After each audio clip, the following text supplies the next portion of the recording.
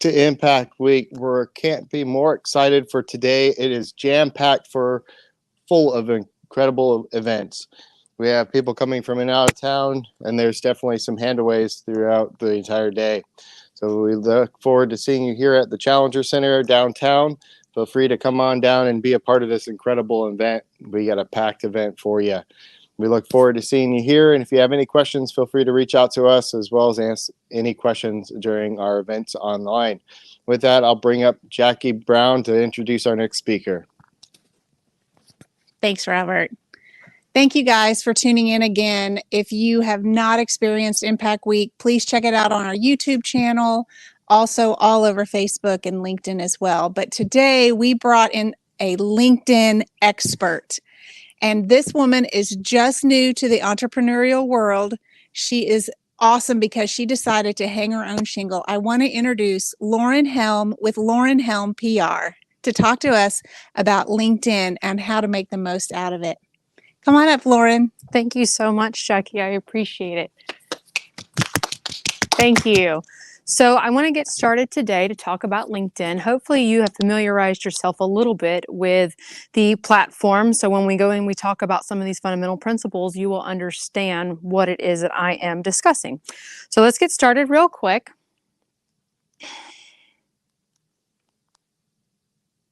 So a little bit about me is I have spent quite a bit of my career previously before going out on my own in healthcare and finance. I'm very well versed in regulated industries, and part of that is growing organically because of some of those regulations around paid social networks and what that looks like from a regulatory standpoint. So let's go ahead and dive on in today. About LinkedIn. So it is the fastest growing network, you guys. It's growing 3 members per second, and it's in over 200 countries and territories worldwide. It is continuing to grow at a very rapid rate, and at some point it is predicted to surpass TikTok. And the nice thing about LinkedIn is people that are on that network are ready to do business. They want to connect, and they want to connect and foster, genuine relationships with one another. So what is a brand, right? I get asked all the time, what is a brand? And a lot of people will tell me it's a logo. And that's part of it, but your entire brand identity, what is that? So if we look here at the slides, we've got B-R-A-N-D. We've got B for blueprint. It's like, what is it that you are putting together? What is it that you're offering? R is a relationship. Those are critical.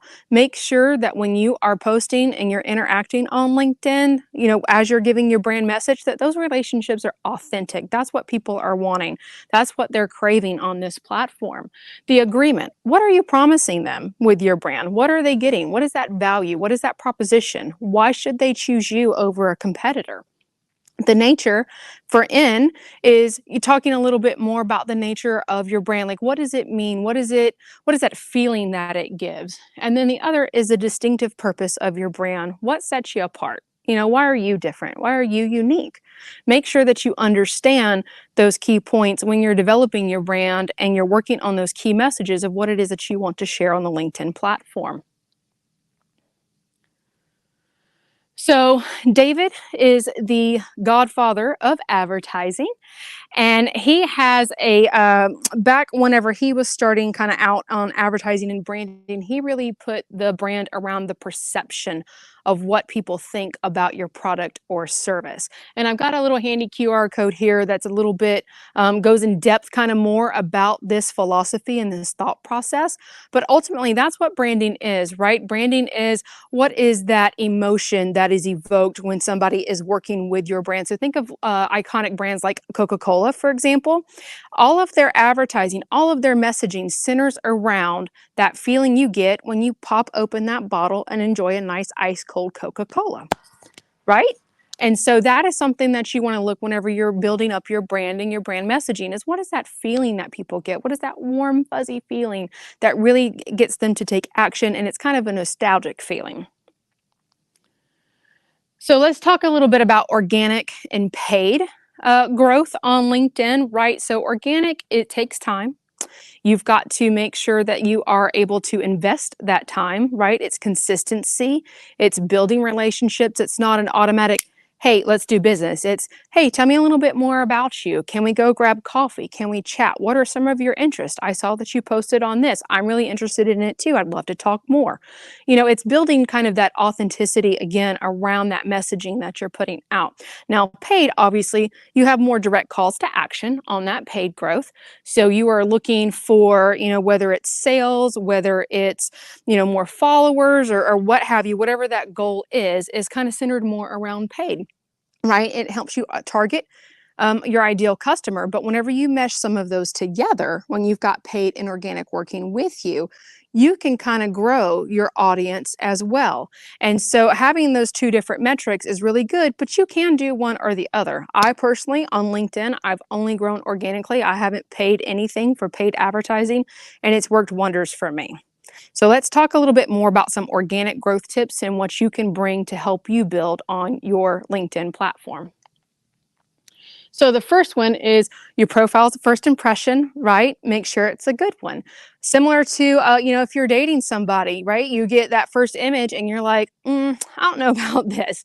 So you may not proceed, with pursuing a relationship. Same kind of thing with your brand and your image on LinkedIn. Make sure that you have a very good first impression. And part of that is by making sure you have a complete profile for number one. There's nothing more annoying than whenever I get a connection request on LinkedIn and somebody has not taken the time to fill it out, let me know where they're working, even a headshot or some kind of photo of themselves. But I see that quite a bit and people are wanting to connect and, the cardinal sin is they try to sell me right away. Well, again, make sure that you have that first good impression. And I'll give you an example of that. So let's pick on me for a little bit, right? So here's my profile. And you can kind of see, this is what the top image of the profile would look like if you were to look at me on LinkedIn. But what you'll see is whenever I'm commenting on a post, you see that little, what we call a byline.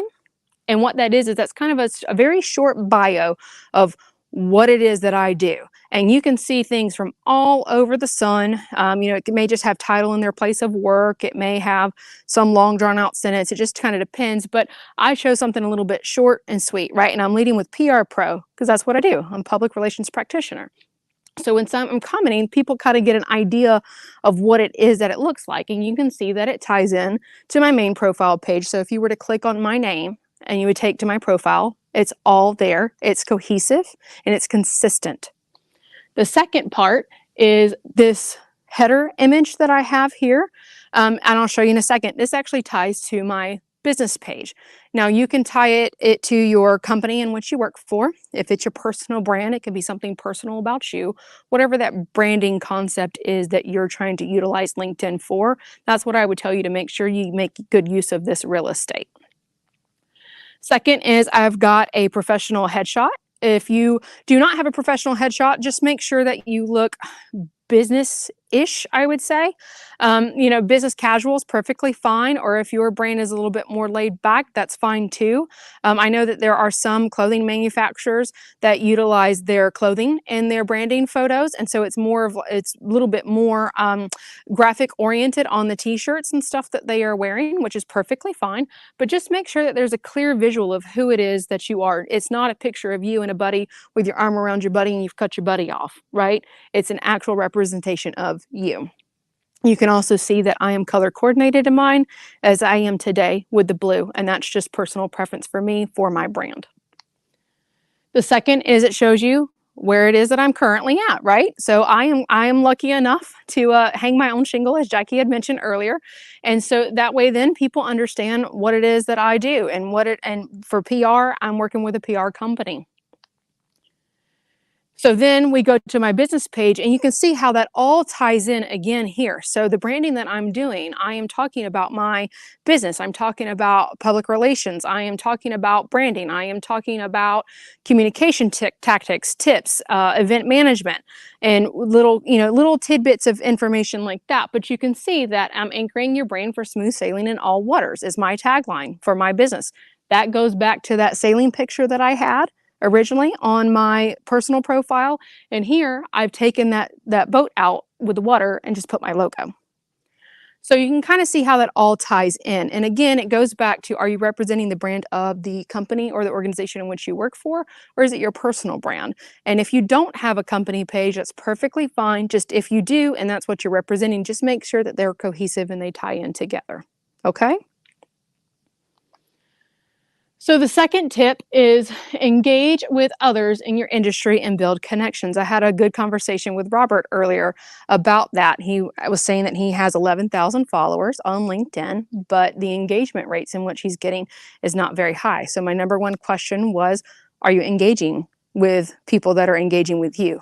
And he said, maybe.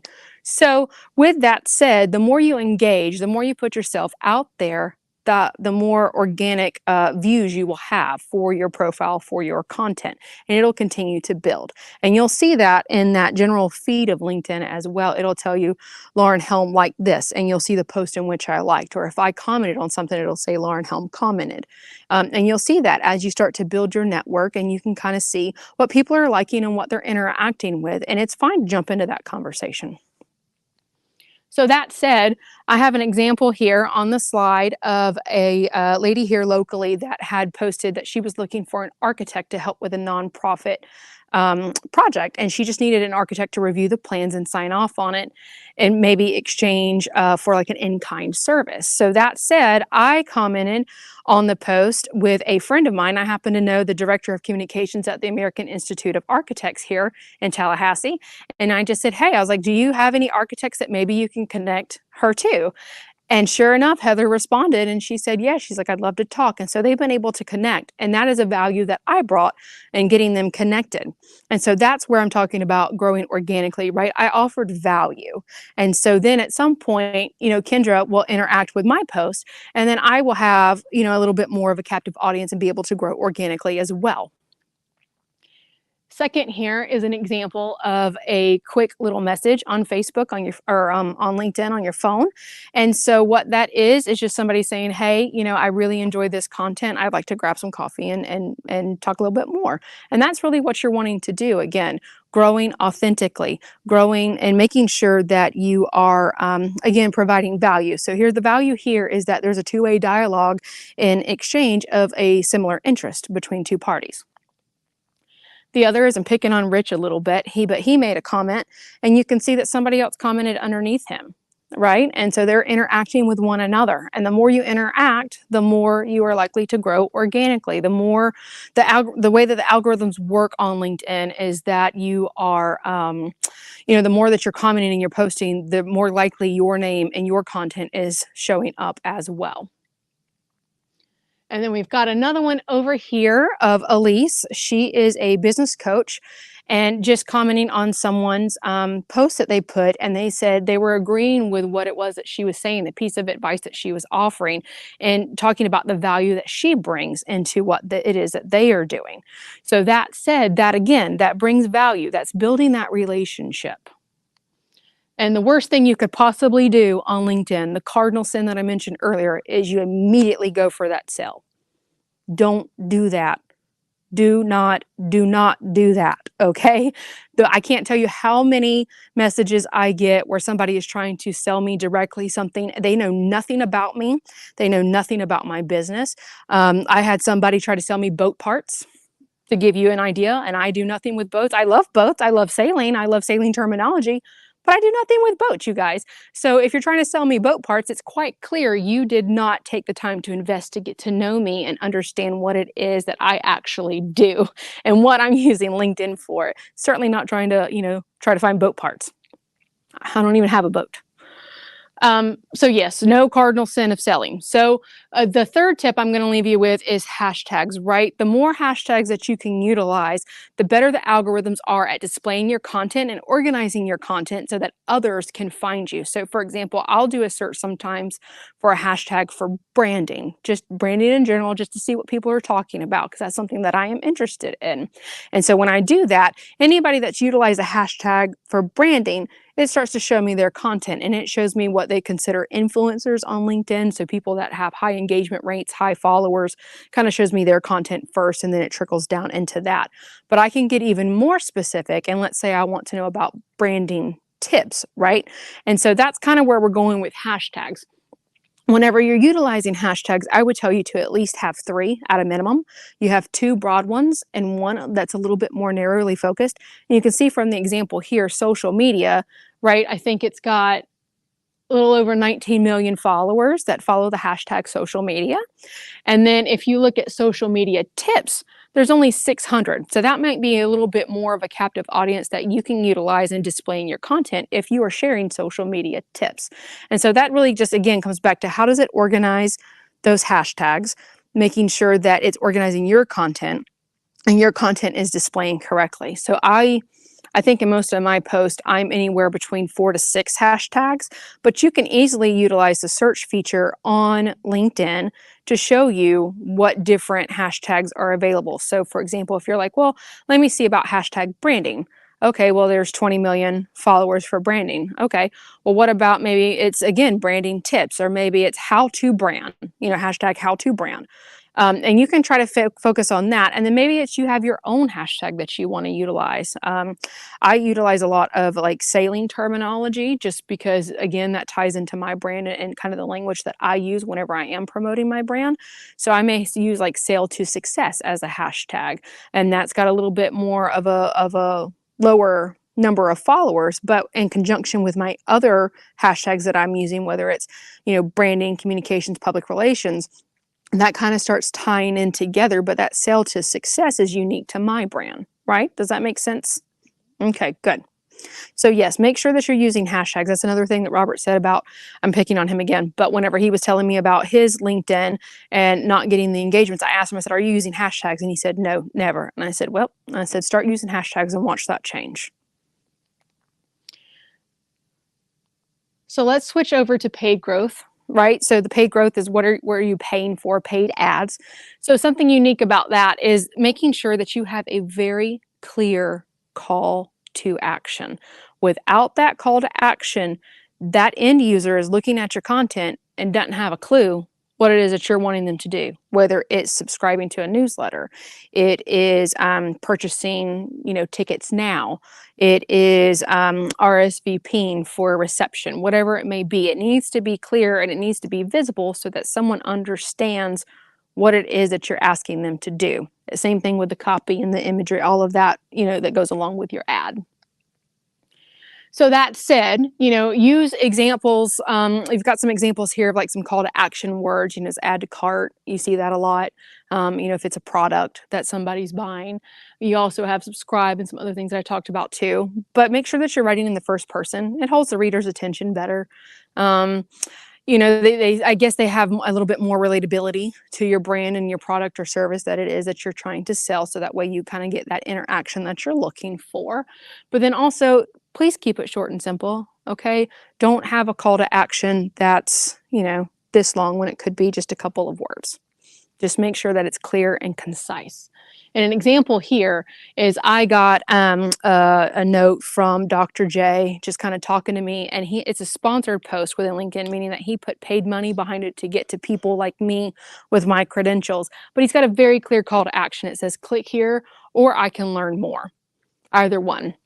Same thing with Sarah. It's a LinkedIn offer. LinkedIn offers. I did in a previous role, I did some recruitment. And so I utilized the posting capabilities on LinkedIn to start recruiting for some higher end positions that we were trying to fill at my company. And so here, they're reaching back out to me because I haven't posted anything in a while because I've been out on my own now. And just saying, hey, we'll let you post a job for free.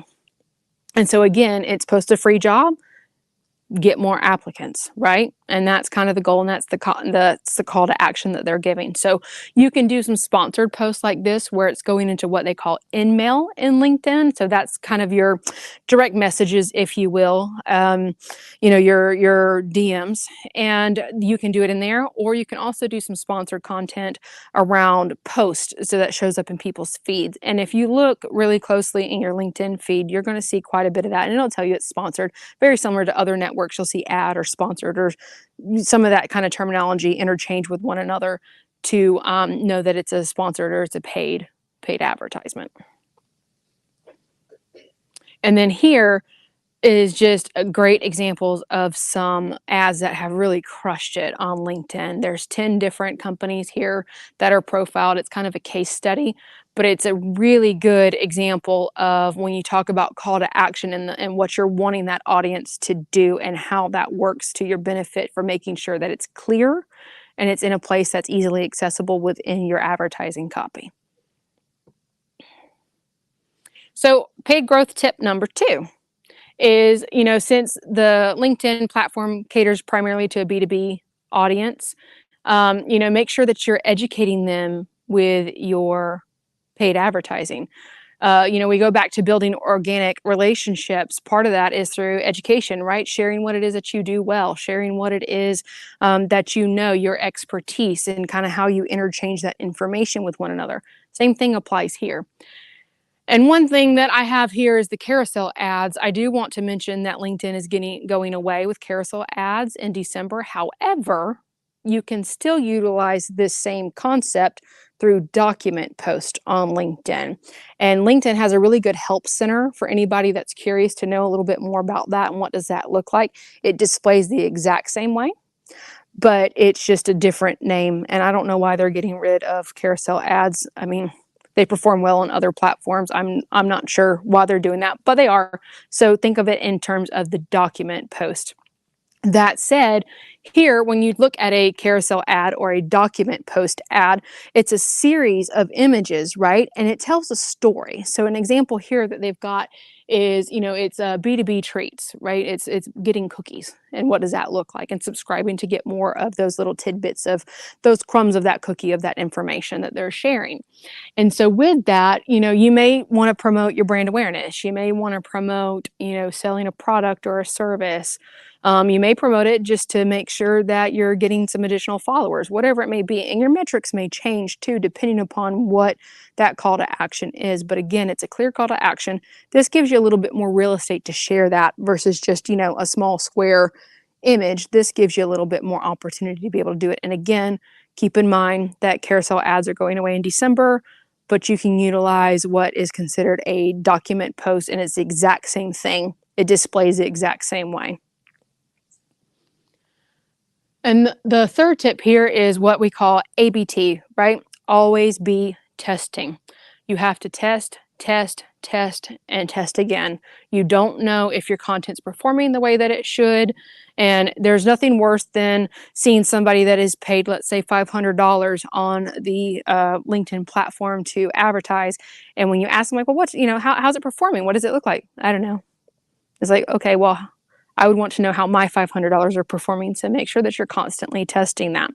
And with that said, best ways to do that is to just make sure that when you're looking at like A and B content, if you're testing messaging, play back and forth with it. Make sure that it's performing. If A is not doing well, but B is doing phenomenal, turn off A, save those dollars, put those dollars behind B, let it go. Maybe do a derivative of B and have like B.1, B.2, and just, you know, kind of play with the image and the copy that you're doing and see how they're performing, because that's how you perfect that message. And you know, those paid opportunities going forward is making sure that you have some kind of understanding of how it is that it's performing.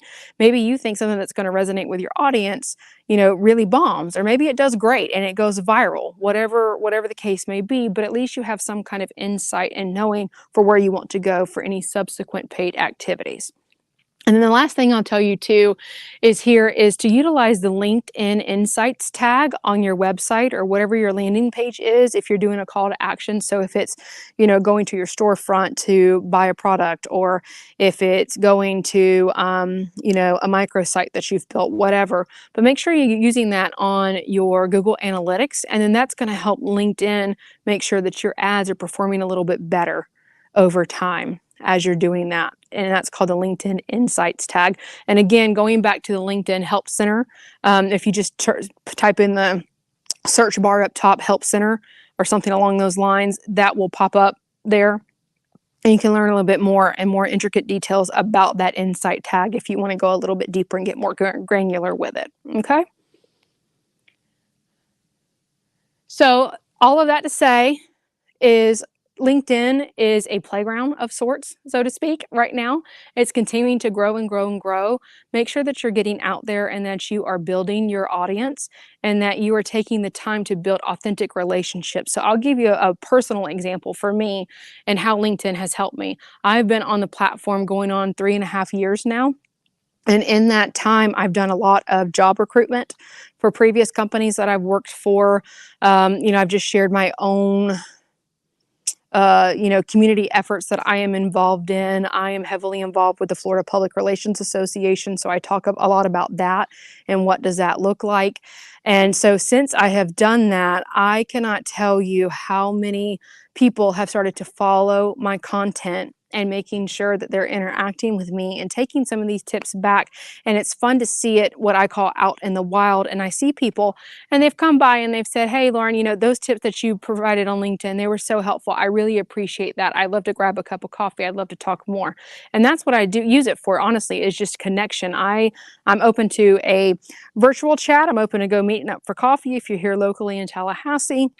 I'm up, you know, for all kinds of stuff, to making sure that there is a value there and making sure that, you know, when we're growing that relationship, that we're really making it the most for best of us so that it's a win-win situation. But that said, make sure that you connect with me on LinkedIn. I'm happy to talk with you a little bit more, and then I'm happy to answer any questions that you guys may have. All right. Do we have any questions out there? I have a question. Do you feel that LinkedIn works better as a social app versus all of the other ones as far as connecting with other business owners? Yeah, so if you're trying to connect with business owners and business people, I would say LinkedIn is going to be your top choice. Similar to that of like Facebook or Instagram. Instagram is, again, around a certain age demographic, and that's more lifestyle type brands. So if you have a lifestyle brand, Instagram may be really good for you. Facebook is a little bit more of that personal interaction as well, but it's more of an older audience that utilizes it. And then, then you've got TikTok, and you've got Twitter, you've got all kinds of different things. But as far as trying to make that connection with a business owner, a business person, opening up doors to even the gatekeeper of somebody that you're trying to get to, LinkedIn is going to be how you do that. Mm-hmm. Mm-hmm. Lauren, we have a question up here. Good morning. Good morning. My question, can you hear me? I don't think the mic. I don't think, I'm not sure if it's on. I can hear you though. That's okay. Yeah. Good morning. Good morning. So my question is, what do you suggest for the healthcare industry if you're trying to make networking connections through LinkedIn? How do you sift to get the most bang for your buck for resources in regards to tips for healthcare workers? The big trend now is employee engagement. What do you suggest? What is your suggestion? You can utilize hashtags. You can go through the search and do hashtags. So for example, I know that TMH is doing a seminar through LinkedIn for nursing, and you get to talk to the chief nursing officer, who I just happen to know. His name's Ryan, and he's amazing. But trying to find opportunities like that, make sure that you're utilizing hashtags, and it could be hashtag nursing or whatever the topic is in the healthcare component. And then from the HR side too, there's a lot of HR professionals and talent recruitment folks that are constantly posting what is called thought leadership articles on LinkedIn. And again, that's something that you can easily search for in that search bar. Just type in a couple of the keywords that you're looking for and see what displays, and then you may have to tweak once or twice from there. But great question. Thank you. You're welcome. We have another question right here in the center. We got the mic to her. Okay. So my question is, what are some tips for young professionals looking for a job in today's day and age? Yeah, so I'm surprised you say that. So again, I'm working through the Florida Public Relations Association, so I actually talk to quite a bit of students on there. And the best thing I can say to you is make sure that you're posting any work that you're doing. Maybe you got a really good grade and you can kind of tout about it. If there's any volunteer opportunities that you have, been involved in, make sure that you're sharing that, and then interact with other people in industries that you're interested in, and just say, hey, would you be willing to do a quick 30-minute Zoom call with me to talk to me a little bit more about, your day in, day out, and some advice that you may have. But that's a great way to make sure that you're networking, you're connecting. Same thing with talent recruiters. There's lots of recruiters as well on the platform. So that could be something too that you can say, hey, listen, I'm looking at building my resume. What are some things that you suggest that I do for getting into this field? And they may be able to give you some tips while you're still in school to try to help build that up. So then you're desirable also to employers when that time comes. Thank you. You're welcome. Awesome. Do we have any questions over here on this side of the room? Are you guys utilizing LinkedIn right now? I have a LinkedIn account. I just haven't used it. And I guess because I'm so used to, Facebook, and then you have Instagram, and you have TikTok. So it's kind of like navigating through which one. I'm sorry. Thank you. It's really just navigating through which one will actually work best for my businesses, because I have a nonprofit, but I also have a cosmetics brand as well. So it's kind of, looking for partnerships and looking for people that I can contract with. And then it's just, all right, I don't know. I haven't used LinkedIn, so I'm fairly new to it. And I just not really sure how to properly navigate it to my benefit. Well, I would tell you maybe to start with, if you're on some of the other platforms, try to figure out what platform really is where your target audience is, and, for the selling of the product that you're doing, and with your nonprofit as well. And, make sure that you're understanding how to utilize those platforms. And then when it comes with LinkedIn, use that for research of other beauty brands, or other nonprofits, and see what they're doing. Maybe it can spark some ideas or give you an opportunity to say, hey, I'd like to connect with you on this. Can you tell me a little bit more about what it is that you're doing? And you'd be surprised at how open people are on LinkedIn to be able to talk to you. Awesome. You're welcome. We have another question here. Yeah, so while I have a personal LinkedIn page, the office that I work for at Florida State University, we are considering creating an official, business page there as well. So a lot of these tips I think will come in handy. But any other thoughts on growing that page in relation to our students and networking within FSU? Sure. So the question there is, how can you grow your audience on LinkedIn if you're just getting started? And you can do that through some of your different tactics that you're utilizing now. So my guess is you probably use an email management system. Well, you can do, your social follow buttons down at the bottom. You can include your LinkedIn link for your page. You can send out an email strictly and say, hey, we're on LinkedIn now, follow us, like us. You can share some posts that you have on LinkedIn. Maybe it's visuals of some of the students that come to your events, and then that can be a recap in those emails as well. You can even share it to some of the other social channels of like, hey, if this is more convenient for you, we also have LinkedIn. And they may look at it again from that business proposition standpoint, especially from a student perspective of, hey, this is where your future employers are looking. One of the unique stats that I read while I was kind of putting some of this together was it was 65% of employers go to look for you first on LinkedIn before they look on any other social platform, just to check you out during the hiring process. And the cool thing too about LinkedIn is you can spy on people that are looking at your content and kind of see who's looking at it. If you have the paid version of LinkedIn, which we didn't talk about, it's the premium. It will give you a little bit more access to that, but the free version also will show you. So I utilize the free version and I'm able to see who's looking at my content. So immediately I'll send them a message and say, hey, I saw you were looking at my page or, interacting with my content. I'd love to talk a little bit more. How can I help you? And people are kind of impressed by that. So you find all the stalkers. I find all the stalkers and then I turn around and I stalk them. Excellent. Yes, we're co-stalkers. I had a question about, you brought up hiring, and I'm glad you did because that's what I wanted to chat about. I think, and back to your question about young professionals looking for jobs, I find it unfortunate that some people, they get into a college class, and part of that, starting a college career, they go through a program that says you need to start a LinkedIn page.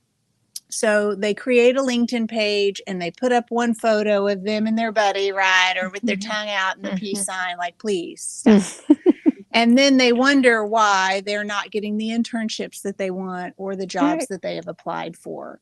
So if you can speak a little bit more about how people utilize, people in the hiring community, in the professional community really use LinkedIn. Right. And so, going back to the professional community and how they utilize LinkedIn whenever they are searching for talent to fill specific job roles, and the best way that you can position yourself in your profile is, again, making sure that that image of you, that headshot,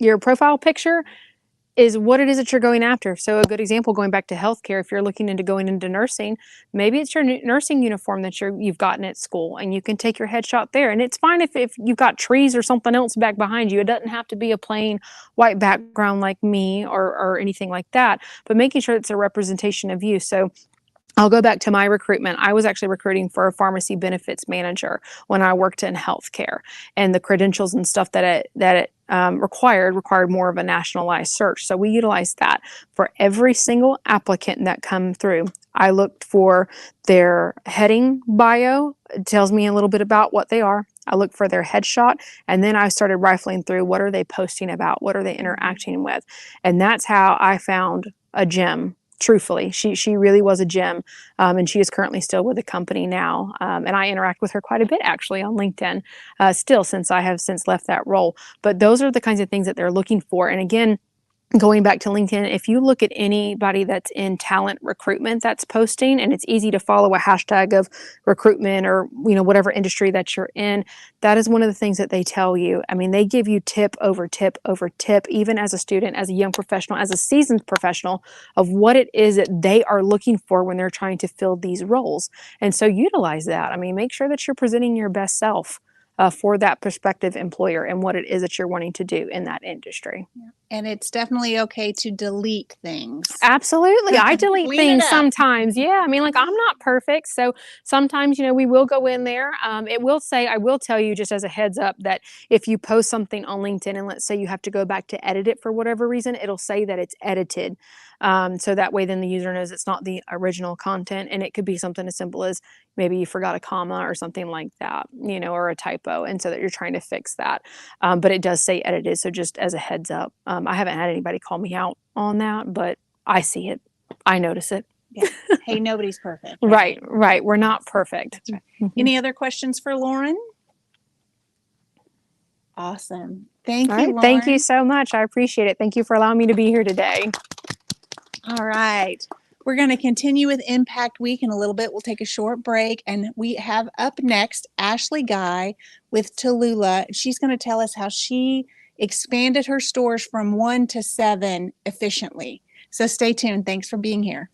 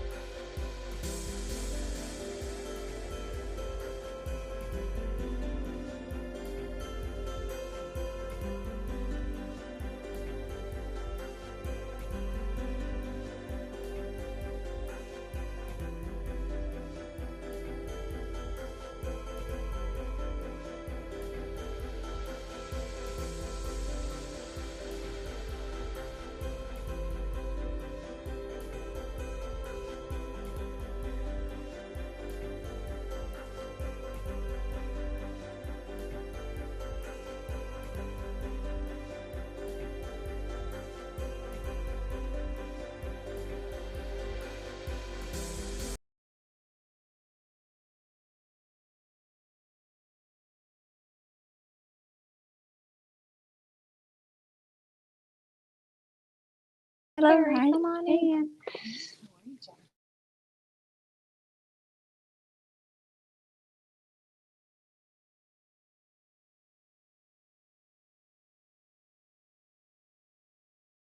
To Impact Week. We are so glad that you decided to join us, and we have somebody super special with us today. We have Ashley Guy from Tallulah, and she's going to talk to us about expanding your business. She went from 1 store to 7, and she's going to tell us all about it. Thank you so much for being here. Let's welcome Ashley Guy. Hi, thanks for coming today. Hello, I'm Ashley Guy, owner and founder of Tallulah CBD Mushrooms and THC. My story starts about 4 years ago in business. I had just moved here from Seattle. I was a teacher at an alternative high school in Seattle, and I had moved to Tallahassee. And I was just staying at home with my child. My young daughter was about 2 then, and I was at home, and I didn't really feel like teaching anymore. I had taught in Seattle. I just didn't have the desire. So one day I was reading the newspaper. I read the newspaper every day. And I saw an article about CBD in the newspaper. And I was like, oh, interesting. I've had arthritis in my hand and my neck. And when I was a teacher, I was always typing. So it really exacerbated the pain in my hands. Hey, and my neck. So I tried CBD oil. And I thought, wow, this is great. I feel better. My inflammation's down. It really seemed to help me, the CBD. And I didn't feel like a lot of people were talking about CBD. This was 4 years ago. So I thought, well, maybe this is something. And I didn't see a lot of shops that I would visit around town.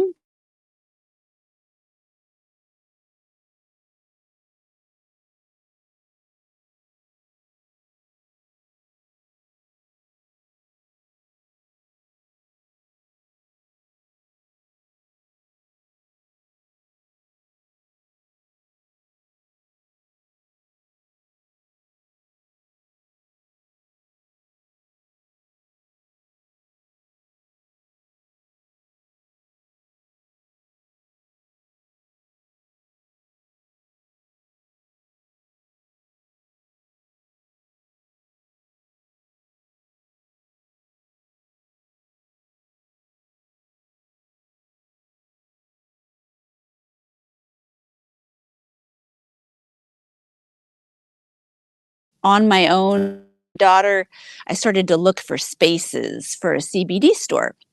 And at the time, I was also thinking of doing a juice bar. In Seattle, there were a lot of juice bars.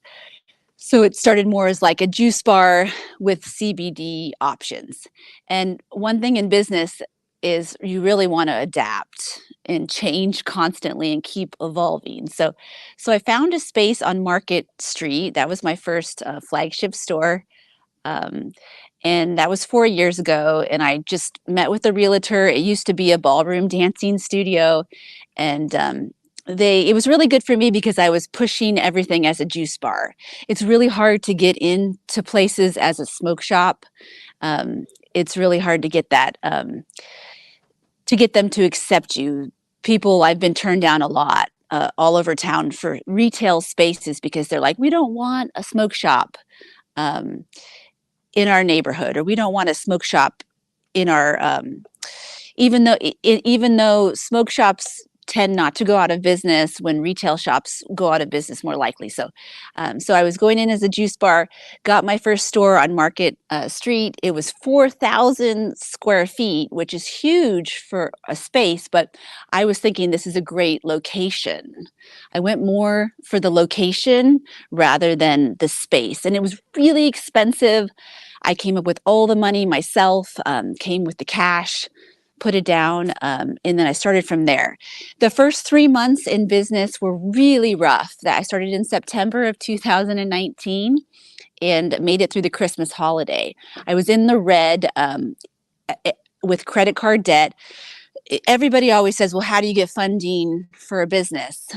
If you're in a CBD business, you don't get funding. They don't want to give loans. It's hard to even find banks or credit card processors that want to deal with hemp or CBD. So I just took out a credit card, put everything, $20,000 on a credit card, had some cash savings, cashed out my teaching 401k, put all that in to my first store. The first 3 months was in the red. I didn't know how I would pay bills. Even the camera system, I remember trying to think of how am I going to pay the camera guy $175 to fix the cameras. But it all came along after 3 months of working nonstop just by myself in the store. The holidays hit and everybody was coming in wanting stocking stuffers for CBD. They thought it was interesting. They were more affluent customers were coming to that store, so they were ready to get stocking stuffers for CBD for pain and different things. So I started to see the light at the end of the tunnel come Christmas, and I started to do better. I hired an employee at, $9 an hour, and it was looking up. So it was looking good. And then I worked really hard at the store. Looking back, I had 3 tables of products. When you start small, it's hard. You're not a corporate brand. You don't have any kind of money except from yourself and then what you can get each month and put it back into the business. So Christmas hit, and then January came and the rest of the year came, and I was doing better and better. And what I kept doing was evolving, and I wasn't afraid. Someone asked me, one of my reps was like, "Are you going to expand? Are you going to do another store?" And I said, "I don't think so right now. I'm just focused on my one store."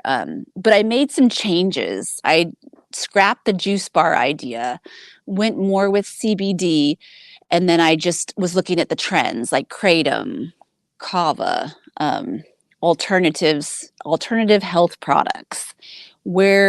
What did people want? So a lot of it was kratom too. So I started to add all that in. I added in nicotine vapes, which are a good seller. So I started to just evolve my brand. And even today, people still think oh, most of your business is CBD. CBD is 3% of revenue. It's really small. I mean, we sell a lot of pain roll-ons, which people love, but our real bread and butter is these other alternative products. And when I was looking at other shops in town, I just didn't see a store that I myself would feel comfortable going in as a older woman. So I just thought when I was going around, I was like, I can do this better. Some of my competitors had 8 shops and different things. And I was like, well, I don't really feel comfortable in here. The guy selling to me has a tie-dye shirt on, a big belly. He smells like patchouli. He's, being a little overly friendly. I don't really want to shop at this store. So how can I do this better? So since day one, Tallulah has just tried to offer an experience for these products in a more classy way. And that's really worked well for us. So to grow a brand, you really have to have a strong brand, know your brand, know what you're trying to do, and have a vision for that. So Tallulah, since day one, has just offered alternative health products, hemp, CBD, kratom, kava. Now we offer mushrooms and kanna and nicotine and lots of vapes and THC. And then we've done it in a nice, clean, well-presentable environment. So just because someone has your same, they're selling the same products, they could be doing it in a whole different way. And since day one, I have invested every penny I've made back into Tallulah. So I didn't take a paycheck. I don't see him in the audience, but you really should pay yourself. But I didn't. Yeah, there he is. I didn't really pay myself until year 3 or take anything from the business. Every little penny I made, I invested it back in to the business, into advertising, billboards, into graphics in the stores, into new paint, new cases. Cases are really expensive. You want to lock everything up because theft is high. So I've just reinvested, whereas other people in my industry, they seem to just take the money and have bought fancy cars or just take the money for their lifestyle. Whereas I just kept building and building. And then all of a sudden, I don't know when it hit, but I just thought, I should do a store in Bannerman Crossings. You guys know Bannerman, the north side of town. I could do this well. So it was really hard for me to get into Bannerman Crossings. I persisted for over a year. And then just recently I expanded in Bannerman Crossings, and that also took a year of me convincing them to expand. People are very leery of smoke shops. And it wasn't until the owner of Bannerman Crossings said, "Oh, my daughter, she knows you. You do bar with her. She said you're okay. She said your stores are okay. She shops at your stores."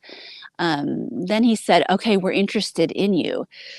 And it was like a throwaway space because Subway had taken had this huge space, and Subway wasn't doing well. They're now out of business there for a variety of reasons.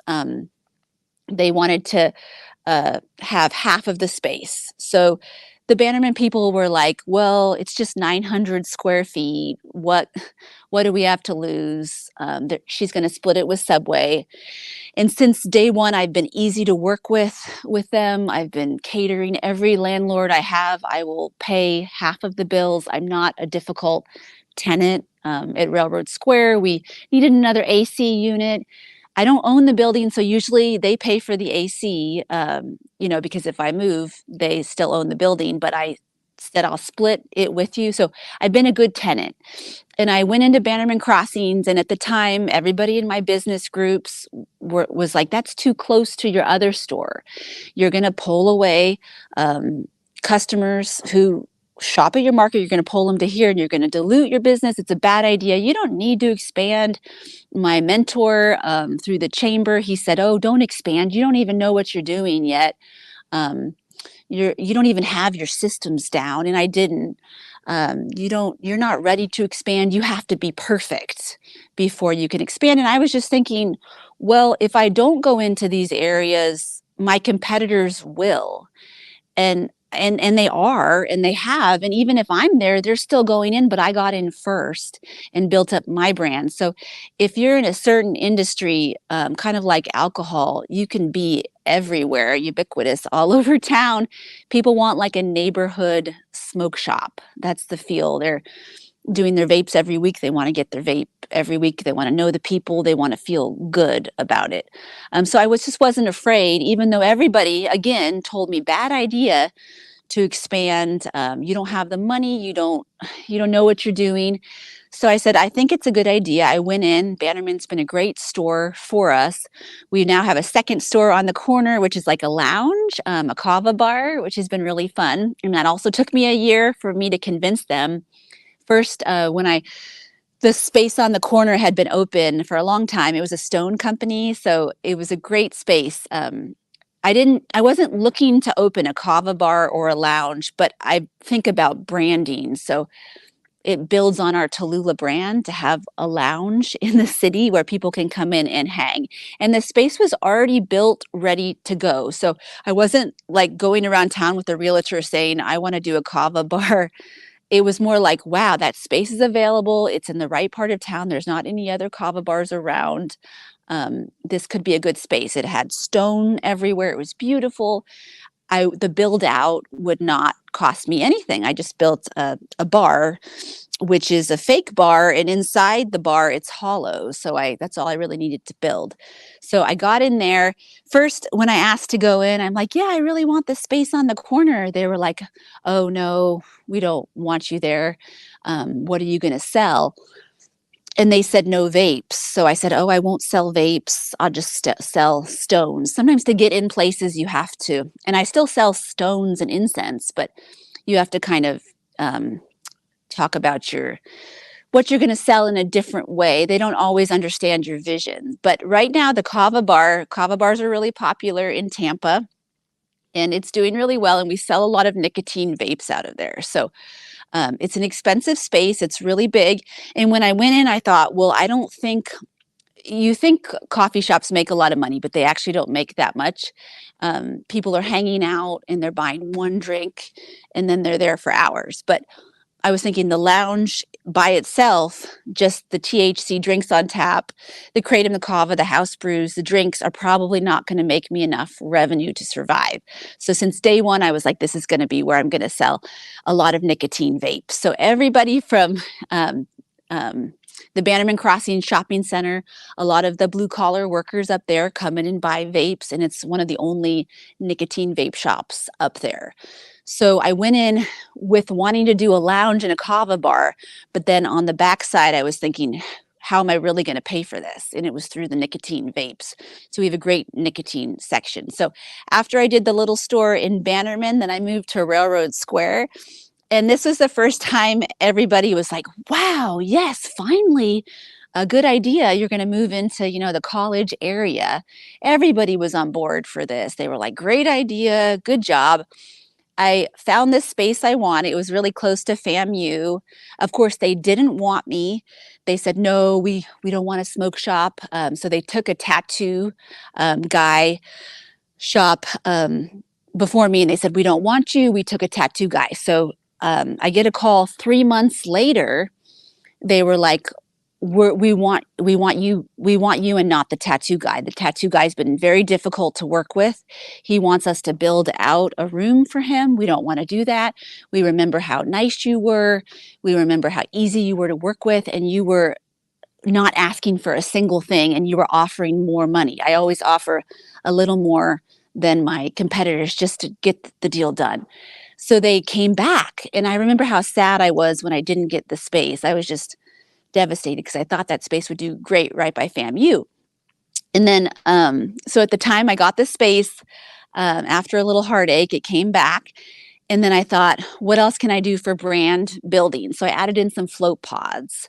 So at the Railroad Square location, we have 2 state-of-the-art float pods. And if you don't know what those are, they're like floating in the Dead Sea. They're actual pods with salt water, and you're weightless. So really good for pain. So it buys into our brand, which is alternative products and alternative wellness. So it adds a cool dimension to Tallulah too. It was a really big process to get these pods there because they want to permit. There's a lot of permitting in Tallahassee going on. Permitting's really hard. Even to get a sign up, there's a lot of permitting. But they said we need to permit this as a swimming pool. Well, it's a device, and it's like this much water in there. How are you going to, permit this as a swimming pool? But we persisted, and my store manager, she leads the float pods. So we persisted and we got it done. The build out for the float pods alone, anything building wise, was $90,000. The float pods were $50,000. But I just thought, this is great. This is going to help. This is going to be good for our brand. And with Tallulah, we don't push the float pods. That's not our main business, but our customers, they'll come around town and they'll want to try it. So our customers, if they shop at Tallulah, they get VIP status most of the time, and then they will visit all of our stores and try all of our options, including the float pods. So it has been good. Our neighbor, we had a neighbor competitor for the float pods. 3 minutes away, there was Drift Away float pods. So they were already there. That didn't scare me from offering float pods, even though they were 3 minutes away, and they have now gone out of business. They asked me to buy the space, but I declined, and then they just announced they were going out of business. So we're only one of 2 float pod centers in town now, and the other one is on Appalachia Parkway. So that was a good move. The Railroad Square location has done well since day one. I have a different audience there, so it's a lot more fun. The employees are different. They wear what they want. It's just a cooler, hipper vibe. So that was store number 3, and that was a really fun startup and everything. And the evolution of that store has been great. And since then, I have had a really good relationship with it's owned by the Hyatt House, and I've had a really good relationship with the manager there, who is our landlord. And when they first built out the space with the 3 stores, Clean Eats, Old Fields Clothing, and Tallulah, they built it out and then they flipped it. They sold it to a private equity firm for millions. And then the Hyatt House took it over. But I've had a really good relationship with the Hyatt House manager. And as soon as she heard Oldfield's Clothing was going out of business, she contacted me. But I had already been noticing Oldfield's Clothing was running slow. We'd been talking about this since they opened, and not a lot of traffic, not a lot. So I had been telling this woman, if the space ever opens up, I would like to go in. It's really hard to get good spaces in Tallahassee, and people will fight over a new space. You think when you start a business, like you just go around town with your realtor and you find a nice space. Well, there's not spaces, not a lot of good locations open. It's really hard to find. You have to go in the back end and get it before it's even available. That's what I did at Midtown too. So I was already kind of feeding her like, oh, if they happen to go out of business, I would love the space. So as soon as they gave their 30 days, she told me, I put in a bid with their corporate partners, and I said, you can raise the rent for me. I want this space, whatever it takes, even if you have to raise the rent, please, I want it. So I'm working on getting that now. So that's really exciting to get that and to be before the bidding process starts. You don't want to be in a bidding war with franchises and different things. It's really hard to outwin them for a space. And that's a great location, the Gaines Street area. They have the College of Business coming. You guys know it's really up and coming. They have student housing coming where that club was. What was that club called? Yeah. Good vibes. Like they have it's really a good area to be in if you're thinking in the future, the Gaines Street area. So more student housing coming, the College of Business, just really cool. So then I did that. And then I was doing good and I paid off the float pods, got some more money. And then the brand was growing. We were building. I was doing a lot of networking in town, just trying to increase business. Everywhere I go, I bring promotional materials.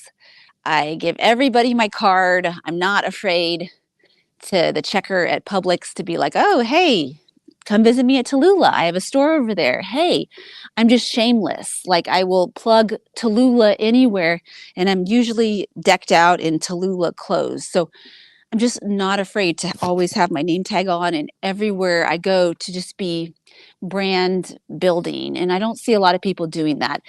And then I also have one other strategy I use to build my business is when you support other businesses, they will support you and other people. So any new stores that pop up, anybody in town I can make a connection with, I'll try to support them. If they're selling something, an MLM, anything, I will buy something from them to solidify, just to support them. And then in turn, they'll support me. So I don't always appreciate people who come in and just ask me for things. Usually if you come into the best way to do it is if someone comes into a store, even if they came into Tallulah, they'd be like, oh, I'll try a drink. And then you talk business after they have, done that token gesture. Same with when I go into anywhere, like at my Midtown store, this cute little rock store opened up, Native Spirits in Midtown. It's right across from me. As soon as she opened, I went in there. I said, hi, great store. If you need anything. And then I bought some things from her. And then I had the connection and I go back and buy things and I support other businesses, especially female-owned businesses, because they tend to want to support another female a little more. So I'm really like putting my money into other businesses, no matter what it is. I can always find something to buy, and then you're supporting them and then they support you. So that's a really good way to network and to build. Instead of just asking them, can you support me? You are supporting them, and then you're trying to build bridges for them to like, oh, I think this would be a good resource for you. So that's good. And then in town, I've been networking since day one. All the groups you can be in, I join. I don't even care how much it costs. I will just pay for it and then I'll be in it. And it generates so much more business and word of mouth. Tallahassee's a great size for word of mouth. So you can really grow just by getting your name out there. So that's wonderful.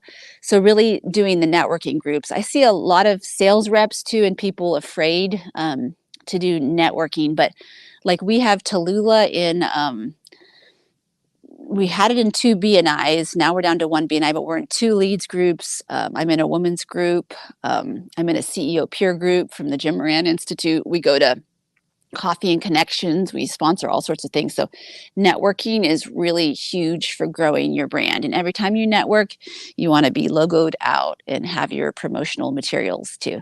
It's important. So, so after Railroad, then I kept expanding and I wasn't afraid. And I just looked at my competitors too. And I was like, well, if they can franchise, if they can have, 8 stores, why can't Tallulah? We're a good brand. I don't know why I can't. And we were in North Carolina this summer too. And there was this CBD brand and they had like, how many stores?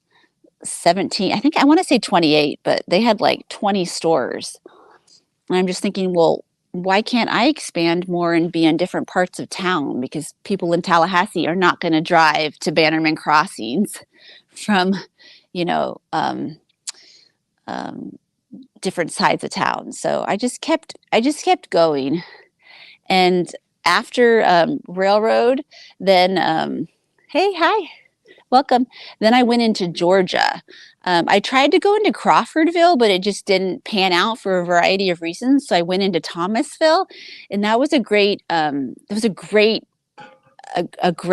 expansion for us. I found the perfect space through my connection because I have been friends with the realtor from who sold me the Market District store, who leased me that. I had been friends with him, so he put me in touch with another realtor who found me the most amazing space in Georgia, right on the road, and I went into Thomasville. And it was really hard to get that store set up, just because I had to drive 40 minutes, and I'm pretty much on my own.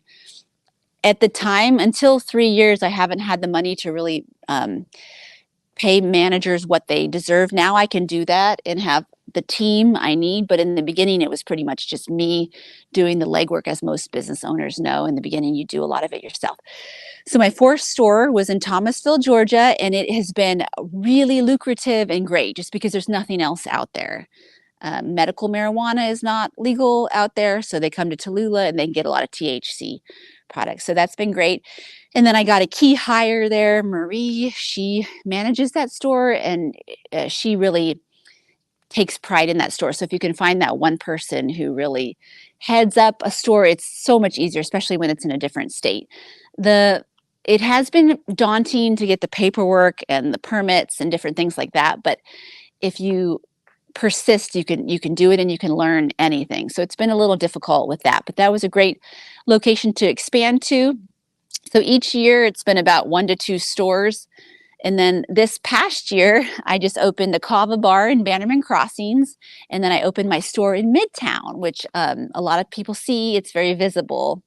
It's right across from where the Down Under bar was, it's still there. And I think they're switching bars over there. Something else is going into that space, but the space above, but I forget the name. But anyway, businesses are always changing and growing. So your neighbors, they could be there 1 second and then it flips over, they sell it or something. So I went into Midtown, really tough to get that space. I remember going in and there were like 17 they were all men in nice shirts and polos, and they were all with corporations trying to get that space.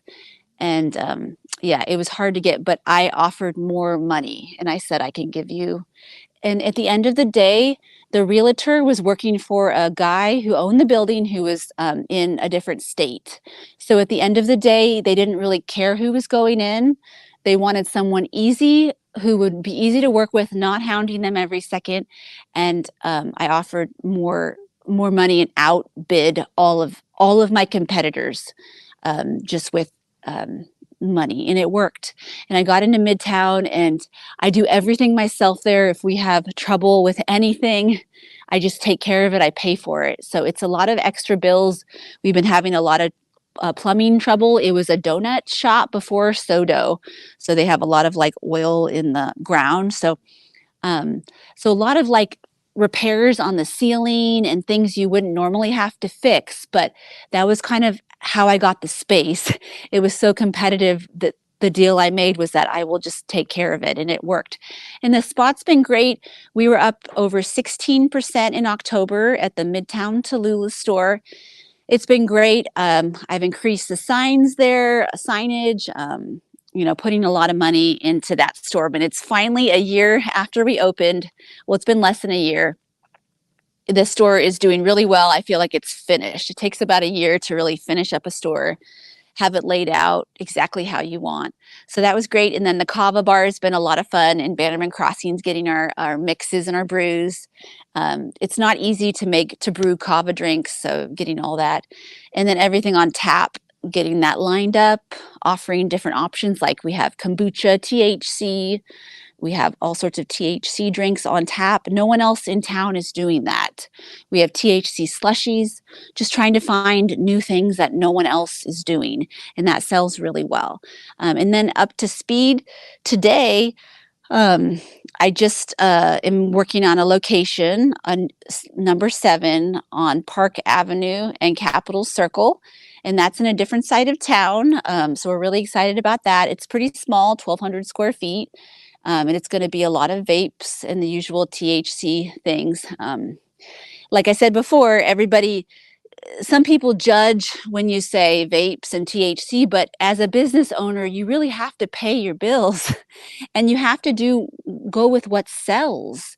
You can believe in something, like I love CBD, I use it myself, but if it's not going to grow your business or give you enough capital to pay yourself or pay your employees, then you need to look at selling that and then also branching out. So vapes really do well for us and are a good money maker. So we're going to have a lot of nicotine vapes on that store, and then a lot of THC products.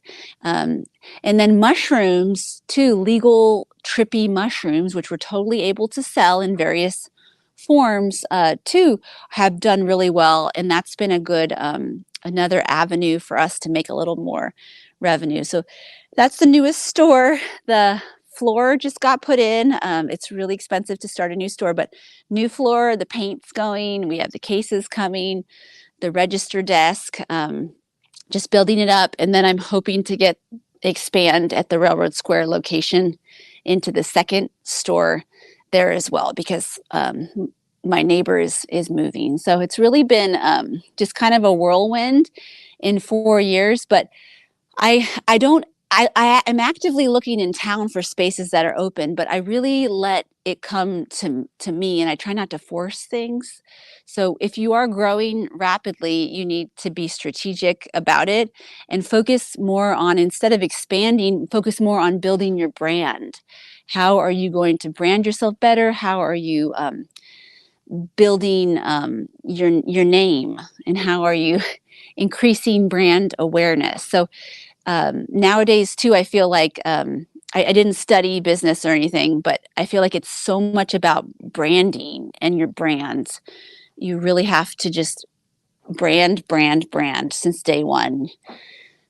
Hone in on your brand, hone in on your name, know your product, know what you're offering, and then build a brand people want to experience. Like Lucky Goat has a great brand. There's a coffee cup there. Lucky Goat has a great brand. Different things like that. If somebody doesn't know your brand, then you need to work on brand building more. If you survey people on the street and you say your brand, if they don't know your brand, then they might be the wrong demographic, first of all. So you might want to check with your demographic. Usually for smoke shops, our demographic is more men and some blue collar guys, some other men, people who don't want a medical card, different demographics. So make sure you're sampling the right demographic for your brand. You're honing in on your brand, and don't be afraid what your brand is. Own it. Like it's okay, whatever you're going for. You just need to know your brand. Our brand is a lot of men. 80% of our customers are men. And then depending on the store of the location of the store, we have different types of customers, which is normal. But growing from that. So I'll finish it off with some of my highlights for growth. So don't be afraid to grow. Don't listen. If I had listened to everybody telling me not to grow, I would never have grown, and I would have missed so many opportunities. So just listen to what you think about your business, and be careful of what other people are saying. Really go with what you think is right. Listen to yourself, and then network around town, join networking groups, go to events like this, meet people, get out there all the time, be brand building, and then just look for opportunities. Like in your business, if I had just stayed in CBD, I probably would have been out of business by COVID if I was only selling CBD products. But I was the first on the market in Tallahassee and around the country to sell Delta 8. Everybody told me, oh, you're going to get in trouble for selling Delta 8. We don't know the legality of that yet. I said, I don't care if I get in trouble. If I get in trouble, I will stop. But until then, it's a new opportunity for me. So I started selling Delta 8, made pivots in the store, vapes, different things, got my slushy machines with THC drinks.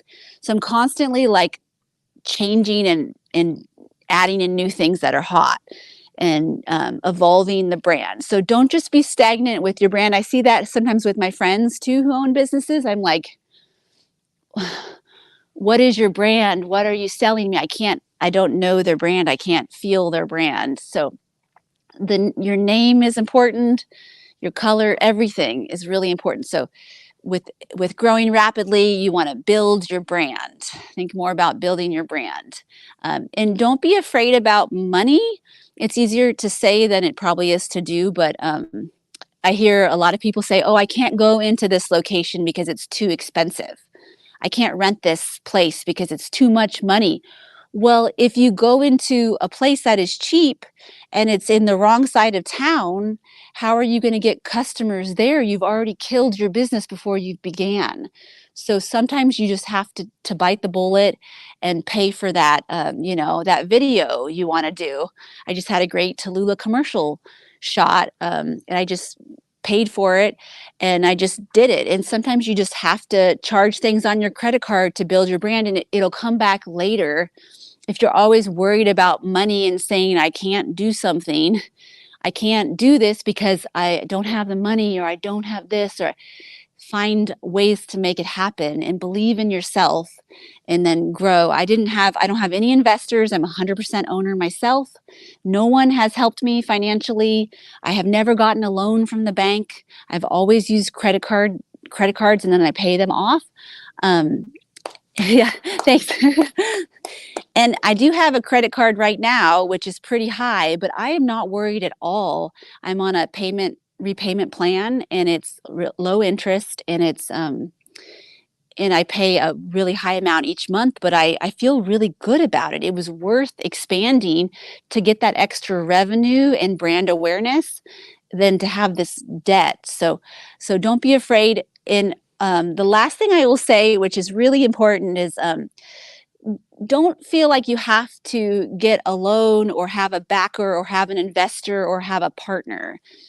Most of the businesses I've seen who have partners, it's really difficult. It's so much easier. I'm the 100% owner. I can just act. If I want to do something, I can do it. I can make a choice. If I had a partner, I would be splitting the money with him or her. I would have to check in with them for everything. It would just be difficult. I might lose opportunities because of it. And if I had private investors, if I had all these things, every paycheck I got from the business would be going out to 4 different people, and it's, demoralizing. When you build up a brand and you do it by yourself, you can still have mentors and coaches or people you talk to. When you do it yourself, you can do it yourself. You don't always need a partner, especially women think I've seen think that they need to have some kind of partner. They can't do it alone. But if somebody's only offering you 10 to 20,000 buy-in to be your partner, that's nothing on the grand scale of things. Oh, I need a partner. They're going to give me $10,000 to $20,000. Well, then you have that partner for the rest of your life.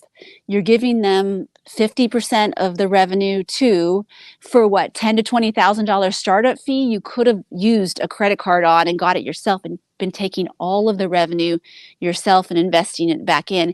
And who knows if the partner you were using or choosing is even pulling an equal amount of weight in the business. So it's not always a good idea to go in with your best friend or your brother or sister or anybody, because they might not have the same work ethic as you. And is that really fair, that because they bought in at $10,000 to $20,000 to your concept, that they get 50% of the revenue and you're the brains behind the operation? So really think carefully about doing that, and just try to do it alone if you can.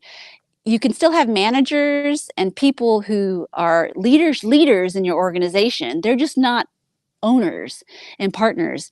And when I'm doing all of my paperwork and different things now, it is so much easier to be 100% owner and just sign off on everything rather than having to check. So yeah. Thank you. Thanks. And we have some gift cards. How should we do the gift cards for Tallulah? Who asks a great question that you like, and then you can gift them. Great. Okay, you got to ask a question to get a gift card. Okay, up there. You want to hand them out, Glenn? Wait 1 second. We're going to pass around the mic. Gift card. You start.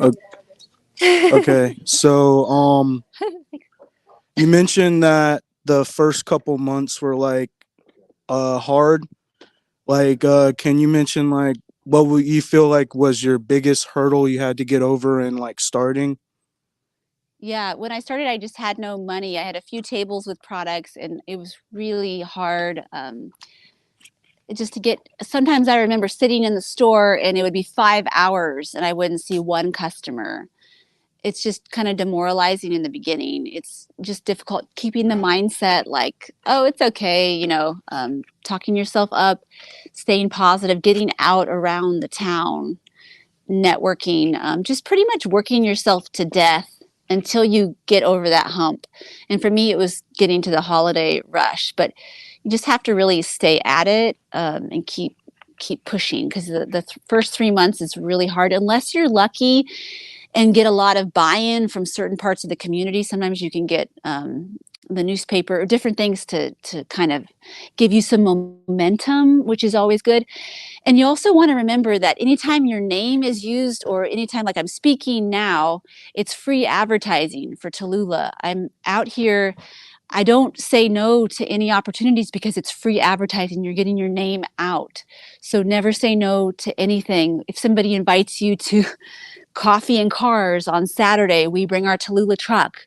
We go to Coffee and Cars. You just hustle, and then you hustle some more, and you don't over process in your mind. You just go.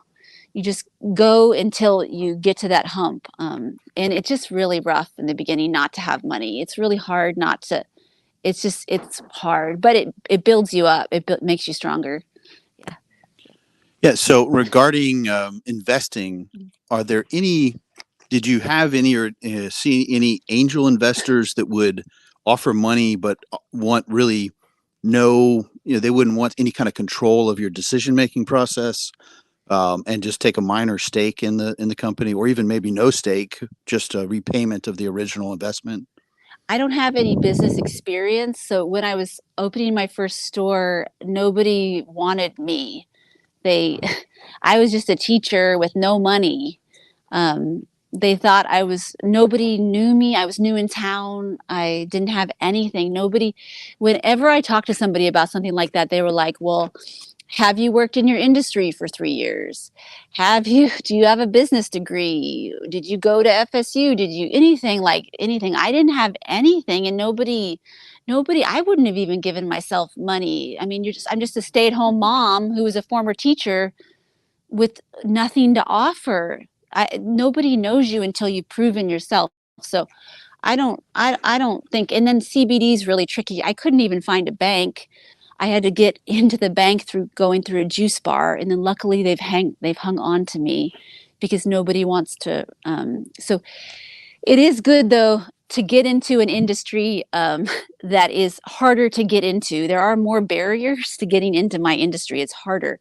So if you can find industries that are harder to get into, that can set you apart. Whereas like opening a cleaning, if you're a house cleaner or you open a salon, I mean, how many house cleaners and salons are there? Anybody can do that, but it's harder to open a smoke shop. So, and I didn't even have any connections or even know who to go to. I didn't know about Domi Station. I didn't have a mentor. I just had an idea and then I executed it. Yeah. Go ahead. So on the CBD though, you had personal experience of it relieving pain for you, right? Yeah. And that's how you started and why you started that. I just read an article in the newspaper about another CBD store opening up. And then I don't know, something triggered in my mind and I ordered CBD online, had it shipped to me, and it started to work. So you tried it personally and it worked yeah. for you. And it worked for me. And I thought there wasn't a lot of talk about this. And it was the right timing. Like if you got into coffee in the 90s, I mean, that's the time to get in.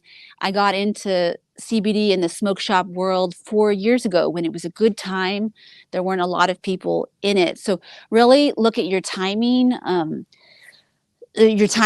you know, where you are and the city. Because if I had opened in Washington State, where I moved from, recreational marijuana is legal. If I had opened the same shop there, I don't think it would have gone over as well, because here we have a lot of people who don't want to get a medical card, don't want to be on the registry, don't have a lot of money.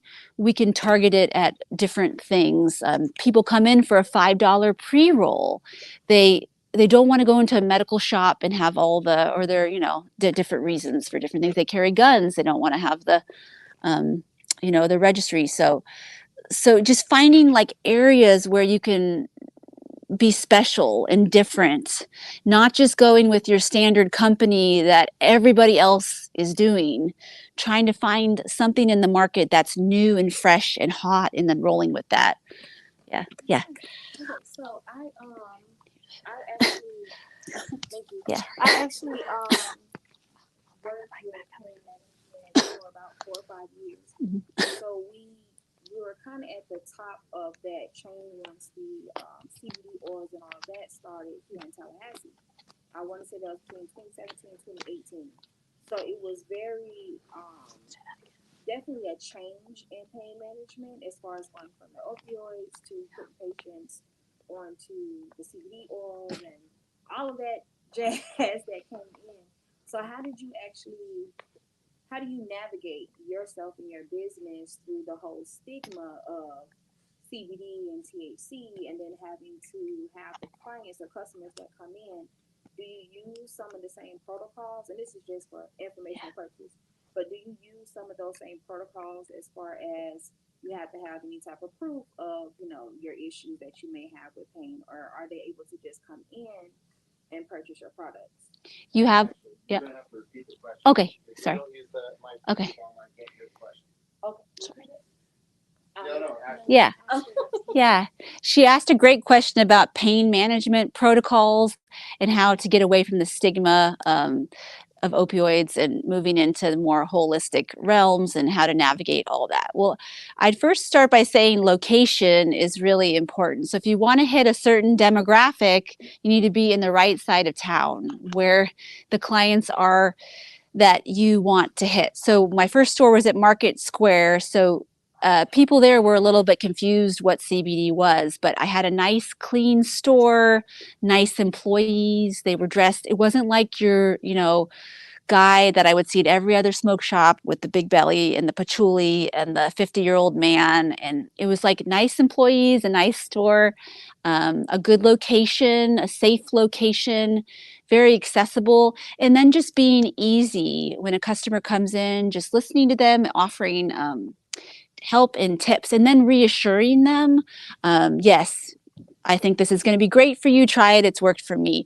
So just being really easy, not putting any barriers up, and just getting the word out, advertising in a nice, clean way, just building your brand up. So it's really just like,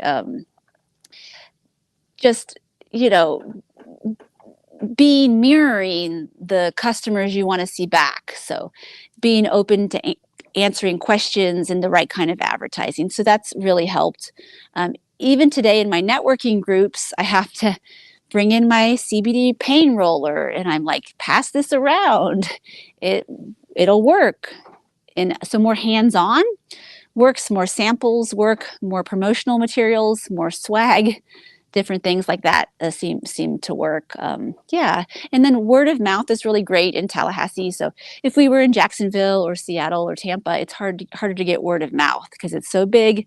It's a city. Here, like really, if you're networking right or doing events, you can spread your word more easily and reach more people. So if their neighbor tells them about it, then they're more likely to come into the store.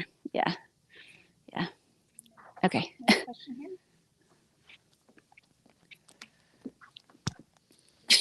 Peace. What? Yeah, thank you for being here. I'm inspired. I really do appreciate you coming out and speaking. My name's Dr. B. The brand that I represent is Balance and Being, which is a wellness and lifestyle brand. And so being able to hear, I know I came in late, but I apologize for that overlapping meetings, but being able to hear what you shared, again, is just truly inspiring because it allows me to start to really see what it takes. And so I want to really honor and affirm you for being courageous, for really taking the steps that would put you in the position that you are in today, and going against the grain and some of those things that were some of those factors that were going to stop you from being able to grow to where you are now. So I really wanted to honor you in that way. When it comes to, I also have a shameless plug because I notice you're carrying. So yeah. I'm the statewide coordinator for the Florida Maternal Mental Health Collaborative. Oh. And we're having a perinatal mental health conference. It's Florida's only perinatal mental health conference here in Tallahassee at the FSU Alumni Center from December 7th to the 9th. And so I'll share more information with the Impact team, and maybe you can get it out in the channels. But I think that's an interesting space that you might want to be present, especially anyone who's interested in maternal mental health. But my question in particular is with respect to like your life work balance. How has your growth over these last couple of years really been impacting like your life work balance, and what are some of the things that you do to help maintain like your family environment and just your particular wellness? Because I know sometimes the business can be overwhelming. So just wanted to ask a question about that. Yeah, I wish I had a great answer for that, but it's you just sacrifice your health, you sacrifice everything, and I just really think this is my one shot. I never want to open or do this again. I mean, maybe I'll sell Tallulah eventually and then open a small smoke shop somewhere, but I never want to do this hustle again. This is my time now, and I've always said that since I opened. I have one shot. I'm not like a serial entrepreneur where I want to like fail and then try it again. I did this and I went all in, and it's really hard, but I put the business first because I care about the business, and I'm setting myself up for the rest of my life. If you can build up a business and you have enough stores, you can sell, eventually down the road, you can sell to a private equity firm, or you can, build up your brand and just keep managing it yourself and taking good revenue. But this is my plan. If you sacrifice your health for 4 or 5 years, even if I have to sacrifice it for more, it seems worth it to me. But not everybody thinks that. My daughter, she was with me at the store a lot of the time, or had a babysitter there watching her. It's just really hard. I work all the time. It's been 4 years and I still work, but I just have that ethic. I'm always like checking Google, updating the Google presence, always on my phone, and nobody sees that. They have no idea of how hard you work. No one knows you're always on your phone working.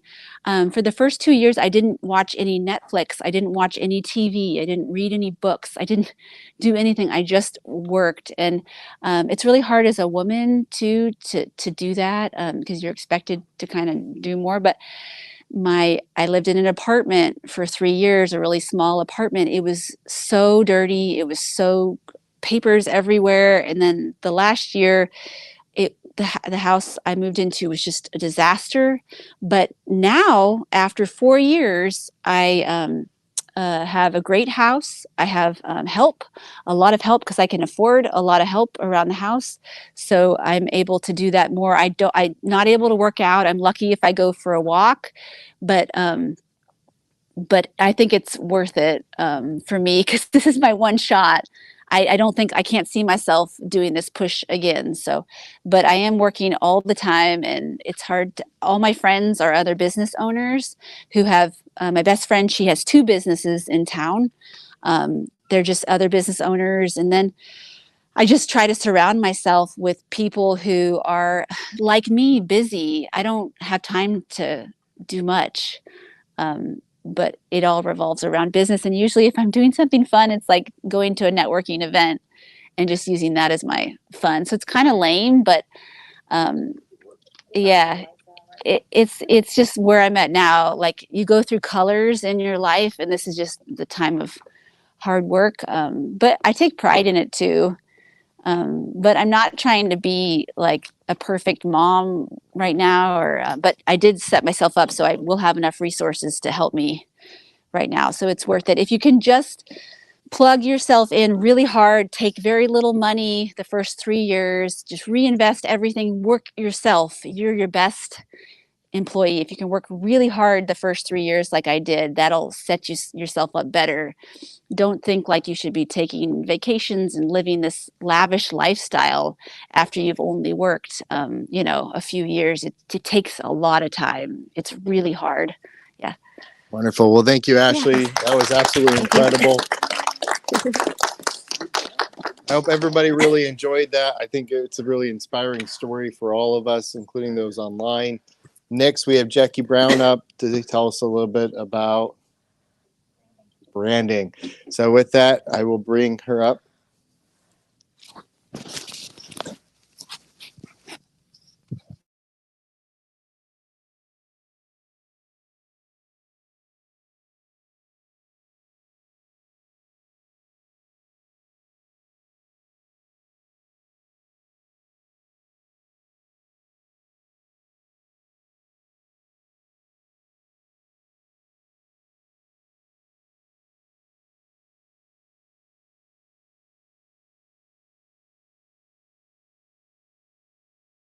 Just could not be happier to follow Ashley Guy, who, what did she say most?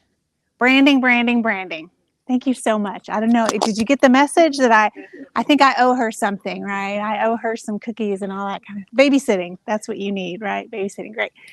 So I want to talk today about branding, and they're going to be getting some slides up for you all to see. But, and I've got those here in my hand, but I want to talk about why everyone's talking about branding, right? Why is that like the buzzword that's happening right now? Part of the reason I feel, oh, I'm sorry, one second. Daisha. Sorry. So why everyone is talking about branding is because there are more businesses now than there have ever been. There are more people who feel like they can start a business, who want to be that entrepreneur and create their own work-life balance. And that is wonderful. I think it's great for our business landscape. Unfortunately, I feel most businesses that are either solopreneurs or entrepreneurs are not taking the time to really define what their business is.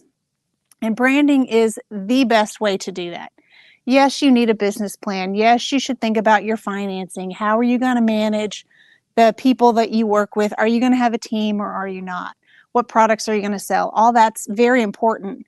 But if you start with your idea and then the next step is to brand it, you will be able to answer a lot of those questions in the beginning.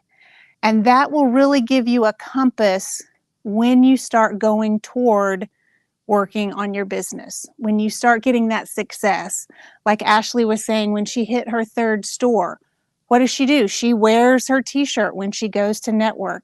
She is expressing the brand physically in the t-shirt, giving those business cards, giving those gift cards. She has used those images to talk about her brand. But furthermore, she understands her customer and who she wants to serve. And she is setting up the store and the products that she sells, right? She's determining what products she's selling based on what her customer wants. And that's what we all should think about. Because I can have this great service, but if nobody's buying it, is it such a great service? Am I not marketing it correctly? Have I thought about setting up my brand that supports that service that my ideal customer can understand? I think we should have the slides up any moment now. So, how many business owners do we have here in the audience? Oh my gosh, like everybody. It's great. You guys are just about to get a business though, right? Soon. They're getting all their ideation going. Good, good. So, when you had your idea for your business, it's probably a service. Like I know Colette has a service, but she also provides healthcare training. That's a service. There's other things that she needed. But what she decided to do is not just do it here in town, it's nationwide. Right, Colette? Yes, love it. So thinking about how you want your business structure can help you determine what branding you need. And then I want you to stay true to that branding, okay? So whenever the slides get up there, we'll get into that. So again, if you have questions, let me know. We'll get to those at the end. And I'm going to watch out for Chad, who's a branding expert, and he's going to have some really good hard questions for me, aren't you? I love it. We'll see. Maybe I'll answer them. Maybe you don't need that. Oh, the lights are dimming. And the stars will come out. Oh, sorry. Wrong presentation. It'll get up there. So we're going to talk today about evolving your branding for a solid business foundation so that when you are growing, when you are expanding, you already know what your branding is. You already have all that determined and defined, and those will make future decisions easier. I like to talk about branding when I'm dealing with social media strategies and marketing strategies, because if I am helping a business sell a product that they've never had done before, it's a new product. So like, okay, we want to try this. My first question is, does it align with your branding? They're like, well, yeah, it's something we offer. That's not the same thing. If we can, thank you. If we can say, is this something that your ideal customer wants? No, is it me? Ready? Turn it on. Oh my goodness. Robert gave me something turned off. I'll get him later. Ta-da! Nope. That's the wrong one. Yep. I got the other one. It doesn't matter. They're just pretty pictures. We don't need that, right? Although it's nice to not just look at me and look at something else, right? Okay, we're going to keep going. So when you decide that you're going to expand, offer a new service, you should first think about, will it work for your brand? Okay. If Ashley started carrying shoes, sneakers, that is completely off brand, right? Some of her customers may have crossover. They might, oh, that's really cool. I'm going to buy some of your sneakers because they happen to be in her store. But if she started advertising for sneakers when everyone knows her as a CBD and alternative wellness expert, that's very disconnecting. And then I might, as a potential customer, lose trust. Like, she is going off the rails. She doesn't know what she's doing, right? I mean, you're doing great. Don't sell sneakers. She's probably going to bring in sneakers next week, right? No, sorry. So it's just really important. Have a solid foundation, build that. Are we at? Yay, it's working and it's rolling. So everyone's talking about branding. Why? Because it's very, very important. It will be the foundation of your business. Ta-da! Okay. Every business should define your branding. What does that mean? What is branding? Let's talk a little bit about what branding is. Branding is your logo. It is the colors. It is the font, all that graphic stuff, right? One of my clients does outdoor female sportswear. So we do a lot of photos on her social media that are of hikers and trees and outdoor stuff, right? That matches with the theme of her brand. Her logo is a handwritten font. It's great. People are outdoors. You don't need everything strict and rote, right? She can be a little more casual. So that's part of branding too. That's beyond the logo and the font, right? It's also that I know Lauren Helm in the previous talk mentioned branding goes beyond just your font and your logo, and it's how your customers feel about you. And as you start a brand, you want to influence that. You don't want them telling you how you make them feel unless it's a mimic of what you've offered to them. Now that's kind of a weird phrase. Let me break that down. I want people to think about me as very approachable and very knowledgeable and a problem solver and really open to helping. The main focus of my niche audience is female business owners. So what are my colors? Pink, black, multicolor, right? I will definitely help anybody that I can, but that is my main focus. It's a segment of the business community that I feel is kind of neglected, overlooked, right? That's what I want to do. And I want to meet my business owners where they are. I don't want to do this high level talk and they're like, I don't understand what this means. I don't want to give them a long to-do list, because business owners, you already have a long to-do list, right? I want to simplify social media marketing and branding for my clients. And that is part of my brand. That is the messaging. So when I'm out in the community, if somebody sees me as all buttoned up in a suit and I'm talking with all these big words, I don't even know all the big words, and I'm saying, you should do this, not this. You should do this, not that. That does not align with my brand. If I say, oh, I understand that you're struggling with that. I may have a solution. When are you open to talk about that? Let's just get together and have coffee and let me solve your problem. That is in alignment with my branding. Does that make sense to everyone? Yeah.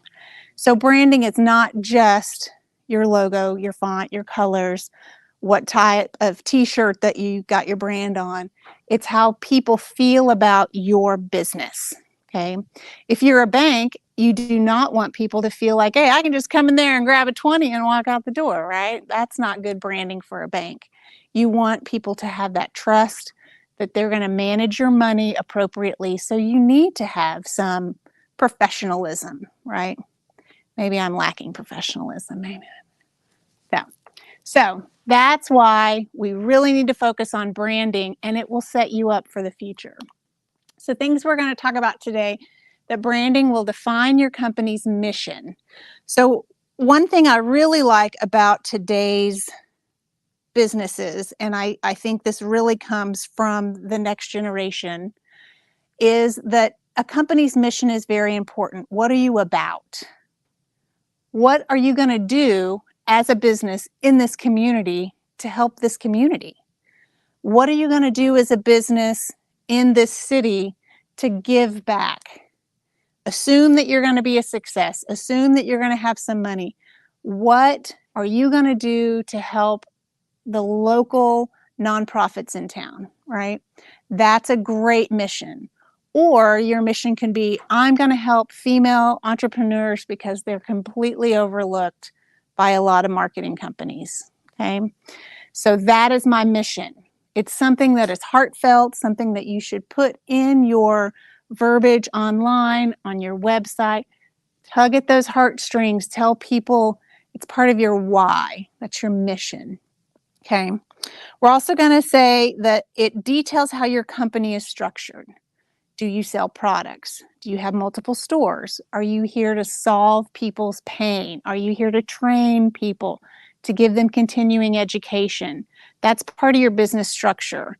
And having branding that doesn't really align with your structure can make your customers not fully understand what you're about. And that is a little hard to visualize. But when you start detailing your branding and know what kind of business that you want, you're going to sell online, are you going to have a storefront? Your branding should support that structure. Okay. Let's see, what's next? Segment your audience. I know who my niche is, who I really want to serve. You should define that as part of your brand. Because when you know the audience that you're going to serve, you can do font and logos and colors that they are drawn to. So if you instantly feel like I'm going to serve a community of blue-collar men, if I had a pink logo with some scrollies on it, do you think that the blue-collar men in the community would really be drawn to learn more about my business? No. This is just basics about audiences, what they like, what appeals to them, and your branding should follow through with that. Okay. I lost my thing up here. Okay. Creates a persona for your business. How many people, most of you have businesses, you two are building ones, right? Winking at you. I'm going to watch you. How many people think about their business as a person, as like a little avatar? You do? Excellent. What's her name? So Dimple Queens. Dimple Queens. So I really think your branding is like your personality. So your personality, right. So she has a business that she is creating cosmetics with and doing more beauty care. So she has created herself as her persona for her business. And that happens a lot with entrepreneurs and solopreneurs. I would just want to make sure that there are a lot of people like you that have a similar personality so that your audience is broad enough to support the financial structure that you want to have, right? Anybody else think about their business as a person? Is that a weird concept? You do? What do you think about? What's the avatar? The avatar is human, Human. Human. I love that because you're dealing with the human. That's right. I love that. That's good. So we'll get in that to a little bit later. It will really help you and your team to think about how to evolve your business for efficiencies as well as innovation. So we'll get into that. Okay, we're also going to talk about how it gives guidance for future endeavors, which I just mentioned. I'm ahead of myself on my slide. I'm just amazing, right? Right, Chad? Okay, thanks. Whew, I got the Chad approval. It's being recorded, so I really, have it good. So again, companies should not stay stagnant. They should evolve. If you want new customers, it's usually the next generation of new customers, or if your previous customers are aging out of your product service, right? You want to make sure that you evolve so that your next generation of customers can appeal, or you appeal to them, okay? It also allows others to step in easily. I want to get Ashley some assistance and help so that she can not be so busy crazy, right? So if you have your branding defined, bringing in managers or assistants, it's easier to say, here's the details of our business. This is our branding, and they have it all written down very clear. So those are some important things. And then it builds trust for your customers. So when somebody is discovering you, like, who is this business? What are they about? And they don't know the human visual of the avatar yet. You have to detail that out, and branding is the way to do it. Okay, let's see what's next. It works, yay. Okay, creating a mission. What do you want your business to be about? Who do you want to serve? What kind of structure as far as giving back to the community do you want to be about? Are you going to be a nonprofit? Are you going to be for profit? Are you going to have products? Things like that. Creating what your mission is usually comes from an entrepreneur's why. Why did you start your business? Does anybody want to volunteer why they started their business? Krista, you volunteer. Why? To pursue my passion. To pursue your passion. What is your passion? In leadership development of other individuals in the Tallahassee community. Okay. Her passion is to develop the next set of leaders in the Tallahassee community. So is she going to be focused on people who are maybe 60 years old and plus? No? Is this no? Most likely no. Right. I have clients that age. I understand that. Is that your focus? No. No. Just say no. So I'm picking on you. I'm sorry. I love it. She loves it because she can take it. So we're good. So she has some clients that age, she says, but her focus and her mission should be about the leaders that are happening now that are in like low management or about to be in management. So her mission needs to be focused on that type of person. You're exactly right. Thank you. She said I'm exactly right. Yes, it's on video. I gotta record it. All right. So what are your goals for your company? Whoop. I got the heavy thumb today. Watch out, I won't drive. So what are your goals for your company and what are your products? This gets a little bit into business structure, but it really helps define your business, okay? And this is the base for your branding. What charity, Goodwill Partners, and then the company culture initiatives. How many people have heard company culture a lot this week? I have, yeah. It's very important, especially for the next generation who could be filling the seats in your business. What is your company culture? We like to, on Fridays, get the team together and we go out together somewhere and we play some games and that's company culture. We are working together and if there's a problem, I pull everybody in and we talk about it. That's company culture. And things like that really can affect your brand because that is part of that feel good that you want people to think about when they think about your business. Okay? Okay, so then those two kind of overlap into company structure. What are you selling? What products are you going to have offered? What services do you offer? So company structure and a little bit of the mission can overlap. It's fine for that to happen. I got the heavy thumb. All right. So how will you sell? Online? Will you have a storefront? That's going to affect your branding. Okay. And then how will you gain customers? Are you going to utilize social media? Are you going to be like Ashley and be out all over in the neighborhood everywhere, handing her card out and say, like, come follow me? She also does a great thing of supporting other businesses when they open. She goes to their store. Hey, I'm so glad you're here. This is who I am. This is where my store is. I'm going to support you. I'm going to buy some things and don't feel bad. Come over and see me. I'll give you a good deal. So that is the networking on a very minimal basis that in this town, especially Tallahassee, really, really works. So that's part about how will you gain your customers.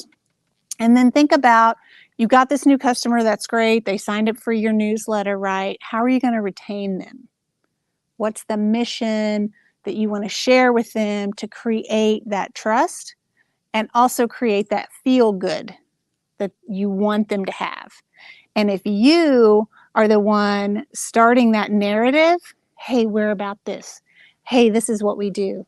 Hey, did you know every Friday my team gets together and we have a meeting because we really feel that's important to be a cohesive unit. If you give your customers that verbiage, then they're going to have those feelings because you fed it to them because that's what your mission is and you're supporting your branding. Okay? See if I can watch my thumb. All right. Audience detail. Who are you going to serve? You may have, like I do marketing, so I could definitely serve everybody. But my passion and my mission is for this narrow, niched audience. And I highly recommend, even though you could serve a ton of people, pick a niche audience and build that out. And once you have success there, you can spread into the other audience types. But especially businesses who are starting out, I definitely recommend that you start with one type of audience that you know can get your message and could be your followers quickly and will then share the wealth and talk about you. Oh, I did it. No heavy thumbs. So who needs your product and services now? When you start a business, you may have to wait 3 months until you're profitable. You may have to wait a year. Who is that word low-hanging fruit, that phrase? Who could see what you're doing, appreciate it, and want to be your proponent? Find your cheerleaders, and that helps when you niche an audience, okay? And who will sing your praises? That's that cheerleader part, okay? Any questions? Oh, yeah, so good. You got to think of them later to keep Chad from asking me questions. I was picking on him. Okay, what's your company persona? We have the human here, which I love it. We have Dimple Queen. It's awesome. Love it. I know, Colette, if we did a company persona of your business, I can see her wearing scrubs. She has to have red hair like Colette has. That'd be great. And she would probably have like a huge heart shape on her chest because they do CPR training, but they also care so much. Colette did a presentation earlier. If you did not see it, please go through the YouTube channel on Domi Station and Impact Week and find it. It was wonderful. But she's like, be a lifesaver in your community. So can you understand how when you make this little avatar of your company, people who are visual, like me, I get it. Did I do a good job making your little person? I like that. I struggled with the avatar. Big, and It's a new concept. And many people want to make it, she's got long hair. No. Big conceptual, think about a cartoon because we can put a big, huge heart on her chest and nobody really has that, right? But that speaks to her company. So if you need help creating an avatar for I would love to do that. That's just like super fun for me. I'll get my little art coloring crayons out and have fun. So can you make one that's classy, trendy, and smexy? So can I make one that's classy, trendy, and smexy? So that is a new word for me, smexy. I love it. Now I'm going to pull out my smexy. Classy, trendy, and smexy. And is in cosmetics. So your avatar, I would say she is a lipstick, right? And she's got these cute heels on. Maybe a little asymmetrical dress because she's smexy, right? Am I getting the smexy? And then classy, let's see, she might have like a really cute purse on or something. How'd I do? Did I do good? When you have this little cartoon visual, you might be really surprised how much you and your team refer back to that. And I can give you a little clue that the next generation is used to seeing avatars and they play games that have a cartoon type illustration. Like these, I'm calling these cartoons as well. You know, don't think of like my generation with Fred Flintstone. Man, I'm old. Anyway, no. So think of this as your avatar. It does not have to be a real person, okay? But your team will really resonate with that. And if you have a team, get them in on it.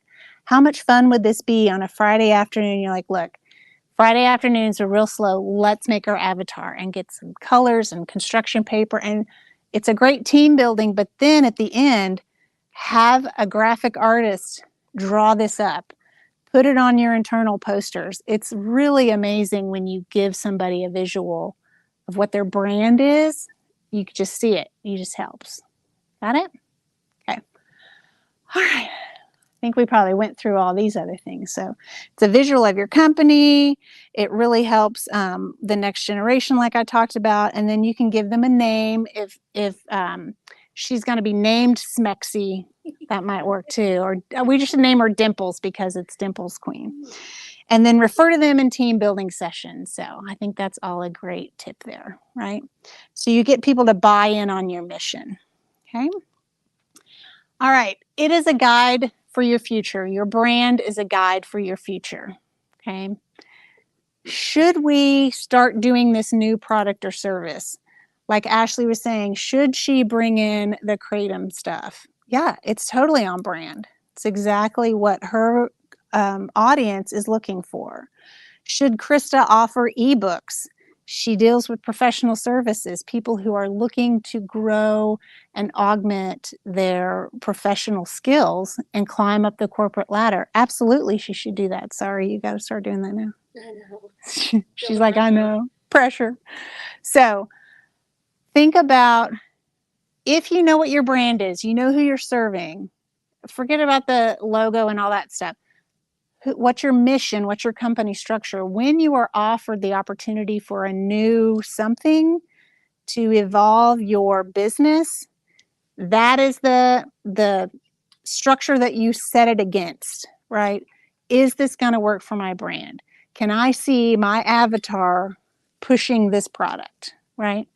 So that helps in that regard to be a guide for your future. Okay, does it fit? Ask yourself, will our target market need it? And this may be that you've saturated your target market and you're ready to expand into a new market. So you create, thank you, you create this new product, or somebody says, you should start offering this. I think this would be great. You have a baseline and a guide to ask against that, right? They just brought me, I may have to get ready. Yes, now I'm free to talk. Awesome. I don't think it's up to date. Nope. Bob and weave, bob and weave, bob and weave. Okay. And then will it cause you to lose focus? So I have, there's a group that I'm involved in, and the person who runs the group was talking with somebody they just met. And that person said, oh, I think you should do this. And the next meeting that we had, she's like, oh, we're gonna start doing this. And I'm like, oh, well, how long have you been thinking about that? This person just told me. Okay, well, is that really what our brand is about? Yeah, I can see it. I can see it. Do we have other things we need to focus on and solve, or are those all running smoothly and you're open to this new idea? So if you lose focus because you like this new and shiny thing, that's going to be a problem, especially for your audience. And that doesn't get supported with your brand. Okay, does that make sense? A little example there. All right. So it allows for collaboration. If you know what your mission is, if you know that you want to serve the community, you want to help veterans, and your business is either for helping veterans or that's just the charity that you want to support, whatever mission or your personal why, okay? Then collaboration with other veteran supporting groups is easy, right? But if you don't know, if you don't have that defined what your brand and what your mission and what you're supporting, it's going to be harder for those collaborations to make them work and to make your audience believe that you're being authentic. So I just honor veterans, and it just makes me cry when I think about all that they have sacrificed and been through. But it's not in alignment with my company. Of course, if somebody wants me to help them, I would totally help them. But it would be about helping them, not about the veteran support, because that's not what I've set my mission, my brand up to be. But if you have and feel very strongly about some nonprofit, some downtrodden or disserved segment of our county, of our community, you should consider that your brand is focused on them as well. Does that make sense? Did I go overboard? I go overboard sometimes, right?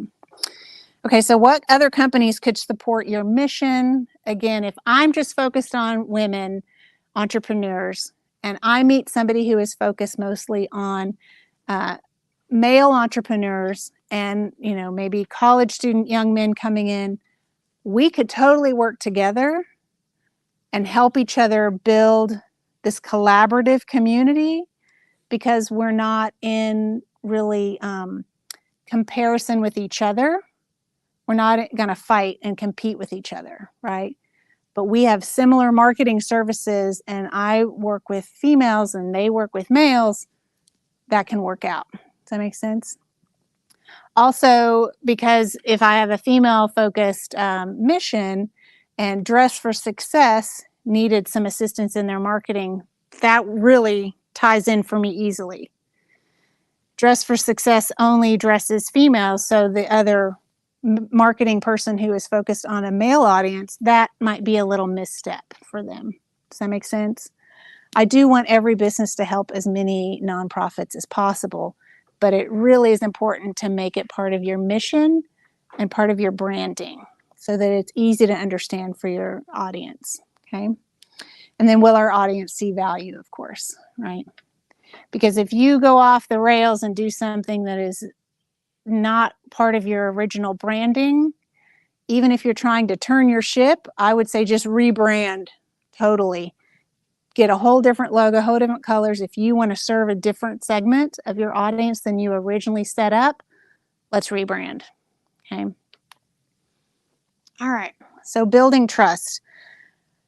Building trust is so important, especially as a new business, because nobody knows who you are, right? And you may have helped some friends and they're like, oh, you should start a marketing company. That would be great. You're really good at this, you do that. So you get some schooling and education. Okay, that builds trust. You have that knowledge base. And then you have proven that I've helped, 4 people with their marketing here. That's proof of concept, right? But when you start showing the audience, hey, I want to work with everybody here in Tallahassee. And they're like, who are you? And I'm sorry, I didn't go to Florida State University, so nobody knows me here. If I went to Florida State, at least half the people would know me here, right? So building trust is very, very important, and you can do that with a very solid, uncomplicated branding message. All right. So repetition in marketing wins. We've heard that in marketing, you usually have to see or hear something 7 times before it sticks. And that means if I put something out, let's say on social media, if I build trust that first time, I might get that person to come back a second time to see what I'm saying, a third time, but will they come back 7 times? So think about how you build trust in your messaging where it can be repeated, but it's not the same, but it's still all under your brand and your mission. Am I talking too high level now? Okay, good. Yes, you guys are all good. And then the audience will learn who you are. Like I said, if you try to do something that's off-brand, people are going to be like, well, what's happening? What's going on, right? You've built that trust, you've built that community, and you want to maintain it. And then customers know what to expect and tell others too. So we built this audience, we built some trust, and Krista's so great. She's going to say, I know this gal, Jackie Brown, and she is really good at fixing your social media, simplifying your social media. Because that's the messaging that all my branding says. She knows it. She can easily tell other people. But if she's like, she does this and she kind of does that, I don't really know what she does. If I'm Krista's friend, which I hope to be, I'm going to be like, well, do you really trust this person? Should I really work with them? Right?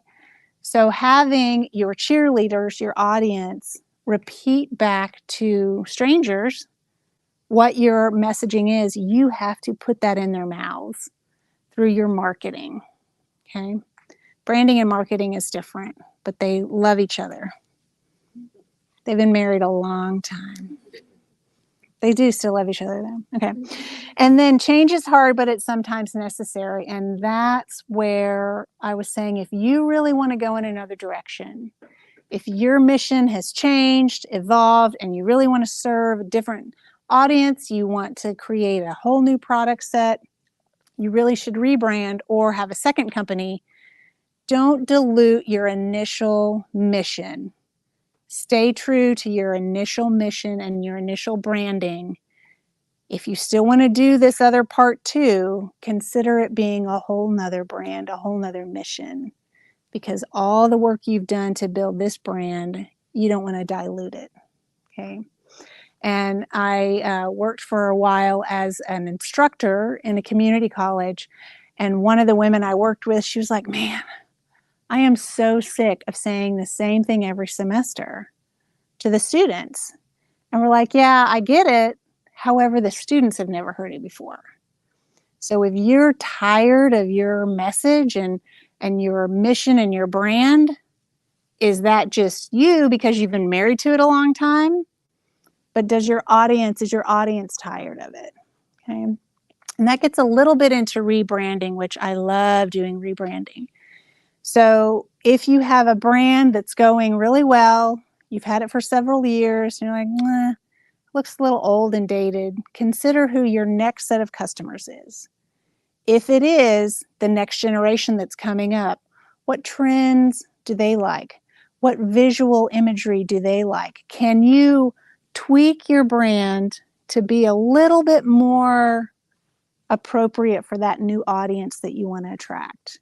There are easy ways to do some rebranding that you can bring in that next audience and still maintain the trust of the audience that you've built. Okay. And then that's all she wrote. All my little things messed up. Thank you, it says. So we do have some time for questions. And then we've got here, I'm sorry, tell me your name again. Jenna is going to pass around the mic. So please speak into the mic if you have a question. We have a question right here. That'd be easy for you, Jenna. Hop in there. Okay, so this is probably more of a psychological question. Okay. How do you say I'm hypothetically in a service club and they have a very antiquated logo, branding, that type of thing, but they want to reach. I'm imagining one right now. No, Yeah, I know. Me too. And they want to reach they say we want more young people in the club. We want more women in the club. And then their branding does not reflect that at all. How do you convince them, because it's hard, to rebrand when somebody in the club's like father started the club and created that logo? So how do you help them change that mindset? So the easiest thing, and this is kind of mean, I had somebody else ask me a very similar question in another talk, and I said, do you want to sit by yourself with all of these people for the next 10 years, or would you like to meet some new people? And they're like, oh, I want to meet new people. Well, these new people think about this brand in this way. And if you need to survey the current people in the club, say, we have a quick survey, 5 questions. What do you think about our group? What's the first thing that comes to mind? How do you feel about our... So when you get the ideas of the current group, and then you think if you looked at the demographics of the group that you want to attract, would they say the same thing about that branding? So is it that somebody is really attached to that logo because their dad made it? Is there ways to maintain bits of that imagery, but update it with a new font or a new color story to attract these new audiences that you want to do? But having a current survey of your team, of the people in the group, I think is a great way to start, because let them say whatever they're going to say and then use that against them, which is mean. It's mean, but that's the baseline for what people think about it. And then if you know people that you want to be part of this group, but they don't have a lovely idea or feeling about that current group, you could give them the same survey. And it's easier to say, here's the data, than this is what I think, right? So if you can find a way to get some data, that would be great. But there are some minor tweaks that can happen. A color change and a font change, and then a voice change in your branding messaging on social media and stuff like that, that can make a huge difference to open up a new audience. Yeah. Yes, Chad. Oh, Chad. It won't be a tough one to watch. No, I love Chad. I really do. Just is actually going to piggyback off of her question. how do you effectively evolve a brand while maintaining brand consistency? In my mind, brand consistency past the brand is very important, especially if you have an established brand. It may not be a very pretty logo, and you may know it's time to evolve it and make it look a little more modern. But when you've already established your brand, how do you maintain that brand consistency while evolving? That's a great question. How do you maintain brand consistency, if you guys could hear down here? Graphically, which I love doing graphics, I think saying something with imagery is very powerful than me trying, this means this and this means that, no, just show it to me, right? So I love being able to take the core of whatever the logo is, stripping away some excess, and then maybe giving it a little bit softer edges. So a good example, and Lauren Helm brought this up also, she talked about LinkedIn and she mentioned branding a little bit, but she said, think about Coca-Cola. So Coca-Cola started out with a script font, right, back in the day, and then they tried to go really straight with it, and the community said, no, we want to have fun. Coca-Cola is fun and casual, right? And then they said, well, we're just going to do the bottle shape. So they got rid of like the font altogether. People like, that's very cool. I know who it is because that bottle is from like 1940. So the nostalgia part, but that's also the time, like that happened in like the 80s, right? We were all into nostalgia in the 80s, and now it's come back around, right? But then they went back to their logo font. That's a very dramatic change that I wouldn't recommend for a small business. If you're a global company, yeah, you can afford to do that if you've set the base. But seeing how the trends that the next generation is used to seeing, the brands that they buy now, you can see the types that their logos are, the graphics that they use. Are they clean or are they very busy? Are they multicolor? Are they one solid color? Are they two colors? Things like that. And evolve the current graphic in a similar way. And the messaging that I would totally send to the current base of customers is, look, we always look for innovation. And we're going to start with this branding change, but all of our services, you get the same high quality, and you give them all that good verbiage about this is the same, we're just changing our look. You see that all the time in grocery stores. Same product, new look, right? So verbally give them the message that we're not changing what you get, what you're used to, but we want to stay innovative. We want to be modern. Is that a good answer? Oh, no, I'm just kidding. Chad gets me. Yes, ma'am. We have to get the mic for you. Just 1 second. Aaron's coming around. Oh, lighting. Okay, so I'm sorry because I usually have something to say almost all the time, but it's always because I have a question. Go ahead. So, which is what I'm going to ask this, because what I did, what stuck out to me the most was that you said not to lose focus. So with my beauty cosmetics brand, what I ended up doing, although it started as beauty, I ended up adding in clothing. And because I was doing the marketing and stuff myself, I started to model the clothing for the women.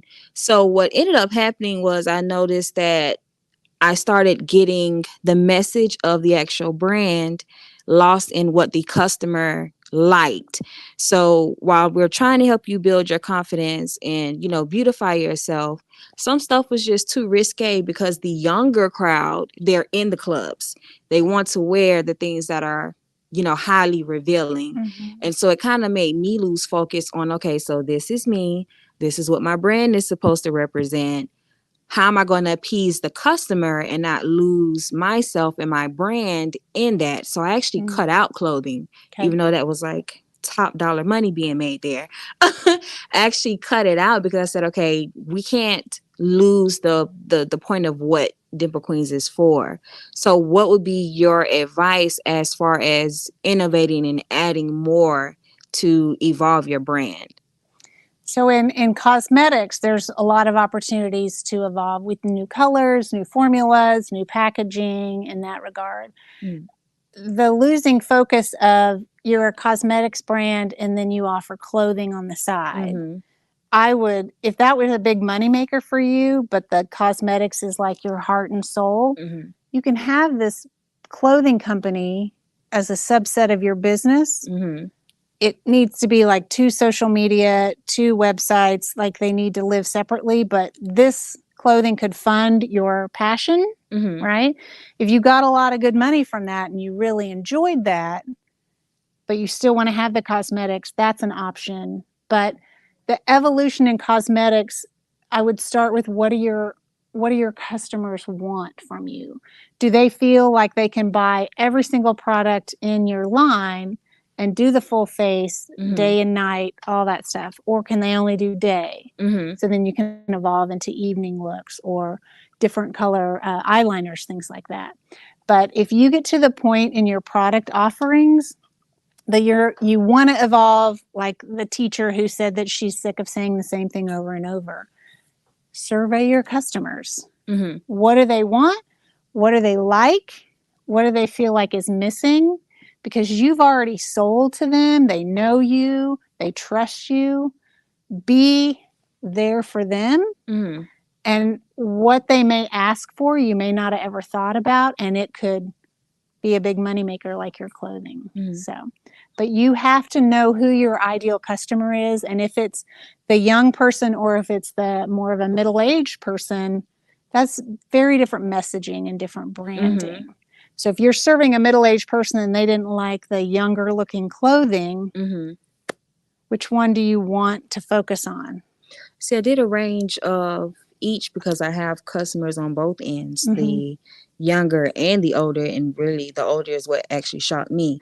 Mm-hmm. Just once you add in the clothing portion, that's where we came up with Smexy, because Mm-hmm. I don't even want the younger women. That's just my personal preference. I don't want them too overly sexy, Mm-hmm. and then you're not, conserving at least something. Right. So yeah. I wouldn't throw your personal feelings Mm-hmm. that you want a customer to act a certain way. Mm-hmm. Your audience has likes and dislikes, and they fall into different categories. Pick a category that aligns with your mission. Mm-hmm. Focus on them, and you'll have other people come in and work with you. But this is your messaging, and this is your focus. Got it. Does that work? Yes, thank you. Okay. Any other questions? Aaron's got the mic. Colette, you didn't have a question? Don't put me on the spot. I made you a whole avatar, and this is what I get. No, I'm glad you did, because I've been struggling with it. Aw, she's real cute. Red hair, big heart. Any other questions? Awesome. Thank you, Chad. I'm really surprised. Thank you. He's tired. Thank you guys for letting me talk about that branding stuff. If you have any questions, you can reach me at JackieBrownConsulting.com. Drop me a message. It's Jackie at Jackie Brown Consulting. Real hard, right? So if you need anything, I'm here for you. And I'm really proud to be a part of Impact Week. I think this has been great. And anybody working on a business, there are so many resources in Tallahassee. Ask your neighbor, ask your friend, ask somebody you see at a networking event. Do you know somebody who does XYZ? And they're going to know somebody. This town is great. Thank you guys so much.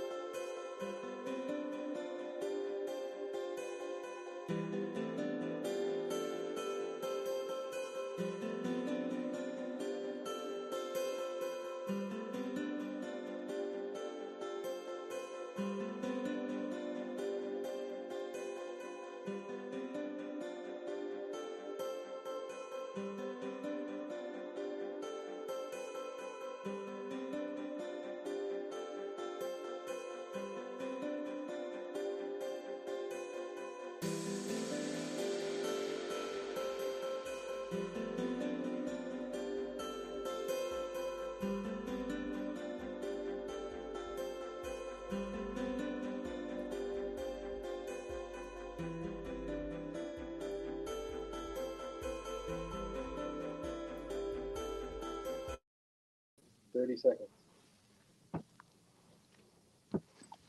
5. Welcome back to Impact Week.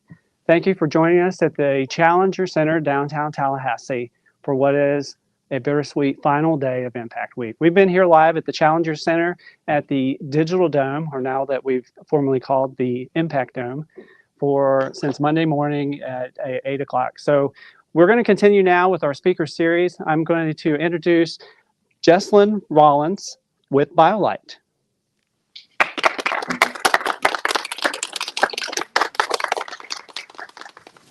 Hello, everybody. As he just said, I am Jesslyn Rollins, and I am the CEO of my family's company, Biolyte. But a few years ago, when I was looking at colleges, I was thinking about going to Florida State. Go Noles, baby. Go Noles, okay? So here's the deal. Me and Mama got in the car and drove down and wanted to get the tour, wanted to get the full experience, see if it was going to be the right fit. And when we were on the tour, I was looking around at all these super attractive tan students.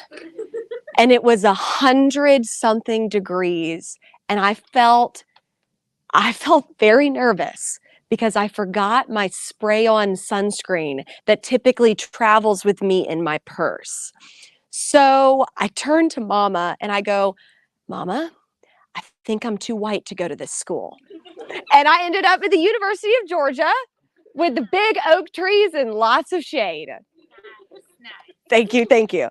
But y'all have an incredible school here. You have incredible people here. You have ambitious people here. And I'm really excited to be a part of your community for today and talk to y'all a little bit about our company and educate you on some hydration. So without kind of further ado, so when I was getting ready for this speech, I wanted to know who I was going to be speaking to. And what I was told was that y'all are very ambitious professionals. And you have big dreams. And you have big goals. And you have big dreams and big goals for your community and Tallahassee and the state of Florida and the country as a whole. Some people are starting their own startups. Some people are students. Some people are educators. Some people are professionals making waves within your community. And I was like, well, shit. What am I going to talk about that can make an impact on these people's lives? What can I say to these people, these brilliant professionals or budding professionals that can really help them make an impact here in their community? And what I landed on was hydration, an optimal hydration. So before we get started on my favorite topic, literally ever, I want to tell y'all a little bit about me. So first and foremost, I am not a scientist. I know that's shocking, but I'm not. I love when science makes sense in everyday life. I'm not a scientist. I don't understand, how to do that as a profession. But I love it when the science makes sense. And it not only makes sense, it makes me feel better and operate better as a human being. Second of all, I am not the inventor of Biolyte. Someone much smarter than me is the inventor of Biolyte. That person has 43 years of experience as an anesthesiologist, a pain specialist, and has a ton of experience with IV bags. And those genes, unfortunately for me, skipped me. Third, I am a regular, everyday person. I don't like the big words. I like things broken down. So if things start feeling like, why is she talking down to me? That means you're smarter than me. Okay? Don't tell me that, but I'm trying to make it make sense, because when it was explained to me this way, that's when it clicked for me. Okay. Ready to get started? Let's go. Okay, so I don't know if y'all feel this way, but for me, especially in the hydration space, I feel like hydration is the new kale. Jim Gaffigan, one of my favorite stand-up comedians, has a bit on kale propaganda. And he says that kale is like bug spray tasting hair. And that the people at Kale were like, how do we shape this so that people eat this stuff morning, middle, and end of the day for breakfast, lunch, and dinner? And you have to smother it and cover it in oils and butters and this and that. But kale became this massive superfood. And we were like, oh, does that have kale in it? Oh, I'll eat it. It's good for me. So I was on the kale train, all right? And I was trying to force feed my husband kale. It was good for me. It was good for him. He needed to eat it, needed to counteract the vodka sodas. And here's the deal. He pulls up a CDC article, and it lays out all the different leafy green vegetables, and kale wasn't even in the top 10 for the most nutritious leafy green vegetables. You know that the people at watercress, at spinach, are pissed because they're like, what about us? Come on, we're more nutritious. So that's how I feel about hydration. People are telling us that we need to carry jugs of water. Like they're practically dumbbells that we have to ball and chain throughout the day.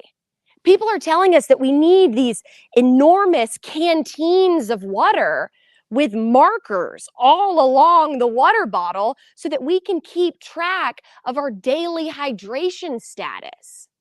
Add a little bit of Himalayan salt. Add a little bit of lemon, detoxify the body. Water, water, water all day long. If you're not drinking water, you're not doing the right thing. If you're not sitting on the bathroom all the time peeing, you're not doing the right thing. So here's the deal. Even in middle school, we learned in our science classes that the human body is made up of 60% water.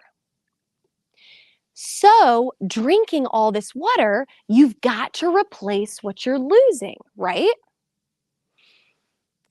And that is right. But there is a critical piece that we were missing in the statement, the human body is 60% water. Y'all ready for this? It's going to blow your mind. This is the truth. The human body is 60% salt water. The human body is 60% salt water. So what does that mean? Does that mean I drink my water and then I pour salt on my fries? Does that mean I get to salt my chips at the Mexican restaurant? Does that mean that I need to put salt on everything? Okay, I can do that. I can get behind that. No, that's not what I'm saying. So what I'm saying is the human body is 60% salt water. But those salts are not just sodium. Sodium is the most important, yes, but you have sodium, chloride, and potassium that are the major electrolytes in the human body, the major salts that make up our salt water. Pretty much we are walking fish, is what that told me. So when I say the human body is 60% salt water, the human body is made up of 60% salts water. What really blew my mind was that the lungs are 83% salt water. The kidneys are 79% salt water.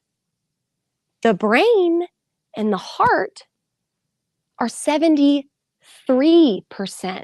salt water. I mean, is that not wild to you? I had no idea. I had absolutely no idea that we were made up of so much salt water. So picture this with me. You got a car. And what kind of car? Like we're in Florida, so we're going to have our top down. It's going to be a convertible. But what type of car would y'all like to talk about? Mustang. Okay, Mustang's the loudest. Jeep's a good fit too, okay? But we got our Mustang, right? And you pull up to the gas station and you go, I'm going to fill her up. And you get your premium fuel, right? To go and fill her up. And the car goes, "Oh, no. I don't like premium fuel. No. I like tea. I like coffee. I like alcohol. I like water. But I don't like this premium fuel that you're trying to give me." And you're looking at your beautiful Mustang. And you're going, "Mustang, you need premium fuel. I want to show you off to all my friends. I want to take you out of this gas station and drive you and show you off and go fast." People tell me all the time, they're like, "Oh, I don't like sports drinks. I don't like electrolyte drinks. I don't even like water, really." Like you hear that all the time. I don't like water. I don't like water. That's why, put some fruits in it, put this in it, put this in it. We don't get to pick what we're made of. We get a lot of privilege in this country with what we get to pick and what we get to say and how much reign we have and how individualistic we are. But when it comes to what we're made of, we don't get to pick. It's just one of those things that we don't get to pick. And we're made up of 60% salt water. And listen, I am not here. I don't want any of this bullshit thoughts of, I'm not doing the right things. Oh no. I don't want any guilt. That's not what I'm trying to give you. What I'm trying to do is just give you facts, just like I was trying to learn. Okay. So here's the deal. So you got your Mustang, right? And that's the human body. Because the brain is 73% salt water, that means if you don't have enough electrolytes and if you don't have enough hydrogen and oxygen, water to fuel your car, that's going to lead to headaches. That's going to lead, this is the wildest thing, that's going to lead to anxiety. That's going to lead to fatigue. It's going to lead to sluggishness. It's going to lead to brain fog. It's going to lead to your car breaking down, moving slower than you were made to run. And I was told who I was talking to. Professionals with big dreams, big goals, get her done mentalities. The first obstacle that comes your way and you're running on empty, you're just going to say, oh, it's too big. I'm too anxious. No. We can't have that. There has been a saying since the beginning of time. And yeah, is she going to throw out Confucius? Yeah, she's going to. Confucius said that the healthy man or the healthy person wants 1,000 things, but the sick person only wants one. I want y'all to fuel your cars with optimal hydration because it will help you hit and meet your goals faster, more efficiently. You'll have clearer heads, you'll have clearer hearts, you'll have all of the things that you need to thrive. And here's the thing, we got it almost right. We have out in the world water. We have out in the world sports drinks. I hear there's one that came from Florida. I'd never heard of it before I got here, but everybody's talking about it. But those are, they're good attempts at what the human body needs. You got water and you got trace amount of electrolytes. But y'all, I hate to break it to you. You are salty people. You are so salty. And you're saltier than you ever thought you were. And that is where products, my product, Biolyte, comes in. So how in the world did I become this hydration preacher? What got me here? So here's the deal. My mom had breast cancer. And when she was going through her chemotherapy treatments, she was so sick and she was so dehydrated to the point where the nurses could not find her veins. And they had to stick her and stick her and stick her because they couldn't find her veins. And in certain cases, they had to send her home and prolong her treatment. And in other cases, she had to sit there for hours. And that means that cure, that means being cancer-free, being clean, only gets kicked out that much farther. So my dad is a board-certified anesthesiologist and pain specialist. He has years of experience tailoring his patients' IV bags with nutritional supplementation to help them feel better. So when my family was trying sports drinks, children's rehydration products, electrolyte powders, water, and nothing was keeping her hydrated for treatment, my dad used his experience and knowledge of IV bags to create Biolyte. So an IV bag, the reason why it can go directly in your veins is because it has the same amount of electrolytes and water percentages and that balance that matches the human body. If I were to take an IV bag right now, I were to cut open a little, I was going to say this, but it would go everywhere. Cut open right here and then drink it. Or I would hand it to you and you drink it. It tastes like seawater. It's nasty. It's really nasty. But that's the thing. That's what we're made of. Because what are we? Salt water. Exactly. So when it comes to Biolyte, Biolyte is the only medical grade hydration drink with as many electrolytes as an IV bag. Or, said in another way, Biolyte is the only electrolyte drink with as many electrolytes as the human body needs. And we're really excited. So I got started selling Biolyte out of the back of my Toyota Highlander. And I sold it to high school football teams because places like Florida State wouldn't talk to me. And so I was like easier barrier to entry, show up at high schools. This was before COVID, before you could do that, before that thing wasn't, really allowed for you to just walk into places. And I hit roadblock after roadblock after roadblock over the course of 6 years. And I was so passionate about what Dad created and how helpful it had been for people and all of the customer testimonials that we had gathered over the years from cancer patients, from POTS patients, from people in long-term care facilities, from everyday people talking about how amazing this stuff was. That's what kept me going.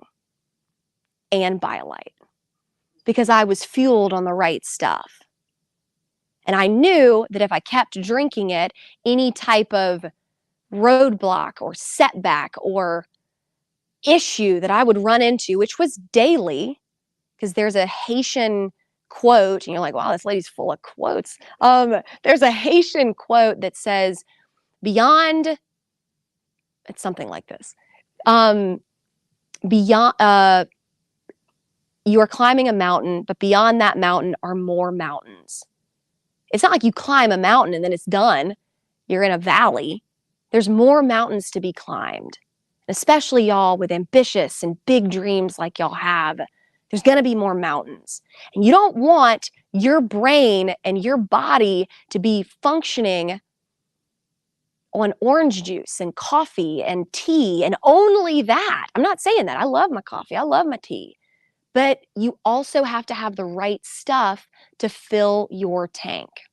So I'm very proud of this. Biolyte recently got Medicare and Medicaid approved for long-term care and oncology patients. So I didn't know that this was a big deal because I'm not a medical person, but this is a huge deal because what it means is that people in long-term care, people going through cancer, can spend money on better treatment, can spend money on better facilities, can spend money on better care, and their insurance can pay for Biolyte. Oh, I'm excited about that. But here's the point, and this is for y'all, because you're not looking like long-term care. You're not looking like oncology patients, and thank goodness for that. Here's the deal. Throughout the day, the everyday person loses about 2% of their body fluid, electrolyte and fluid replacement. They lose 2% of it simply by sweating, by breathing, and by going to the bathroom. And they say at about 2% is when you can start to see performance declines. Headaches, nausea, fatigue, muscle cramps, because your blood starts getting too thick. It can't take the nutrients all the way up everywhere. Your brain's not getting enough oxygen. A lot of things can go wrong. And in the worst case scenarios, I'm not saying worst case, but this does happen. There was an article that recently came out of a woman from Indiana who recently passed away from too much water intake. Her electrolytes were so off balance that her brain was not getting enough oxygen and she passed away. It's awful. And this isn't the only time you hear about this. You hear about people going to the hospital, having to get IVs. They're like, I drank water. What the hell? I thought I was doing all the right stuff. You're saltier than you think you are. But that's what I'm trying to say. If you lose 2% of the fluid in your body just by regular everyday occurrences, what if you throw in the Florida heat? What if you throw in an active individual that's working out, which you should be, which I should be? What if you throw in, I just got sick, I got the flu, I'm run down? You're going to have a problem. You're going to have your Mustang broken down, not just driving slow, broken down. I want your Mustang driving fast, making decisions, being clear-headed, clear-hearted, making moves, doing things for this city, doing things for this state. And I know y'all do too. So, kind of in closing, because I know I'm kind of coming up on time. I really wanted to leave a huge portion of this for questions and for y'all to ask me questions, ask me about the journey of Biolyte, ask me about, anything, hydration, but I really want to get the point across that y'all are Mustangs. You are Lamborghinis. You are Jeeps. You have beautiful paint jobs, beautiful rims, and you need optimal fuel to make your shit happen. Stay salty and get her done. Thank you.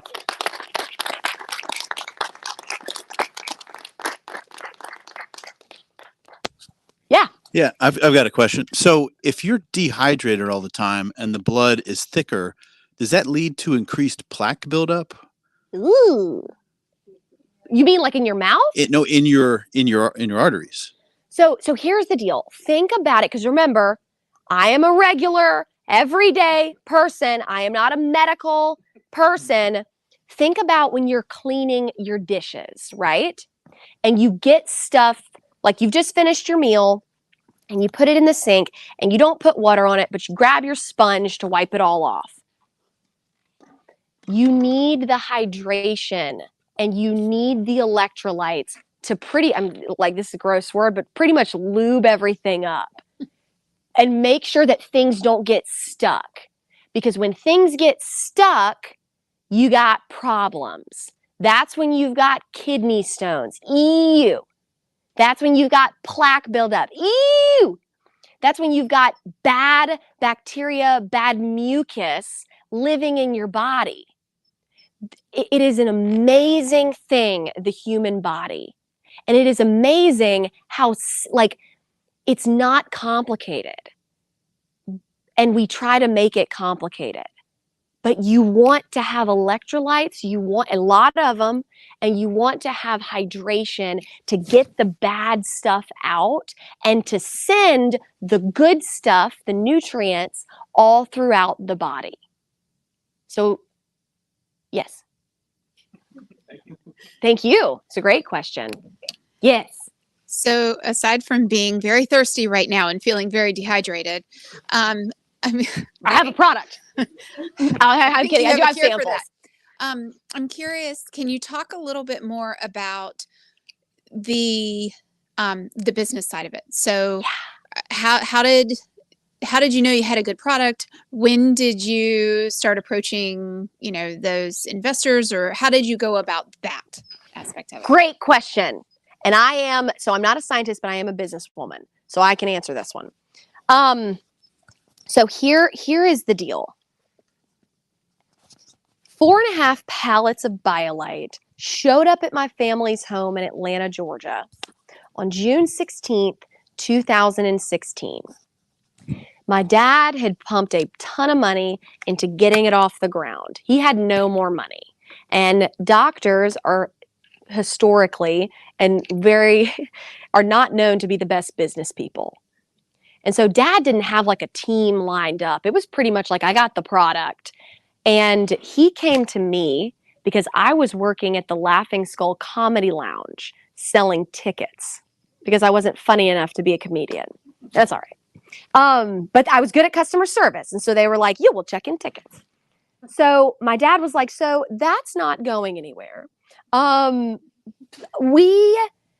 Jesslyn, I would love for you to help me out with this product that I just created. And I think you're good at talking to people. I think you're, pretty good at sales. Why don't you start seeing if it sells? And I was like, yeah. I was so excited about this opportunity to work with my family. I mean, my mom was a dedicated mom. My dad was an anesthesiologist and pain specialist. His medical practice is not something you can kind of pass on. And so to have this family business, I was like, this is freaking awesome. But for me, I was like, Dad, listen, don't cut me out of the will or anything, but I got to know that this stuff works. And being 25 at the time, I wanted to see if it worked after one too many alcoholic beverages. Kind of makes sense. Remember, I'm a regular everyday person. Okay. So what happened was Dad told me that it was pretty much like an IV bag in a bottle. And I was like, yummy. And I'll get to the flavors in a minute. But so what I did, I went out and I was a recruiter at the time. And so I had to wake up really early in the morning. And I had one too many alcoholic beverages. I woke up, headache, nauseous, felt terrible. And I put a 30-minute timer on my phone. And because Dad said the only difference between us and an IV bag is a 30-minute delay. So I was like, okay, 30-minute timer on my phone. And I drank one down and I was like, it's salty. Why? And drank the whole thing. In about 18 minutes, I started to kind of freak out because I didn't feel any different. And I was like, oh my God, my dad has created a dud. How am I going to tell him this? And no joke, in about 28 minutes, I started to normalize. My headache calmed down. Nausea subsided. And I was like, I think I might have something, but I didn't trust myself. I was like, of course, I want my dad's drink to work. Duh. So what I did, I laid out with my mother-in-law, who's a big-time real estate person, a business woman that I very much respect. And we laid out on note cards all of the different customer profiles that we could help. And the easiest barrier to entry was high schools, because I could just walk in and give them samples for them to try. I went to a high school. I had a connection with a high school. I could get started there. So I went to my high school, the Lovett School in Atlanta, Georgia, and I dropped off samples for the head athletic trainer. And he called me that Saturday after I dropped them off on a Wednesday. And he goes, Jesslyn, I need more of that Biolyte. And I was like, you liked it? And he was like, I loved it. Typically on my football team, I have 10 guys that habitually cramp. And these are like my star players. So it's a big deal if they cramp. And I gave them 1 bottle of Biolyte before the game, 1 at halftime, and 9 of them did not cramp at all. And I was like, done. Bye. Like, I have something here. So I started going to all these different high schools. If you had made the GHSA playoff bracket that year in 2017, I walked in. I would dress like a mom, or not a student. I didn't wear a uniform. I wasn't that crazy. Dressed like a mom, like a friendly mom, and I'd walk in and I would give the head athletic trainer samples. 9 out of 10 times, I picked them up as an account. Boom. Boom. And you were saying you're very visual. I don't remember the like a ton of the names of these schools, but I remember their mascots and their colors. So when people are like, oh yeah, I went to Buford, I'm like, the Wolves? They bought Biolyte. So then I go to a family kind of get together, and my brother-in-law is in wine sales, and I'm selling Biolyte out of the back of my Toyota Highlander, and he's like, Jesslyn, I really appreciate the hustle and the heart that you've got here, but this isn't how the beverage industry works. You have to get it into a distributor who gets it into a retailer, and that's how you make it in beverage. And I was like, amazing. Do you know anyone? He put me in touch with a beverage distributor. The beverage distributor said, maybe if you can sell it into Kroger. And we have an in with Kroger. So there was no way I was going to land Kroger. Like, we had been in business for 5 months at this time, maybe. But God bless, I was going to put every single follicle in my body towards this presentation, so at least I would know that I had done everything that I could to get it. So I meet with Randy Waters, the head of the all-natural division for Kroger Atlanta. The Atlanta division of Kroger is Georgia, Alabama, and South Carolina. So I went in, I was talking to Randy, and I'm just sitting there because he's stone-faced, and I'm like, this is bombing, this is bombing, this is bombing, this is bombing. That's all right, I tried. And Randy looks at me and he goes, okay, here's where I'm going to put it. I'm going to put it into 300 Kroger coolers all across the Atlanta division. And I was like so shocked that he said that. And I was like, Randy, just to confirm, you like Biolyte? Never even tried it. Never even opened my cooler, my rolling cooler of Biolyte. And he was like, yes, I'm going to put it in all these stores. And I was like, why are you choosing Biolyte? And he was like, your passion, your enthusiasm, I think this thing's going places. So we went into Kroger, and that was pretty much the breeding ground of our test market. Who the customer was, how they were buying it, what they liked, what they didn't. And so I went in those first couple of years and sampled. I did over 200 samplings with the customers. And I'm a theater major. So I really, was seriously thinking about Florida State because y'all have a great theater program. And I would have like scene partners is what I thought with these customers. I would try to get them to come to the booth. And I noticed what made them come into the booth and what made them want to back off. Because everybody, whenever you see somebody sampling, unless it's just free samples, you're always like, Sorry, I'm out of the frame. But I learned about the customer, and we based everything off of that. Tweaks to the product, the label, the formulation, the everything based off of that. Once we had proof of concept with Kroger, that's when we started growing. We got a call from, true story, I got an email from my logistics manager at the time. He's now our head of logistics, and he's not that great with email. And so he misspells things, and he doesn't put periods in the right spot. And so I'm always just like, God bless, another email from Kelly. And he says in the email, he's like, hey, Publix wants Biolyte. And I was like, God bless it, Kelly. Don't get me all excited about this. Publix doesn't want Biolyte. And straight up, it's an email from Jeff Smith at Publix saying, hi, we've heard so much about Biolyte. We would like to bring it in. And that email came on a Monday at 2:32 in the afternoon, and Jeff Smith got a call on a Monday at 2:32 afternoon. So it's just the moment that opportunity bus comes at your stop, and not all buses are great fits for you, but the moment that opportunity bus comes your way and you go, I'd like to ride that bus. That bus makes sense to me. I'm actually going to that town. You get the hell on it, and you be there on time with bells on, and you and make sure you have a big suitcase because you're going places. All right. So, did that answer your question? Sure. Okay. Yeah, that's how we built the brand. Yeah, Yep. So I guess my question would be like, what do you feel like was your biggest roadblock, and how did you get over it? Okay. So it is very important to clarify that your biggest roadblock every single year is going to look drastically different. So our first year, my biggest roadblock was trying to be everything to everyone.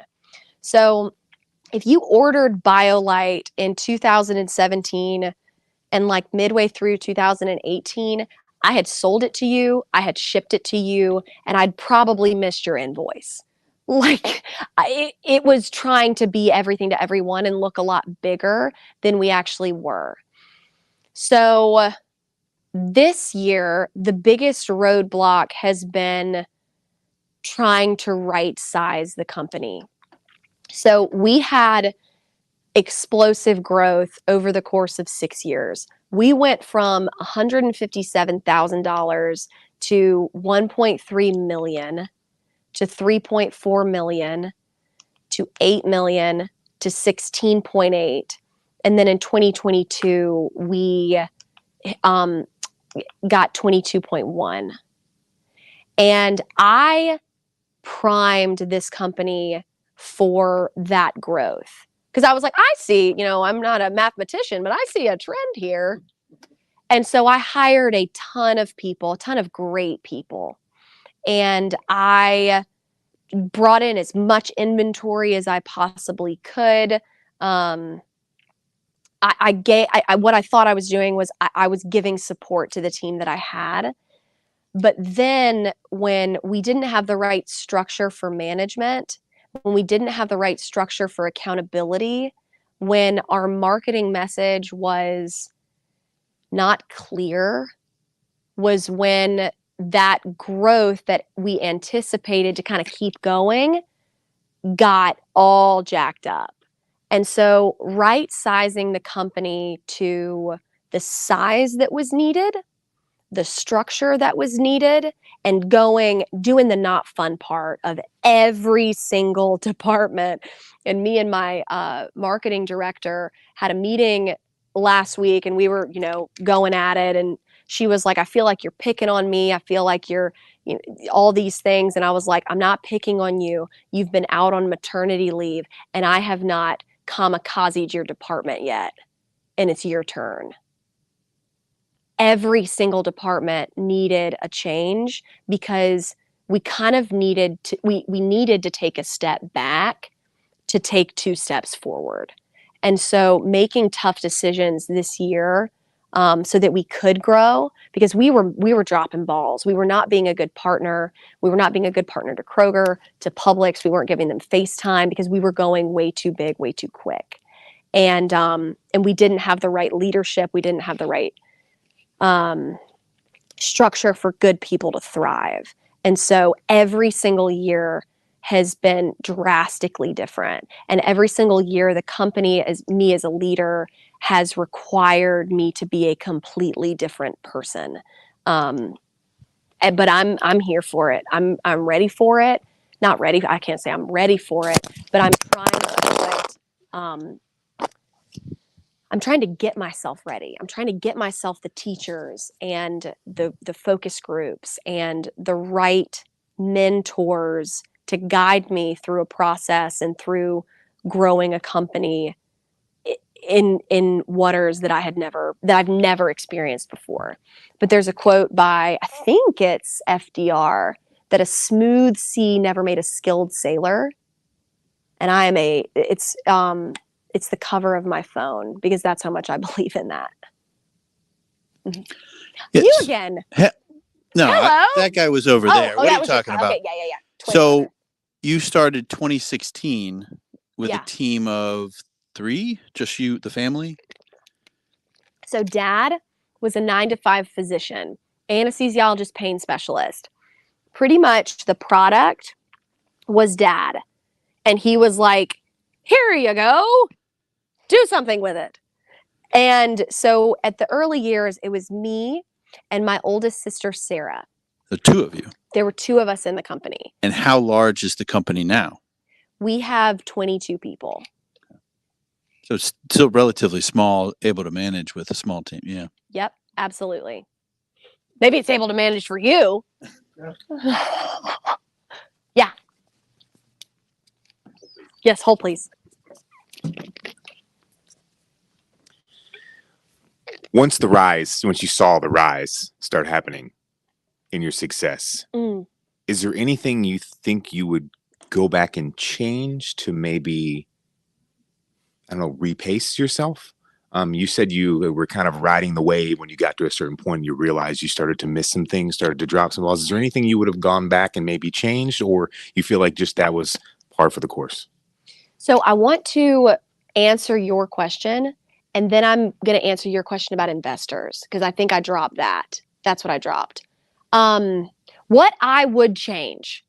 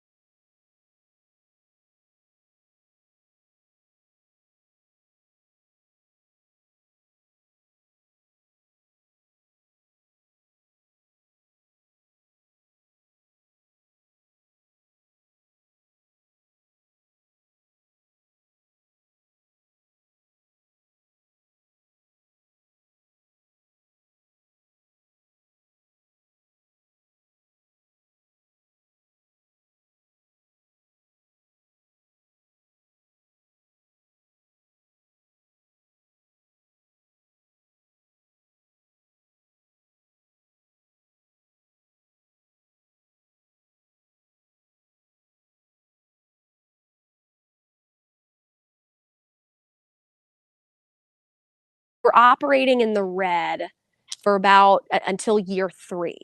And then we started generating profit, and the company started functioning on those profits. So my parents haven't put any more money in. They've taken money out, but they haven't put any in since about 2020. And we haven't taken on any more outside investment. And so they own, mom and dad own the company completely and fully. And so we've got full control over it. But I will say that it's kind of like every single year looks totally different. Like, what got you here? That strategy, that plan, that process will not necessarily get you to the next point. So it's a conversation that we're having right now of like, what does that look like? What does investment look like? What would we do with an extra $10 million? Like, what? I was operating on this. I have no idea what to do with that. So also getting the right people in the room to go, this is, hearing your plan, Jess, this is how we would recommend kind of tick, tick, tick, tick, tick, moving things around. But there's another piece of this is that we do have a line of credit with the bank. And that line of credit is around $2 million. And so that has really helped with cash flow stabilization, because our business is like, we have to order millions of bottles. And so the cash gets sucked out. And so having that line to go, it's like a credit card, to go in and kind of pay it and then pay it down and then pay it up and then pay it down, has been really helpful to kind of bridge the months when we're not necessarily selling like the most Biolyte. Yes, we'll come back. So as you started growing and having to hire employees rather than just working with family members or maybe friends, how did you approach that, and what kind of employee were you looking for? You know, growing so rapidly, was there a certain personality type that you were more drawn towards? How did that look? So that is a great question. And it's kind of like dating. You can have all these grand plans of what the person is that you're supposed to be with. I want this height, this occupation, these values, and da-da-da. And then you get with that person and you're like, ooh, I may need to tweak that strategy. So, and personally with recruiting, so I lead a Sunday school class back in Atlanta, and they're looking for a head of the high school, like the high school portion of the church. And they brought us, there was a group of us, one candidate. And I was like, absolutely not.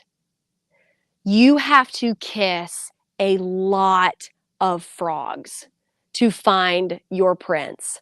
And that comes so true in recruiting. And it's not even saying that that person wasn't the right one because they weren't a fit for the job. That person may not want to actually live in Atlanta because they live in Woodstock, like 45 minutes outside of Atlanta. That person may get divorced and then have to leave.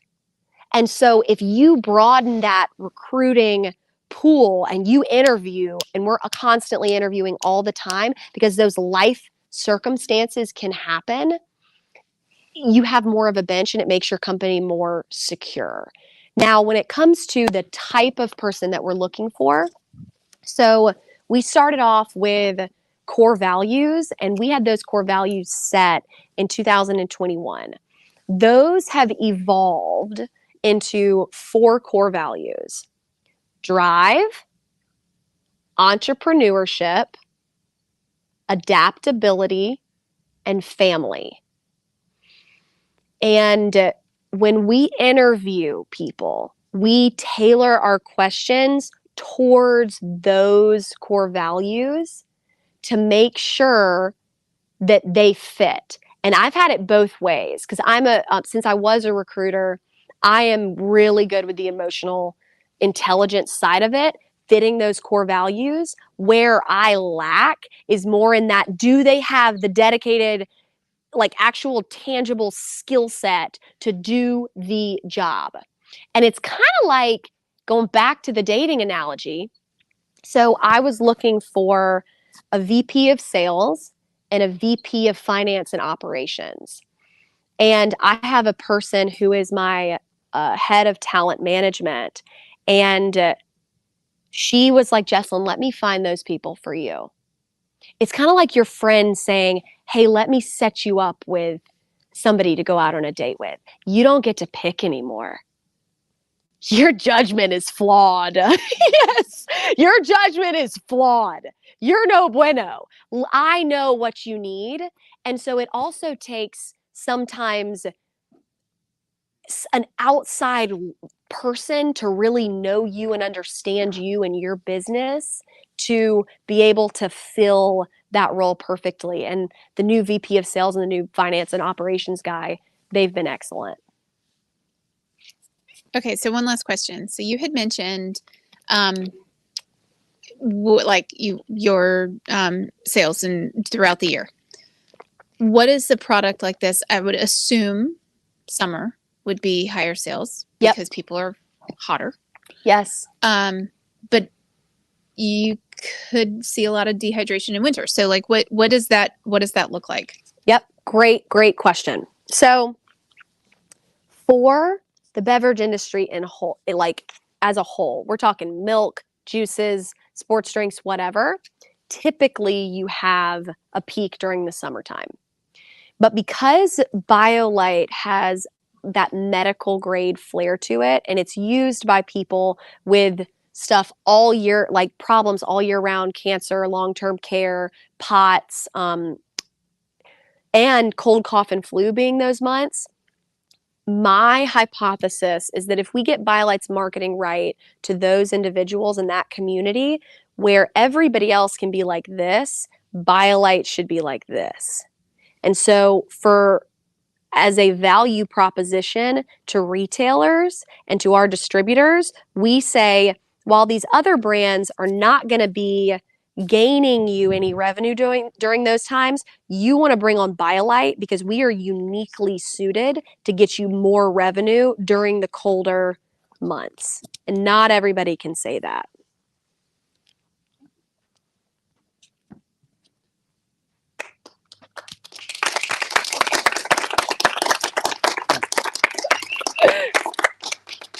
Ladies and gentlemen, thanks, guys. One more time for Jesslyn Roslin. Thank you.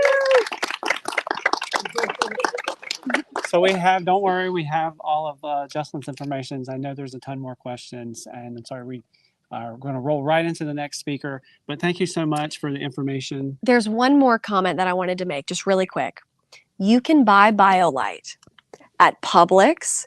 I know y'all don't have Kroger's down here, right? That's like evil. Okay, yeah, not QT, Racetrack, Circle K. And Amazon, if that's easier for you, or on drinkbiolyte.com. It's an amazing product. Reach out to me and our customer service team if you want to try a sample pack. And if you've listened to this, we'll send it to you for free. Okay. Awesome. Thank you. Thank you. All right, Impact Week. Stay with us. We're going to stay live, and we're going to roll right into the next speaker. We have Nick Zateslo with the official launch of Votivate.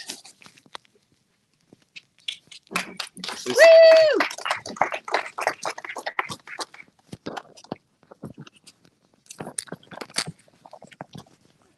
Is that, can you hear me? I guess. Where's the PowerPoint going to come up? Or how does that work? Okay. Hey, everybody. My name is Nick Zateslo. I'm the Chief Operating Officer for Votivate. We're a political technology company. We're based all over the country, but I'm located here in Tallahassee. I work at Adomi Station. And we've got a team of engineers all over the country in Chicago, in Phoenix, in Texas, and we're expanding out into New Orleans, and we're headquartered in Brooklyn officially. So when I can get this PowerPoint up, I'm going to talk a little bit about our launch and kind of what we're going through. We're actually launching on Monday with the new version of our tool for the election season for 2024. And then I'll get into a little bit just kind of what is political technology and how does it work. You know, it's an interesting sort of semi-regulated industry that most people don't know about. So let's see. Okay. And can I control that somehow with this, or is that you just do it? Oh, there we go. Okay, great. Cool. So what is political technology? It's an interesting space where basically campaigns, nonprofits, super PACs, all sorts of different organizations need this technology in a way that is a little bit restricted because we use voter file data. It's also a thing that people need general enterprise tools like CRMs and emails and all sorts of stuff. So who kind of uses this? What is this for? So the main one is parties and campaigns, right? So political parties, the Democratic Party, the Republican Party, campaigns across the country running electoral or issue-based work. Now, we work only with progressives and Democratic campaigns. Our industry is very divided. Mostly it's usually kind of Republicans and conservatives, and then Democrats and progressives.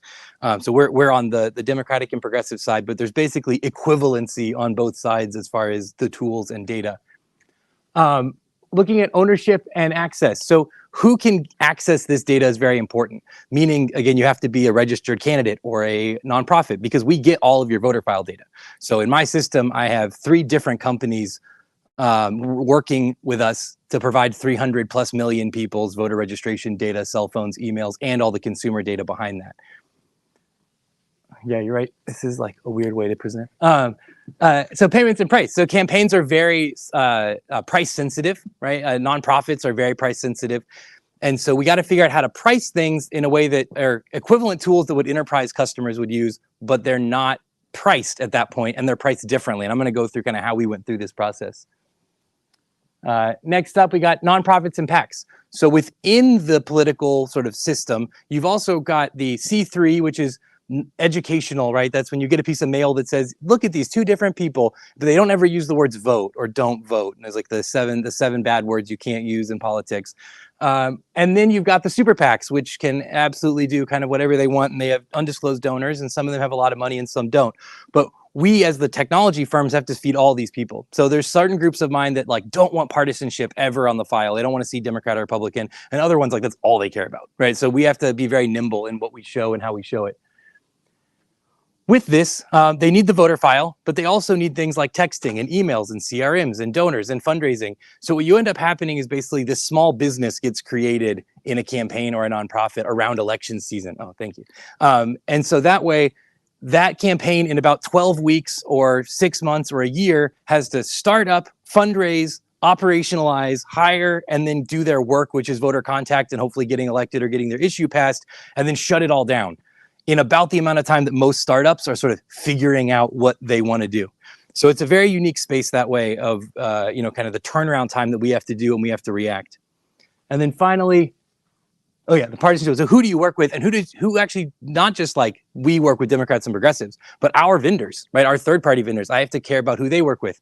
Some campaigns and organizations are very, very careful about who they let their data touch and where that goes.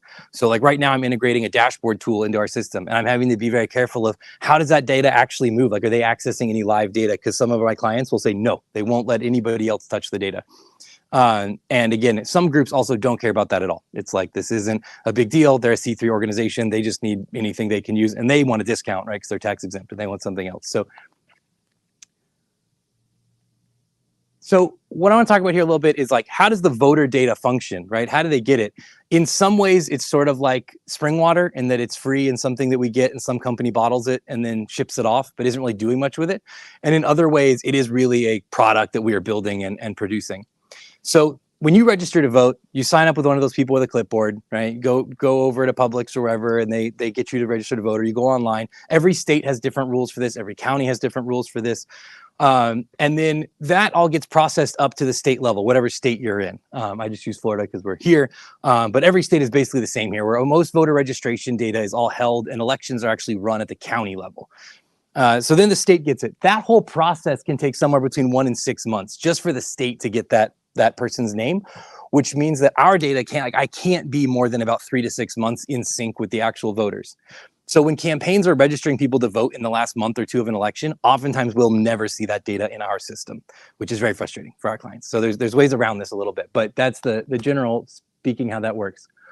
Then there's these big companies that go and gather all that data county by county, state by state. In our side for the Democrats, there's Target Smart, Catalyst, L2. These are like I have all that data in our system. On the Republican side, there's a few others, the Data Trust and some other ones that do this same work.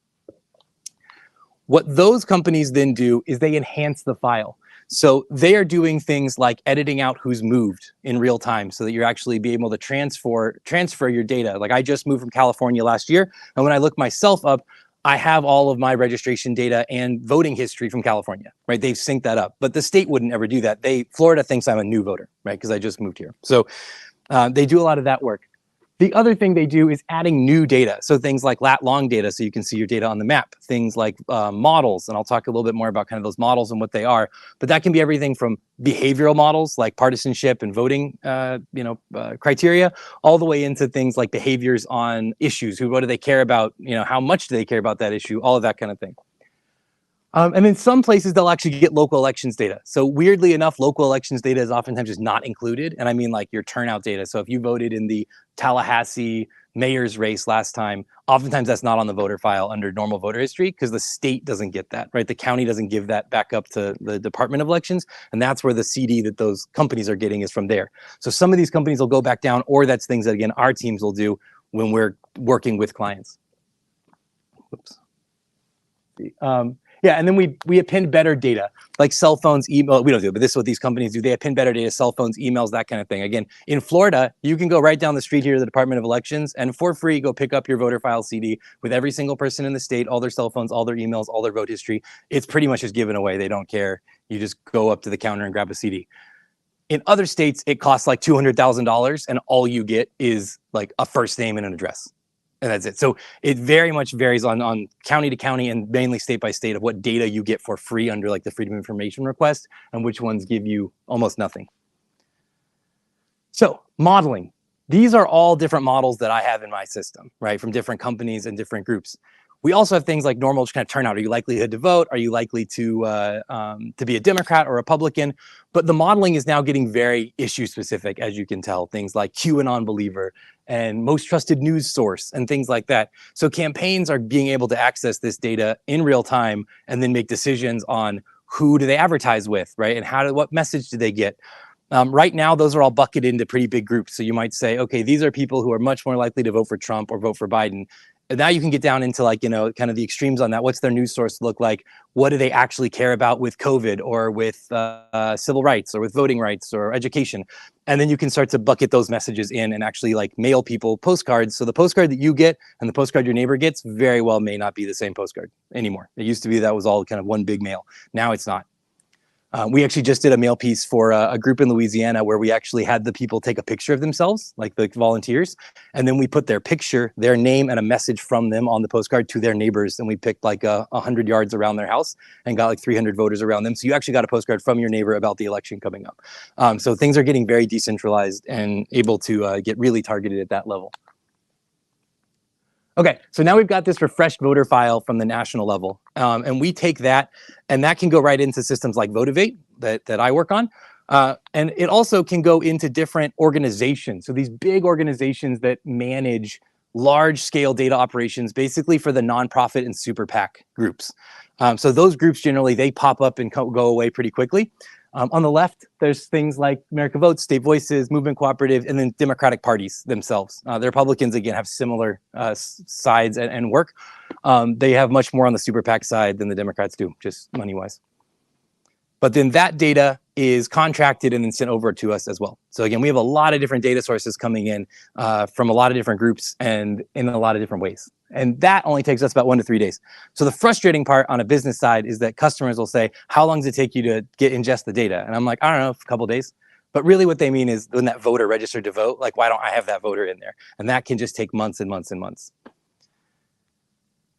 So when you look at this, Our system, it takes 3.5 to 12 months to get a voter in. However, when you vote, when you actually vote, we get that data daily, generally speaking. So I know that you've received a vote by mail ballot. I know that you returned the ballot. I know that you voted early at a polling site. I know that you voted on election day. There's some places where I get up to 4 or 5 different lists on election day of who's voted, so I can scrub those off the rolls. So the best way, if you also don't want to be contacted by campaigns, is just to vote early. So like turn your vote by mail ballot back in, because generally speaking, you'll get tagged as already voted and be removed from the list if the campaigns are doing their job right. Most of them, like we have an automatic just scrub of any data that goes out during an election cycle. Your data doesn't get, you won't get already voted in there. But not every system does that. So, okay. So what are we doing for our solutions for our campaigns? One of the big things is we're trying to make it easy. What we found in our industry is that the monopoly sort of Democratic Party system that currently exists is very hard to use. There's almost no training on it, and people are very dissatisfied with it. However, they're kind of locked into it because it's just what everyone's done, and the campaigns don't really sign their own contracts. The parties do, and these big groups do. So what we're doing is making it very easy to access, very easy to use, and then incorporating some pretty modern things like hybrid, like open source coding, so that not our whole thing isn't open source, but we're able to then let certain developers have access to pieces of it so that they can build their own reports or they can build their own little tool on the side of it, but use our infrastructure. And we're trying to implement that out this year to, again, bring that developer community in and get that idea of basically everybody's working on this, and it's not just my small team of developers trying to build everything. So what's available now? Right now, we've got all the core tools that you need to run a political campaign, right? You can manage your data, you can target data, you can walk doors, which is probably the most unique thing in political technology, is that we still go out and knock on doors and like talk to voters at the door and ask you for your opinion and then write that down. So that's a lot of that is going mobile on the phones. We're also developing a neat little tool where you can now take a picture of a walk list that you have and you filled it out, or call list, and then it inputs it like a check, so it actually like data enters all that in just from taking a picture on your phone. So there's a lot of cool tools we're using with AI and things like that now. But this is like what every campaign can do right now on our system. What we've built out now is a new look and a feel with a whole new targeting interface so that people are able to actually easily figure out who their voters are. So you can see here, this is like you're building out a list of zip codes and mobile phones and all sorts of things, criteria that you want. So it used to be you had to kind of figure this out, kind of brute force by looking at like raw data sets and trying to, build an access application or something like that. Now you're able to, in the user interface, go in and just pick those things, and campaigns can easily do that within the nice little data visualization so that people know what's in this 15,000 people, right? So that they can actually do that. From here, we're able to load about 20,000 doors on the map, and then they can carve out little turfs on the map of actually going door knocking. And we're building out some interesting tools using census data to be able to automate that a bit as well. So one of the big things is, again, taking that free data that the government provides and then molding it into something that people can access and use easily. So on the mobile app side, you can see how this kind of works, where you're able to go to your area, find the voters around you if you're a volunteer, and then talk to those voters and input the campaign's data that they want. Do they plan to vote? Do they care about the candidate? All the, that's all stuff that the campaigns add on their own. But it's something that's very easy for a volunteer to use. One of the decisions we made was to get rid of the mobile app, like from the iTunes and Apple Store, and having to download that. And we just made it be a mobile website. So it's a progressive web app that you just log into, but that way we don't have to worry about phone versions. We don't have to worry about having a separate team that updates the mobile app and has to keep up with all that new code. Now it's just the same React and other languages that you use in Chrome and Safari and anything else. And it's gotten really great success so far. So that's the mapping one. We also can look up voters that way. So if you're at Publix or at a restaurant or visiting friends, you can actually look them up if they say, oh yeah, I want to like volunteer on that campaign, or I want to show my support. As long as you have an account with that campaign as a volunteer, you're able to look them up, find their information, and then add a tag or add like this person wants to donate, or they want to do something, they want to host a house party, whatever it is. So again, trying to decentralize a little bit that voter contact that right now used to be very controlled by the campaigns, and letting volunteers kind of go out and talk to friends, which is really the way things are kind of moving. People don't want to volunteer as much and be given a script. A lot of people are like, no, just tell me kind of what to talk about and I'll go talk to all my friends, right? And that's a more organic way to have that conversation. So what we're building out and launching on Monday is basically a suite of tools inside of here that let people see their data, understand their data, connect to other data sources. We built out a full API interface so that people can get an API key and then connect it to other tools if they want to. We've had a lot of campaigns really want to just like plug it into Zapier and then they can move data around all they want. And it's great. We're really encouraging that. One of the things that we have a problem with, right, is who can use it, right? Who has legal access to the voter data? So like I said before, some places it's very easy to understand that, and then other places it's not. How we've regulated this ourselves is basically to say, you have to understand the laws in your county or your city or your state to do that. We provide the data, but we're not legally responsible for how you use it. Like, you need to understand your local laws. And that's really the only way to do it, because the cities will change laws and say, oh no, you have to actually be an official campaign. You can't just be thinking about running or something like that. But we are not like worried about that on our side. We can actually just provide it and then they have to use it correctly. What we're doing is allowing consultants, campaigns, and nonprofits to all use this. So the cool thing on the business side is that there's all these consultants out here who do polling, who do mail, who do digital ads, like who run agencies in general for normal companies. And then during the political cycle, they kind of go, hey, I could do this. Like, this isn't actually that hard. And they have all these campaigns all of a sudden that need quick turnaround on a Facebook ad or need something. Well, what we're able to do is give those campaigns national voter file access now, or those consultants, so they can then just buy the data on the fly when they need it, and they don't have to go like figure out how to access this data through the campaign. They can pull that report, they can pull that data and use it right away. So really excited to see how those groups interact with it. The other ones, of course, are normal campaigns, which is pretty obvious. Like, they want voters and they want to contact those voters. But then nonprofits actually have a really interesting use case here around like membership and donors and longer term. Like, nonprofits are here year round. So they don't care as much. They care about elections a lot of times, but really what they want to do is match their member database to the voter file. They want to see who their donors are. They want to also do things around long-term like activation, so that someone goes from being a member to a donor to a bigger funder, or to they're hosting house parties and recruiting new members. It's this ladder of work that they really want. Same thing with union building. There's all sorts of things where you kind of need this to not be an election cycle based thing. You need it to be a year-to-year based thing. So when we're building this out, we're trying to think in those terms. So besides the voter file, the things that I'm working on right now on the product roadmap longer term are things like campaign tools where people can actually pull people into funnels. The way sales funnels work, I'm sure all you guys working in enterprise world know, you get a lead, you filter them through the thing, and the CRM, you have it take triggers out so that they get a text message a week later and they get this. Campaigns have basically never done this. It's like kind of mind-boggling, but they don't work in that scale. They don't think about it. So what we're trying to do is give those kind of tools to campaigns. And we're doing that a lot through white labeling. So we're finding enterprise tools that we can change the front end on. We can change the words. So instead of saying deal failed or deal lost or deal won, it says things like voted or donated, right? Like, that's really the action that we care about. In my world, though, campaigns are very particular about if you said something like deal lost, they would be like, no, I didn't lose it. It's like they wouldn't understand. So we're trying to give them that little umph, but not have to recreate the wheel and like rebuild an entire CRM program, right? So I'm working with a lot of white label on reports and CRM work, emailing, all of that. So these are all things that we've been able to find open sourced, or not open sourced, white labeled to come into our program and build out. And we're really excited for campaigns and nonprofits to really start to kind of dive into this and get to use tools that they otherwise would either have to pay a lot of money for on their own and install and work on, or just wouldn't do. I mean, I'd say the number one tool in political technology is Google Sheets, right? Like, that's what most people, they go to their county, they get this voter file, they upload it, they try and do this. It doesn't work. It crashes, but that's where they get stuck. And so we're trying to change that to let them access this without having to be a database expert. And how are we doing on time? Okay. So within this, I had to figure out basically, like, how do you price this, right? What's the way that you can sell this thing? Because right now, the Democratic Party basically subsidizes a lot of this for normal campaigns across the country through the state parties, which is fine. Again, we're in talks with those parties too now. But the price the campaigns think about is unlimited data usage. They pay $1,500 or they pay $800 a month, or however they buying it through their Democratic Party or organization, and then they can use as much data as they want and as much software as they want. Well, there's basically no other industry where people are selling software and data products unlimited anymore. Like, that's kind of unheard of. And so what happens is that you get races where the race seems very small at the beginning, and then something happens in the news, right? That race skyrockets. They make $20 million.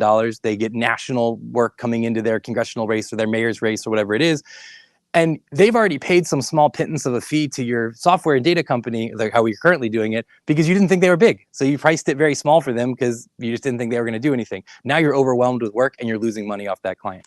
So what we've done is we've kind of turned it on its head and said, why don't we give it away? Instead of making clients jump really high and pay a lot of money for unlimited usage, what if we made it a freemium product?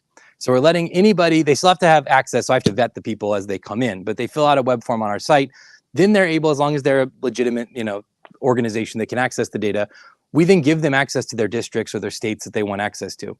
Then they pay us as they actually use that data for voter contact. So they can pull reports, they can go into the targeting module and cut lists and see what this would be, but they only pay when they assign a turf of voters out to the mobile app for a volunteer. So if you assign out a turf of 100 doors, it's $3, right? That kind of thing. You don't have to pay then a lot of money up front. You pay it more long tail. And what that also means is it lets these consultants and nonprofit groups have wider access to, if there's a special election in Louisiana that they want to play in, but they're in Florida. Right now, there's no way for them to really go get that because they're a Florida organization. They'd have to go rework all of their longer annual terms and conditions from the big voter file companies to have access to Louisiana for 6 weeks, right? Well, now they can just email us and we can turn on Louisiana for 6 weeks for them, right? Because it's a freemium thing.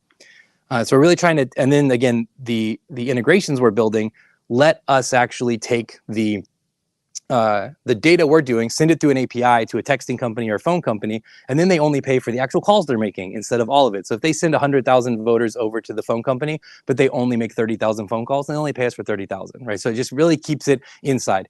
If they export the data, they're going to have to pay for all of it, right? But it's still, we try and give discounts and prices if you use our integrated tools, just because it helps us a lot on the support and data quality side. What I really don't want to do is have anybody exporting large amounts of voter data anymore, right? We really shouldn't be downloading 200,000 voters onto your laptop and then emailing that to a mail vendor to send a mailer out, right? That should all be a one button click, send to mail vendor, pick your mail vendor, and that data goes off. And then the mail vendor gets it in the exact criteria and file type they need because we already know that, right? So we're trying to build those relationships across the board and all across the country. Is there anything I missed there on that? No, I think we're good. Okay. So what this means on pricing, and this is kind of the new gamble that we're taking as we launch, is that campaigns are very cheap. They don't have a lot of money normally. There's a few. The big names you all know have lots of money, but most campaigns, 98% of them, it's like two people at their kitchen table trying to figure out how much money they want to write out of their personal bank account to run this campaign. That's how they normally work. And then at the end of the campaign, they'll start to get donors. The donors will come in. It's, that's when they start making the newspaper and people start paying attention to elections.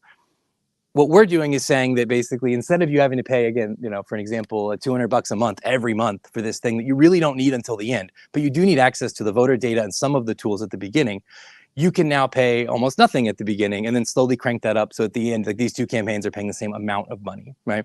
We're guessing that basically this other model is going to be way more popular because the hard part is the friction to get on the system, right? That's what when campaigns are picking, they're going to always go to the one that's less money at the beginning. So we're hoping that our customers will see that. They go, even if they don't want to use us for the whole time because they think that there's another system that might be better, once you get in, you start building your universes, you start building that criteria, you start doing that outreach. Again, we still want to be really good, but we're thinking that kind of locks in the customer for the rest of the campaign cycle because movement off of that product is really hard, right? Like moving between them in the middle of an election is not easy. So for example, when you look at this, you can see how a small, medium campaign that's getting started would be able to get in and for very cheap, for $90 a month on this 1 month, they would be able to talk to, call, and text all 2,000 voters, in this file. The other piece of this that is sort of industry specific on us that's weird is that because we do a lot of texting and calling, they have to send that data over to these other companies. So the industry is very divided right now between basically voter outreach tools and then the database tools. And so we're trying to blend those without recreating the wheel. So instead of me building out my own texting platform and building out my own calling platform, my own digital ads platform, again, what we're trying to do is build business relationships. So the client, when they did this work, they would just get one bill from Votivate for those calls and texts. Even though they use a third-party provider, we're making sure that we're communicating on the back end. I pay that provider every month. The campaigns then pay me as they go. The other interesting thing that we're doing, again, for our niche industry that we have to deal with, is I'm breaking the monthly billing cycle, which is very, I haven't seen anyone else do this yet, so I'm still interested to see how it actually works. But basically, right now, everyone bills software monthly. It's $10 a month, $20 a month, whatever it is. We're billing weekly. So we're billing every Monday morning because campaign work is done on the weekends, right? That's when volunteers come in and do work, is Friday, Saturday, Sunday. So I'm giving them basically a credit card for 1 week to use, charge up, do that work. Then on Monday morning, they have to pay me, right, for that work that they did. If by Wednesday afternoon at noon, they haven't paid their bill, their campaign account gets turned off. So the hope is that it makes it that the incentive is to pay your bill on time, right? You can't do another week's worth of work. And it lets them, though, still not have to worry about buying credits. Because one way our industry went for a long time is credits, right? You got to buy texting credits. But that means you have to know how many people you're going to text and how many replies that's going to have and how many phone calls that's going to equal at the end of it. And most campaigns just don't know that, right? They're not that sophisticated to be able to build out kind of ongoing month-by-month field reports of how much data they're going to use. You know, they wake up one morning and they get a newspaper article, and the next day they have 20 volunteers show up to their campaign office for door knocking. And it could be that that article doesn't come out for 2 more weeks. So they just never get those volunteers for a while. So we're again trying to make this very much on the fly as they go. A couple things we're looking at doing as we've launched, we've had beta customers on this and testing it out, is doing things like if there's a more than X number of outputs on a thing, we charge it right away, right? So that we're limiting our risk on, if someone exports 100,000 records.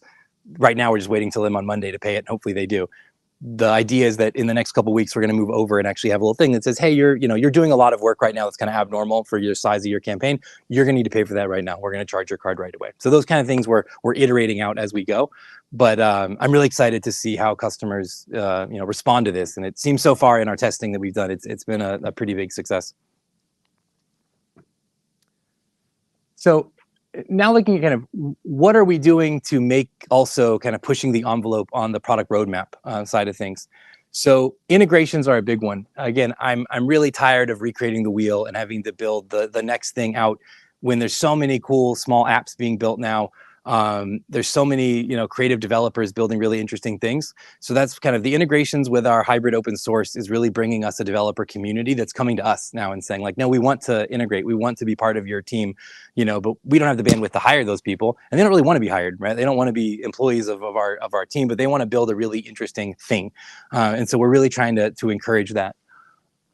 The datas and models. So one thing is that, I showed you all those datas and models. Well, some of those are proprietary and cost a lot of money to buy. Other ones are basically provided by the data companies. Some of them we buy and just provide. So it's a mix and match. One thing that as data science is getting cheaper and cheaper to do is letting organizations actually model their own data. Right. So we're looking at several different third-party, basically reporting modules, business intelligence modules that we can put in.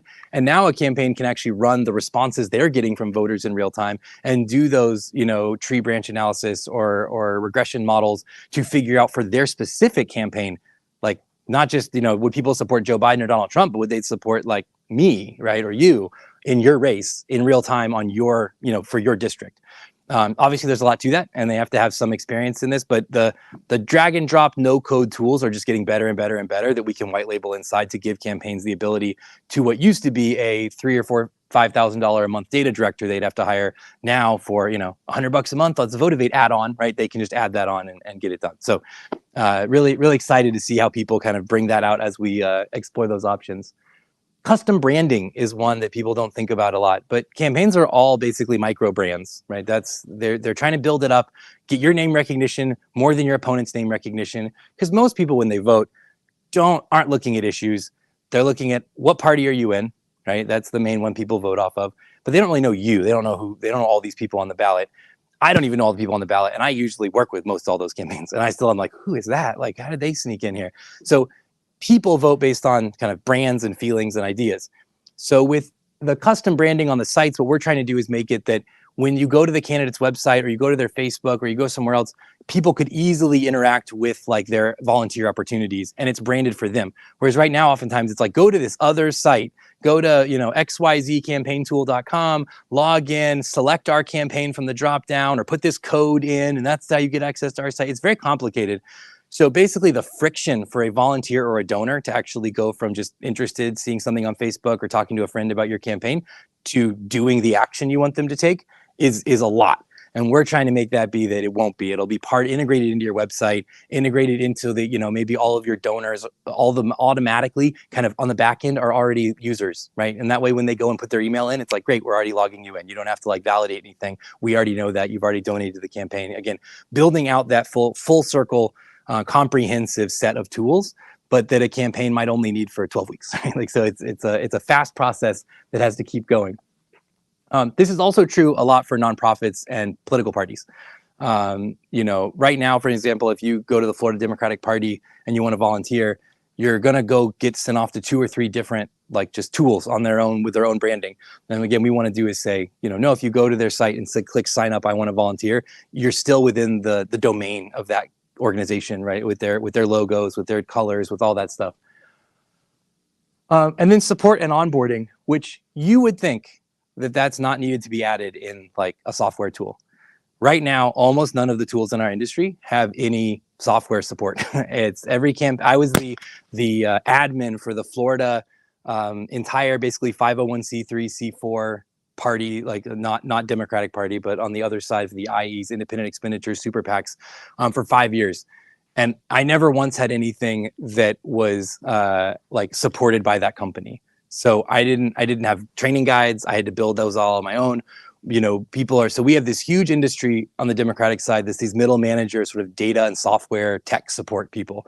And so what we're trying to do is, again, take that, integrate it into one company so that you can chat with the representative of the company, just like every other product you buy, right? It's not revolutionary or different, except for in our weird industry that's like behind the times on how to do that. So that's, again, when I'm selling to customers, it's funny, one of my biggest selling points is that we'll take in your customer support. And they're like, I literally save them $90,000 a year job that they're putting on right now. So when we're trying to tell people like money savings, what we're realizing is that a lot of it is those hidden things in the middle ranks that actually, like, not that they're going to fire somebody, they can just have that person go do other work that's more important than, creating campaign accounts and making sure that people have the right survey questions loaded. Like, that's something we can do and provide. So with that, we've been really interested in artificial intelligence as, again, on the modeling side and the data science side, and now obviously with LLMs, it's really kind of blooming right now, and it's a really interesting space. So the first thing we did is we put all of our customer support materials into a GPT chatbot that's able to, now you can chat with it. So instead of just asking, how do I create a universe of voters with this? And it could give you an article that would say, here's how you create voter, you have to go read that. Now it actually knows your campaign account, it knows your stuff, and it says, oh, here's what you do, right? Go here, do this, do that. Then you can do a follow-up and say, well, I don't have party in my state, for example. Again, some states don't have political parties available. And it could say, great, then you should use the partisanship model, right? And here's how to use that. So it's been really fascinating to watch these things grow. We're working right now to build out even more of those tools around actually taking the campaign's data itself. So we can say now, not just that, like, how do you do a generic thing, but how do you take this set of voters, you want to target these 120,000 voters for a mail piece or a digital ad, and we can have the AI tool do an analysis that used to be, a $10,000 consulting company would charge you to like analyze your voter patterns and what to do and who to target. And we can do that really fast and actually much better, right? Because it doesn't make mistakes. It knows all the best practices. It's sort of like when you talk to doctors about it, like it can find diseases that no one's really thought of because they're very obscure, but for an AI, they're not obscure. It's another data point and it's just looking through them. So it can find all these really little things like these special elections that happened, or, weird election cases where, we've fed it really good data on election results, and it can start to infer and say, oh, it looks like, rural precincts tend to vote in this way, and you have a lot of rural precincts, you should do this different campaign strategy. So we're really excited to see where that goes. We're actually partnering up with a firm right now and building those tools. Like next week, I'll be out in New Orleans building all of that and getting started on that project. So very, very excited to see it. Feels like a very cutting edge sort of moment in time that we're all here for, of like, let's see what AI can do. And 80% of it might just fail, right? We don't know, but it's really cool to get to, for the first time, basically not have to code and get a machine to do something you want. And just, I was joking with my dad the other day about that Seinfeld episode where Kramer is doing the movie phone and he's saying, oh, press this. And he says, why don't you just tell me what you wanted to do? Like, that's where we're at, right? We are at the point where we can just tell the computer, and my clients are very much not computer people. They are very much like I used to get support requests and it was the wrong website they were on. Like, it wasn't my company's website, right? So these are very, these are folks that you have to really handhold. And I think that almost jumping over we're gonna skip the whole like, oh, we have to train them all the time. And now we can just say, just ask questions, just ask it, tell it what you want it to do, and it'll do it. So I'm really excited about that. Okay, that's the main presentation here. I'm glad to answer questions about voter data or campaigns or anything else, but thank you much.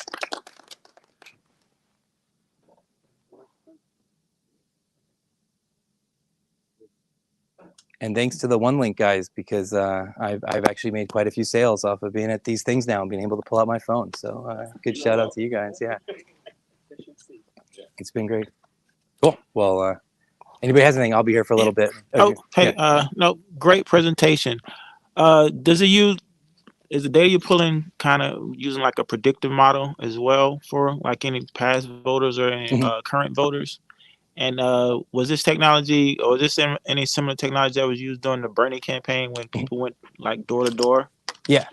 So I'll start with the second piece. Yes, it's similar to what Bernie and them use. They use what's called NGP Van, was the system you use there. And that's sort of the Democratic Party's monopoly program that every Democratic Party president, from Biden, Hillary, Bernie, on down to your local city council people here on the Democratic side would use that system. So we're competing with that system. That system was built in 2006. I was a field director on a congressional campaign in 2006, and that's really the first time that system got put out.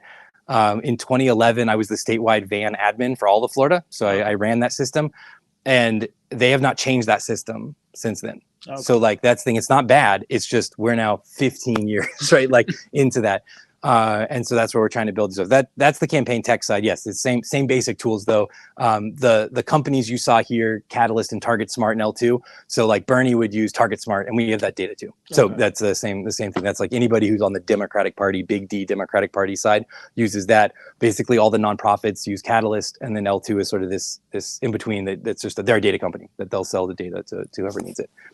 On the modeling side, yeah, we have both basically sort of traditional, just sort of a model that models new things like age estimation, right? Or race or language estimation, or, geography if we don't have that. So those are kind of data point models that are just predicting what this person is. What do they look like? How do they act like? The other side is then using really predictive models to figure out behavior. So like, you've done this XYZ behavior before. If you get a vote by mail ballot every year for the last 5 years and you turn it in like 2 days after you get it, I can start to predict that like you're going to turn that ballot in, right, very quickly. On the other side, if you're a scattered voter that like sometimes votes, sometimes doesn't, we can't really do much with that, except we can say, yeah, you're a scattered voter. Like you're unpredictable. You're somebody that we got to figure out what makes you tick, why sometimes you voted, sometimes you didn't. And that's really the difference in the models that we're starting to be able to build now, because it was just too many data points before, right? The compute couldn't handle that. Now we're able to do in real time some pretty interesting things of saying, okay, when did that person respond, right? Oh, it was when there was a local election going on. That's why they voted. They don't actually care about national stuff. Like they're not a normal voter that's voting off of the president. They're voting off of city council races, stuff like that before we just couldn't do that. But yeah, we're working with all of those. We don't actually, thankfully, have to build the models, except for this AI thing that we're working on. That's kind of our own data team, our own shop. But normally we just buy those models from the best providers we can find. So we don't worry too much about, having the campaigns have to produce them, or I don't have like a data team that does data analytics and science on normal models, just because that's a pretty saturated industry. There's a lot of people doing that.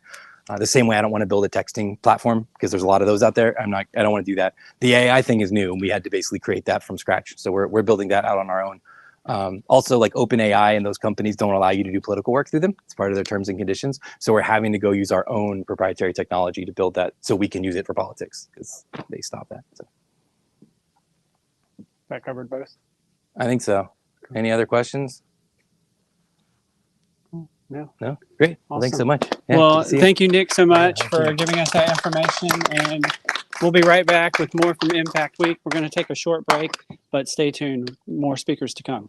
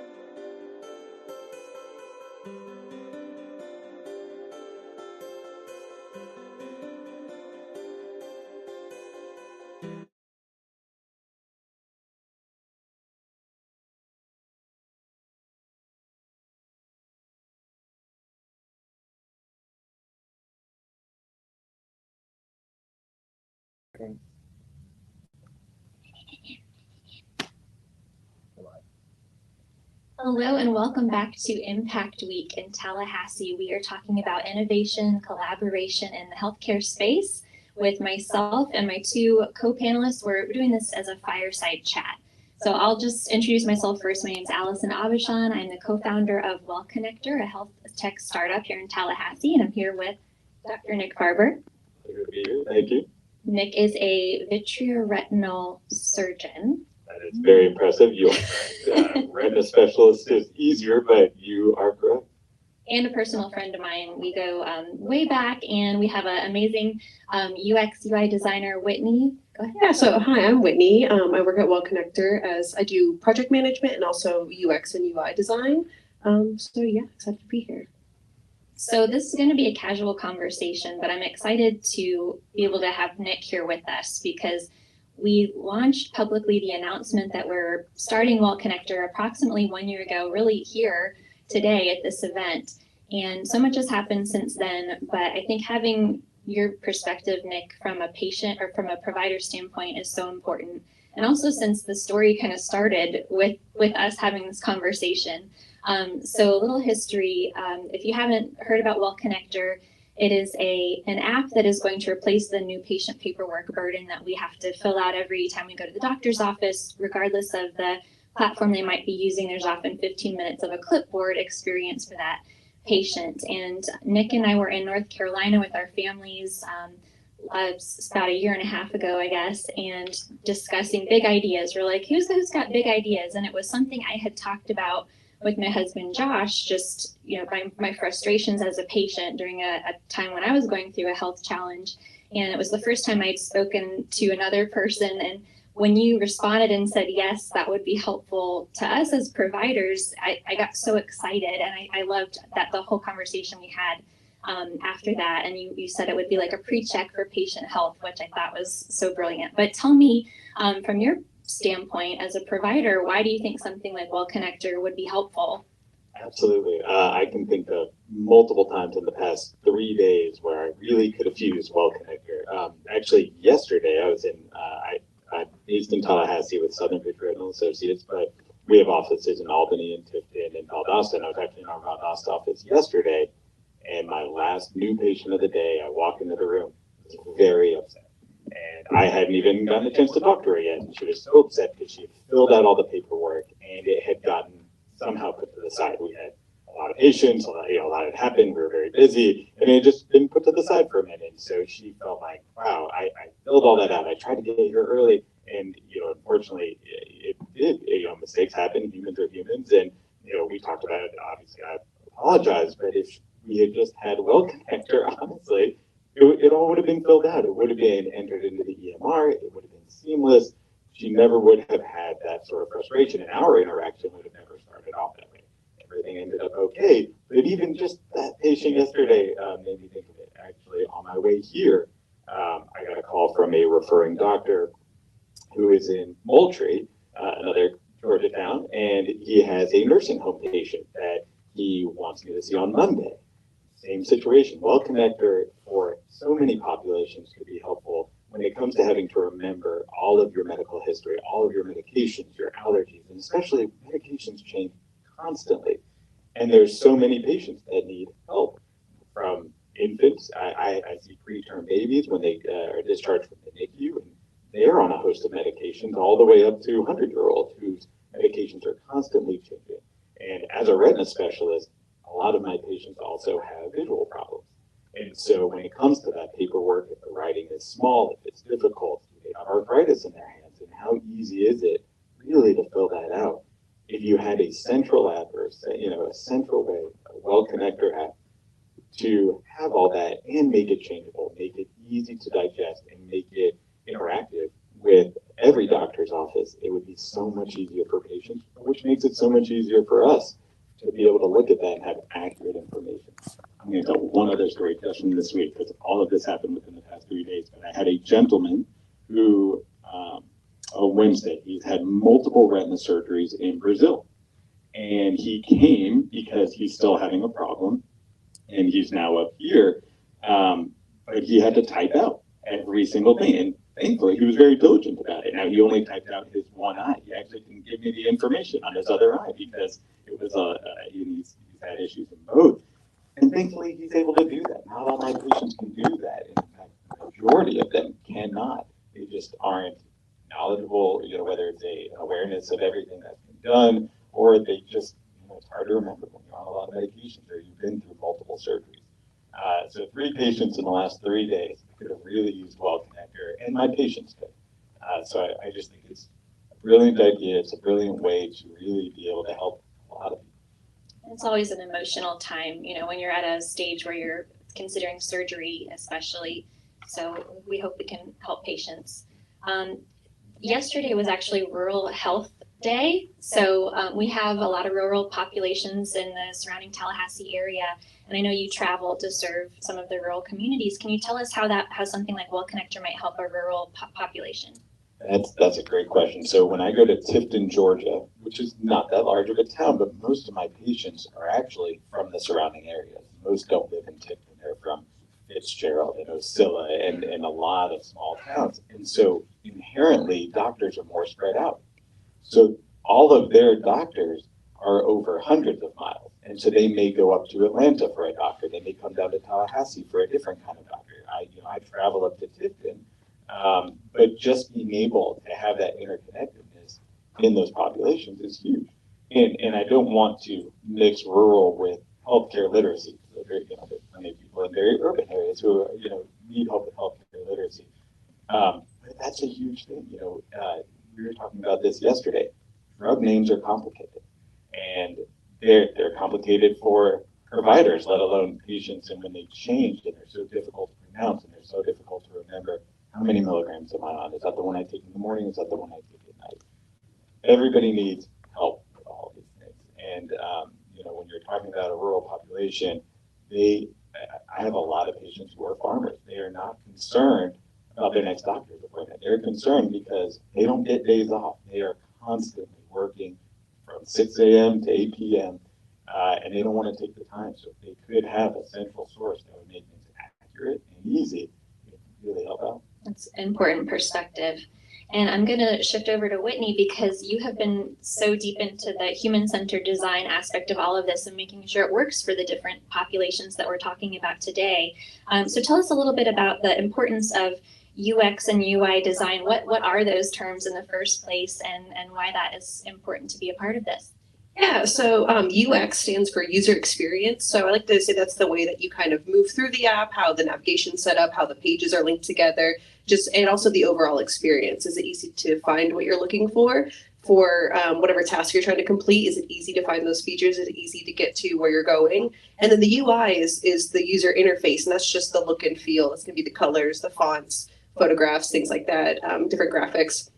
But they're both very important. The UX is going to be really important because this is an app that's going to be the audience we're looking to is wide. It's huge. Everyone's a patient, so we're going to have to make it useful for people who are used to using apps, are tech natives, and then we're going to have to make it for people who they're really averse to downloading apps and maybe don't even want a smartphone, or maybe they share a smartphone. So what does that look like?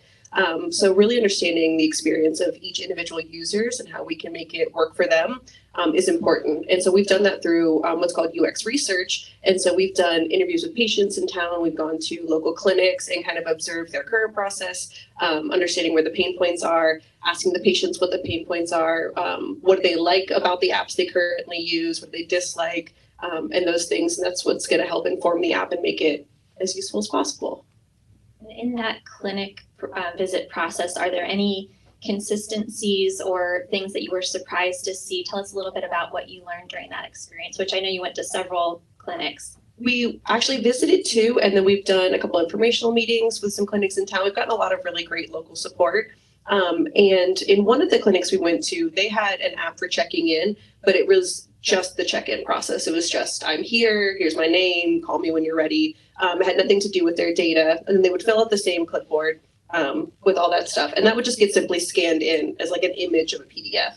And you actually look and it would be this like very tiny font, like list of PDFs, which didn't feel intuitive. There was no way to like aggregate data. There was no way to understand really what you're looking at unless you know what day you need to find that information, what day they filled it out. So it was really antiquated, honestly. Like I thought it was going to be a little bit more high tech, a little bit more, you know, and even the paper, the forms they were filling out were Xeroxes of Xeroxes of Xeroxes. They were, I'm sure you've seen that they're crooked, they're faded.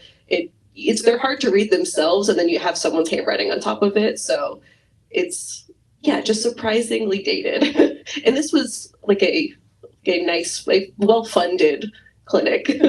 I'd love your thoughts on that because we've talked a little bit about risk reduction and how this could help with that, because in certain situations there might just be paperwork laying around.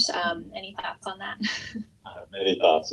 It's actually fascinating how the medical industry is still using fax machines. And we are. It's almost embarrassing, but we are. I just had to fax some paperwork over and I was like, I don't even know how to fax. And that's across medicine in this country because it's a HIPAA compliant way to do it. And so we're all stuck in that. And it's so hard to move everybody past that. And so now, you know, once EMR, electronic medical records, were mandated, but they don't talk well to each other. And the different companies don't interface. I mean, you know, Microsoft isn't, they're not going to interface, not that Microsoft is in the EMR business. But does it make them money to work with others? So. That's the best way to say it. And so having an app that can work with others, that can be HIPAA compliant, is massive. Sorry, I was so focused on the facts, just thinking about those forms, because it's a constant issue. When you're reliant on handwriting, which mine is not the best, but I can type really well. But when you're reliant on Xerox forms, when you're reliant on fax machines, all because you are constrained by HIPAA regulations, and you know, it just gets left behind. And so, yeah, I mean, having something that could be easily readable, and I mean, going back to medical, you know, terminology, it's just not easy. You were able to say vitreoretinal surgery. Almost none of my patients can say vitreoretinal surgery because it's hard. And so when they ask me, well, what surgery are you doing on me? And I can tell you that it's a pars plana vitrectomy with a membrane peel and some endolaser, but like that doesn't make any sense to anyone, and you're not going to remember that. So the app can remember that. That's the beauty and the real utility of it. Emergency situations when that's the time is of the essence. No, absolutely. You know, I mean, people have medical bracelets, right? You have diabetic medical bracelets so that everybody knows if I'm in a medical emergency, my blood sugar could be low or something like that. You know, having an accessible app, you know, if you go to the ER, I would venture to guess my colleagues would love to be able to have all of your information. Are you on a blood thinner? Are you know, if somebody has an unwitnessed fall, that's really important information. Allergies, medications, past history. Absolutely. Were you going to add something? I was just, when you were talking about the medications, it made me think about the fact that with technology, there's so many options to make that easier. So there are medical libraries, and they, you know, you can have another scanner that can just scan the back of their bottle, and it'll pull up the exact name. Because a lot of times people are on generics when they say like, oh, I'm on this one, but they're actually on a generic version, which is a different formula. That's important to know. So that's another way that technology is going to help with this. Absolutely. The three of the most common medications I use, my patients probably can't pronounce them. Bevacizumab, ranibizumab, aflibercept are just not that easy. and you know, those are the generics. So remember like the commercial name though, usually. So they do. That's the new one. Yeah, they do remember. But and they come in, hey, can I be on this? But they don't even know that they're already on it. I have multiple patients say, hey, can I switch to that that injection? I said, we've been doing that for 2 months because they just don't know. That's an exciting feature. I'm excited about that part. I just wanted to give a shout out to Rubos. They're our development partner, and they are such a great fit for this project given their health tech background and HIPAA compliance and, you know, all of the things that they've experienced working with departments of health and other, you know, health related topics. So I'm excited that when they said yes to wanting to work together and getting to work with people like Whitney is such a pleasure. So I did want to touch on the EMRs a little bit. You mentioned it's the electronic medical record. There's also EHRs.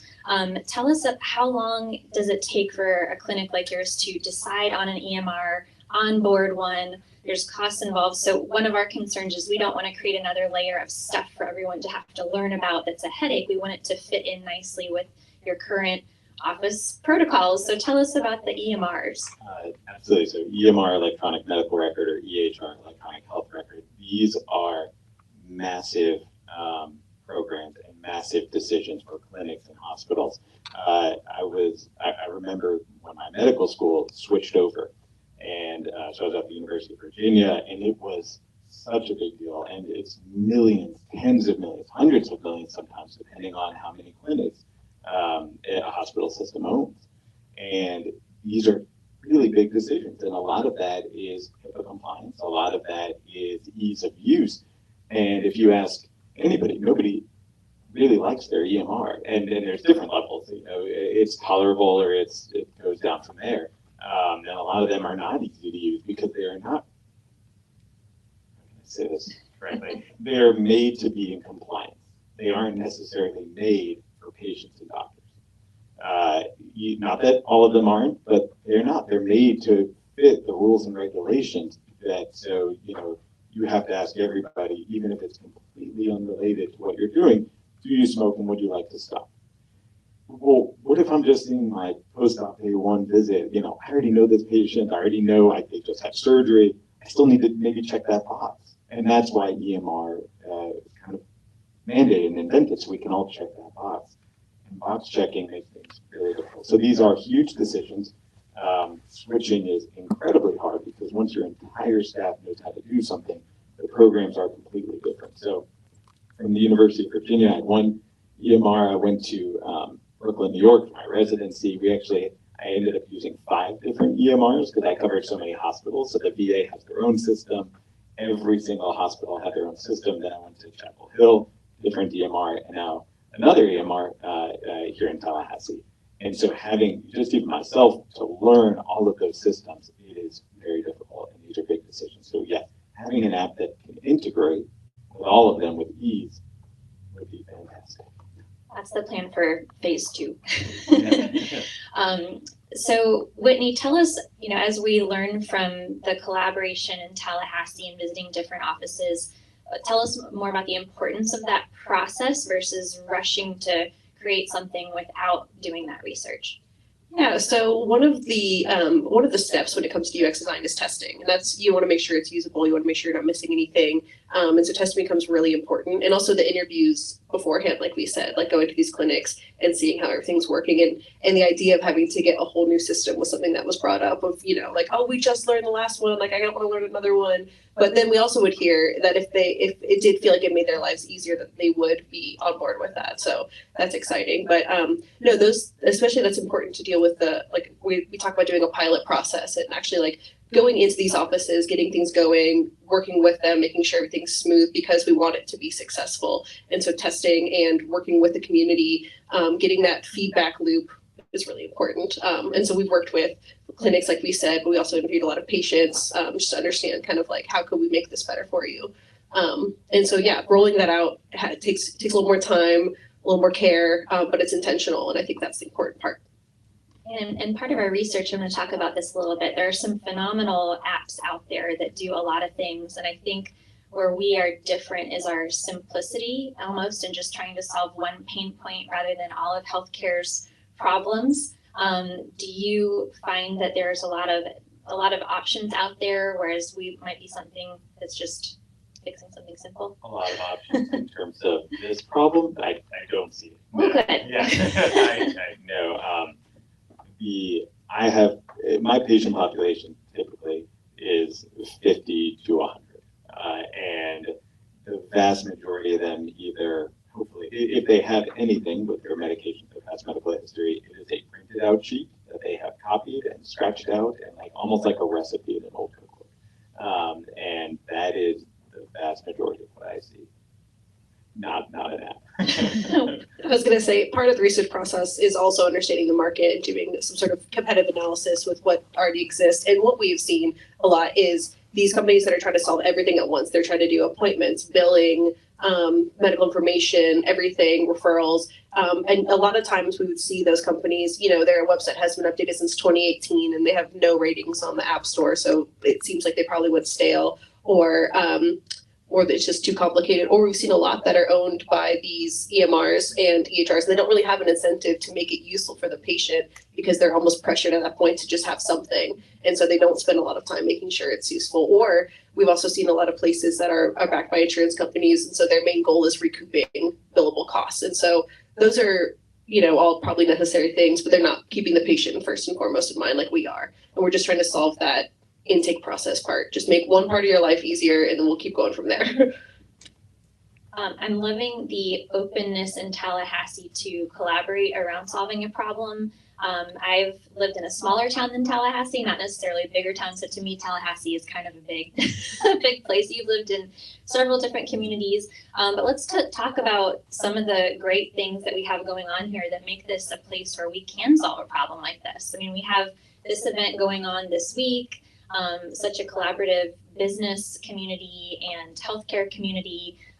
Just talk about that from your experiences living in other places.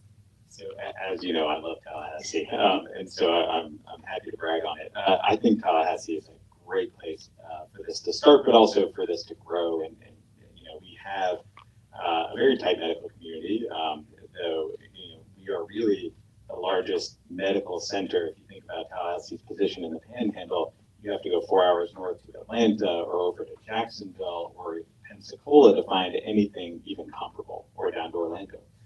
And so it's a really wide catchment area of patients. Tallahassee takes care of a lot of people that don't reside in Tallahassee.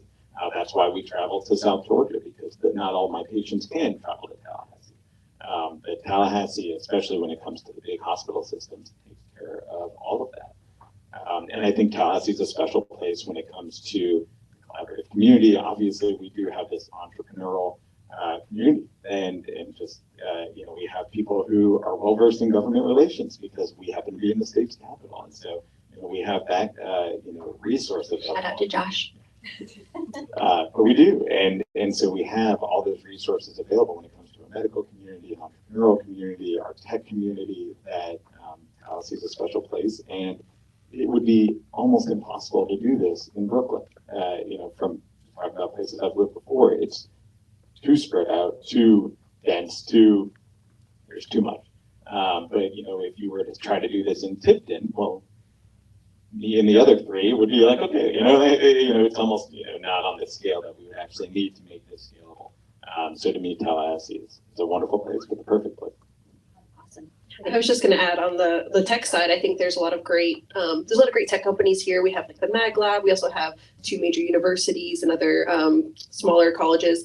So there's a lot of great talent here as well. And it is a place where I wouldn't call it a small pond, but you can kind of feel like a big fish. And it is small enough that you can make all these connections and network and really support each other. I think about things like Launch Tally and Taltech and events like this that really, you tend to see a lot of the same people, but that's not a bad thing. We're all there to support each other and back each other's events and things. Give a couple more shout outs to Domi Station, all the resources there, Jim Moran Institute, like you said, our universities, just the Tallahassee Chamber. It's just been an eye-opening year for me as I'm a business owner, communications business owner myself, but just tapping into this world that Rubos has helped me enter. It's incredible, the resources we have here, and had to be a part of it. I got a few more questions on here. Let's see. What are you guys most excited about with Well Connector? Like what would be the thing that you're most thrilled to be able to benefit from?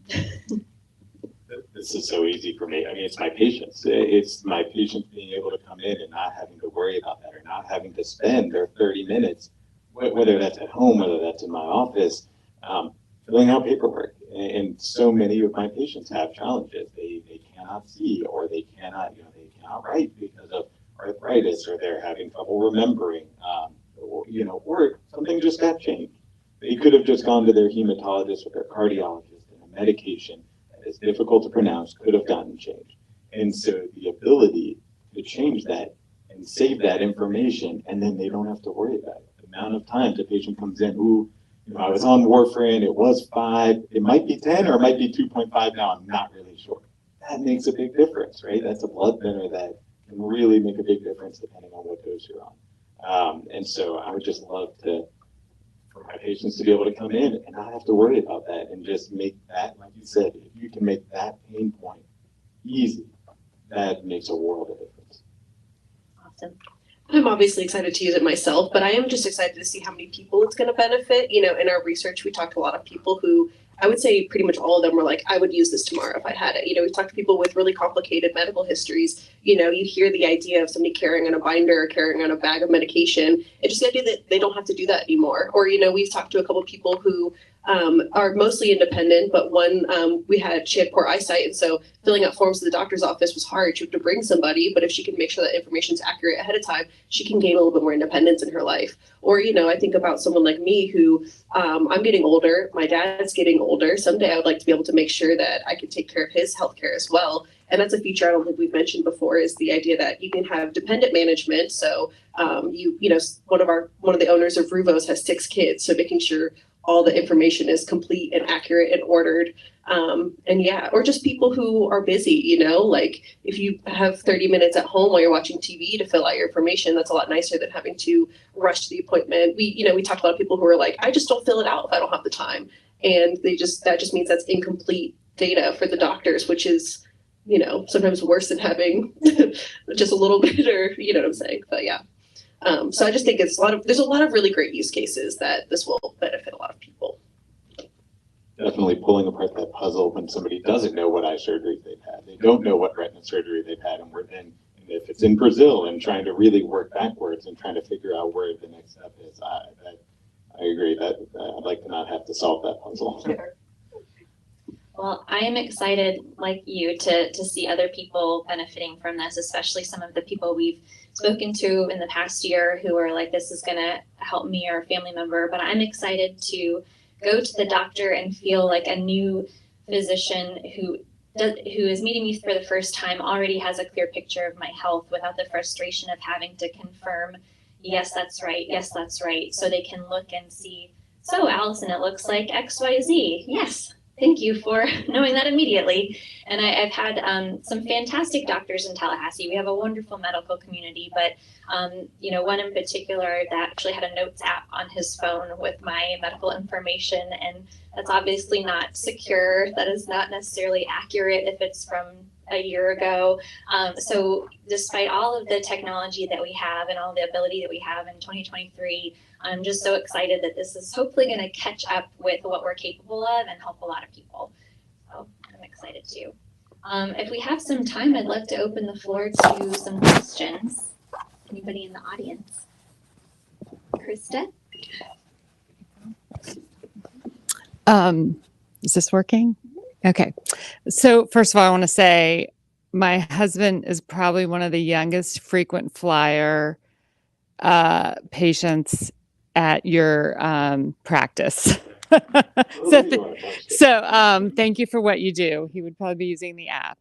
But also, I think I missed something. So I'm interested to know. So you guys are talking about taking care of the patients, which I love, because I have 2 kids, and I'll tell you, especially when they're infants or toddlers, like completing the paperwork when you're there is like the worst ever. And I have doctors with the copies and with the, you know, teeny tiny boxes of, you know, everything you have to fill out. So I love what you're doing. But what I'm missing is you're talking about the intake process, which I am all for. But how does that then communicate and collaborate with other complementary doctors? So like vitreoretinal, did I say that right? You did. Okay. You know, it's taken me several years.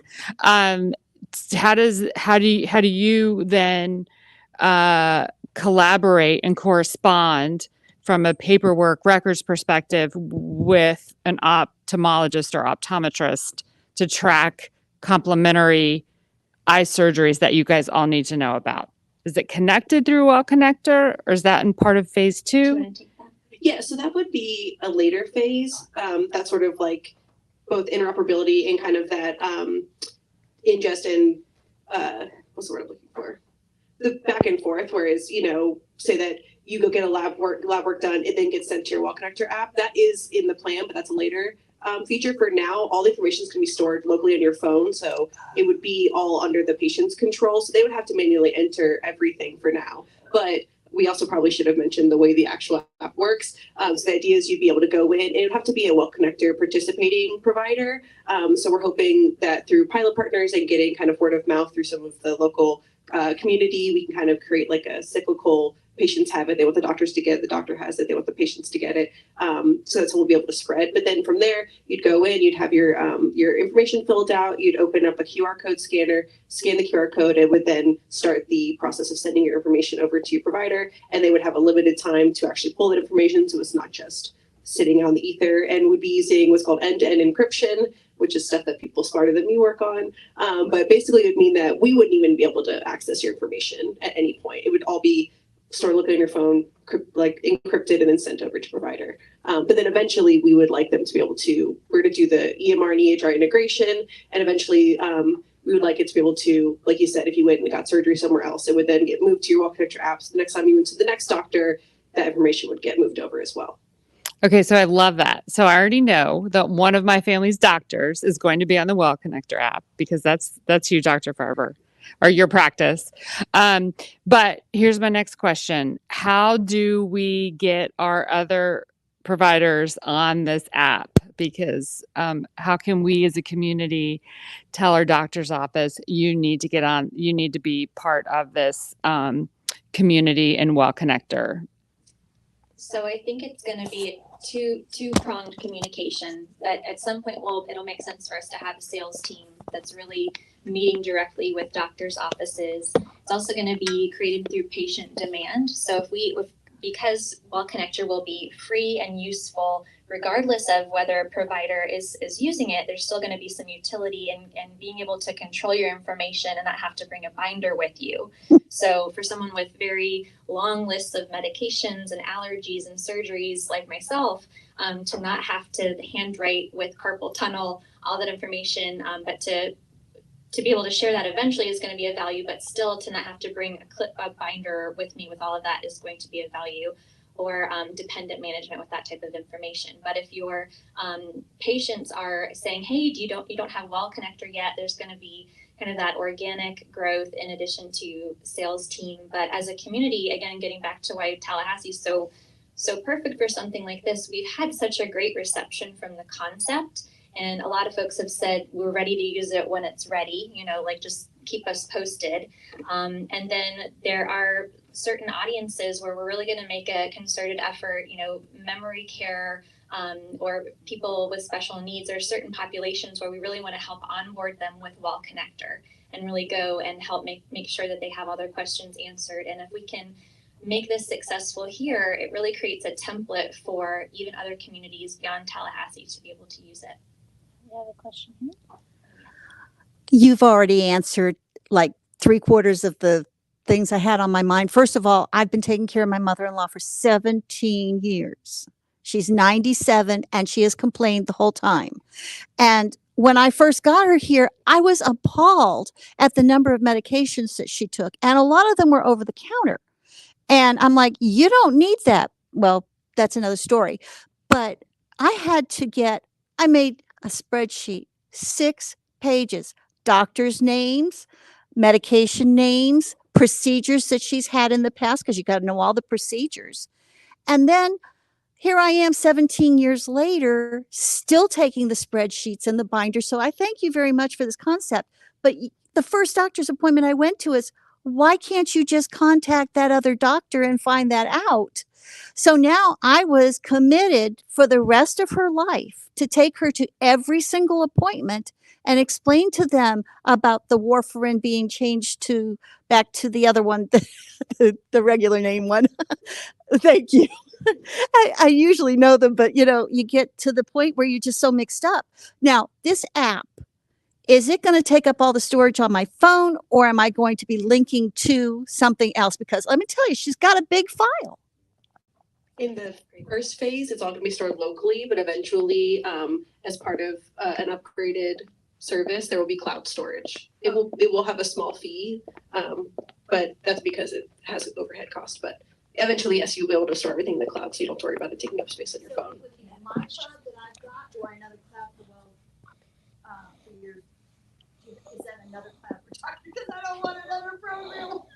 It would not be a program on your phone. The cloud is like the idea of storing that it's all above my head. It would have to be a HIPAA compliant cloud, so that would be, That's where Rubos is very well versed. They deal with this kind of storage that's secure and HIPAA compliant. I have another question here. It's a question, but it's also contribution for the populations. We do have a large percentage of students, and most of our students do come from different states, and we do have international students.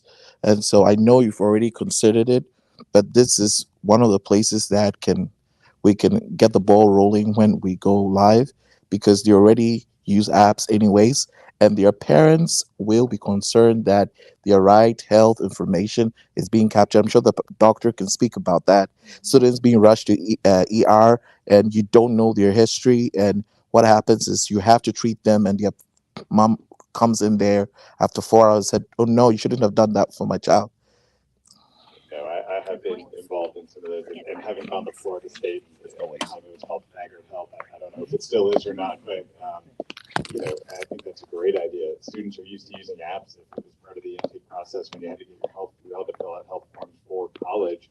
That makes a lot of sense as an intake point to have that. And I have, unfortunately, but obviously, taking care of students from university, high schools, everything when they do get rushed to the with an eye issue or trauma.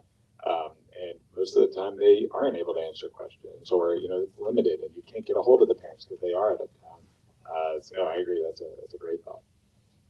We also talked to a few people who were recent graduates. They weren't students, but they also talked about the fact that they don't even know how to find a doctor now that they're on their own. They live in a new city. They've always had their appointments set up by their parents. They've always had that information filled out by their parents. So being able to, while they're home for spring break or winter break, sit down, fill out information with them, make sure it's all accurate, and then they just have it ready so they feel a little more independent, a little more secure, could be helpful. Okay, so I don't know. Yeah, it's working. Okay. So actually, it's interesting because I used to have an application called Health Vault from Microsoft. Started in 2007, got closed in 2019. I'm wondering if within your research, you guys understand why that failed. Because I mean, Microsoft, come on, right? If they had all the millions and they were not able to pull through, what are you guys that are doing different so that you don't go the same route? They didn't have Tallahassee. I think part of it is also nice, timing.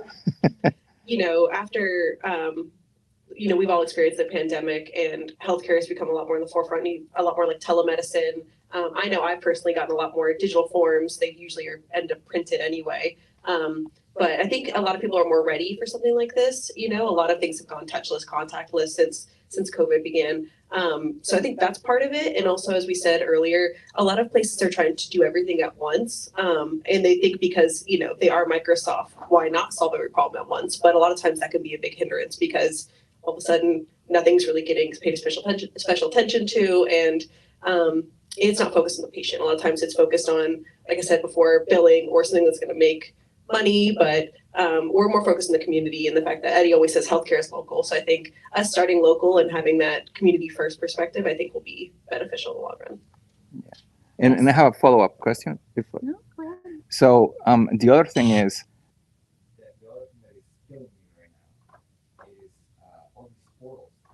every single doctor has a different portal, right? So it would be so cool, not only if I could, because I have the same spreadsheet. I'm $1.50, so I have this getting longer spreadsheet with all my medical history. And it would be cool to have, okay, so I had an operation put in 2005, and this was the doctor, right? And this was the name of the operation because I keep forgetting the name. But then, not only my information of my past, but my information of my future. It's like I have an appointment with this doctor this day. I'm gonna have to start taking this medicine at this point. I have to stop at this point, right? So I don't know if you guys have thought about it, but if it's patient-centric, let me tell you that the other pain is like 10 different portals. can't speak to the technical side, but portals are as I'm aware, I've been told, they're actually mandated by the same law that mandates that everybody be on an EMR now. You're not allowed to do paper charting, or you actually get penalized. And so those portals are proprietary, right? So Epic's going to have their own, and every I don't need to give Epic a separate shout out, but every EMR is going to have their own. And like we talked about, they're made to not interact with each other, right? It's just like if you buy an Apple product, it's not going to charge a Dell product, and it's not going to, and so they're not made to interact. I want to clarify. Okay. I don't want it to interact. I don't care. I want Mint for my healthcare, right? So all my accounts, everything that comes to me, right? So I don't have to go to my Citibank, to my Capital One, and my Chase. I can see all An integrated platform. in a single spot. So I want to see all my appointments, all my doctors, all my medicine, right, on a single spot. This is version 3, right? Yeah, I was gonna say. If I need to connect all those things once, then I'm done. I see Eddie's gears turning. No. So, I think that's where we're headed, right? And when you mentioned healthcare look, I think everyone realized during COVID that it doesn't matter what the presidents say, it doesn't matter what the at the end of the day, you're going to go to your doctor down the street, or a few exits away in the highway, and healthcare ultimately is local. For us, it was fascinating when our friends, the Aubuchons, and of course Nick, came to us and to talk about this opportunity. For Rugos, who celebrates 20 years next year, the stuff that we do, we've always wanted to do work with doctors' offices. We do work with the CDC, we do work with the state of Florida, but there was always an issue, because if I go to Dr. Farber and I start talking to him about interoperability and HL7 and CISSP and this, and then he may say, hey, it's way too much. So we were always looking for an opportunity to kind of get in the door. And what's that one solution? What's that one thing that we can get involved in, which we know we all experience, which is the TSA pre-check problem, which is that paper process. So for us as Rugos, it's an honor to work with the Well Connector team to be able to bring our security confidentiality. Ma'am, I have all of your data right now, and I have all of your mother's data, right, and all of the COVID data, and it's secure, not a problem. But we're bringing that experience and that technology to the Well Connector platform. For us, getting in the door, reducing that paper process, having these consolidated Mint type applications, which in the financial services industry, this has been around for 25 years. Started off out of Brazil, started off out of Colombia. We have all these consolidated systems for credit cards and banks. We're going to bring that. So for us, the phase 2 of phase 3 is that data exchange. Maybe even one day not having a portal at all. So for us, we felt for the community and for the doctor's office, even for the patients, we needed an excuse to bring everyone together. And then I'll end with, they mentioned the focus groups. Well Connector has been a great excuse to kind of bring people together. We had a launch last year where we had, I think, 12 physicians in one room. When the heck do you ever get 12 physicians in one room? On an afternoon, we had folks there in scrubs. It was a great thing, and we had all types of folks at Bond Community Health involved, other doctors' offices involved. So it's been a great excuse to bring people together, share our story, which I think we've done an amazing job.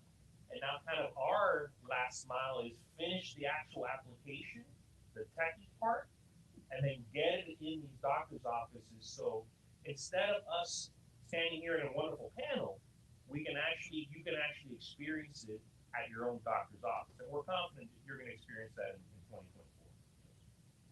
2024. I love the word collaboration being thrown around here because it is so important for what we're trying to do. And to your question about, why maybe this is something that could be successful now, think about how much our phones have changed since 2007 and what they're capable of. So it feels like the QR code is having the year of its life. Everything is just changed so much and advances so quickly. And I think this is the time, and there have been efforts in Tallahassee to address this problem. Similarly, Big Bend Rio, I don't remember what year that was attempted here in Tallahassee. 2009. But there are members of our community who have come together to try to address this before, and they've been very supportive and helpful in the conversations around Well Connector to say, here are some lessons learned, or here are some things you all need to think about, which we're so grateful for, because again, collaboration, healthcare is local. If we're going to do this, Tallahassee is the place to get this done. So are we good on time?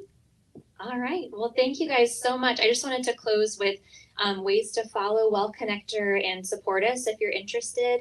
You can always go to wellconnector.com, follow us on social media. We are at Well Connector on all of the social media platforms, and we are in providing some opportunities for early stage investment for those who want to inquire about that as well. So thank you all so much for the chance to talk about this. Dr. Farber, Whitney, you guys are awesome. Thank you guys so much. Thank you, everyone.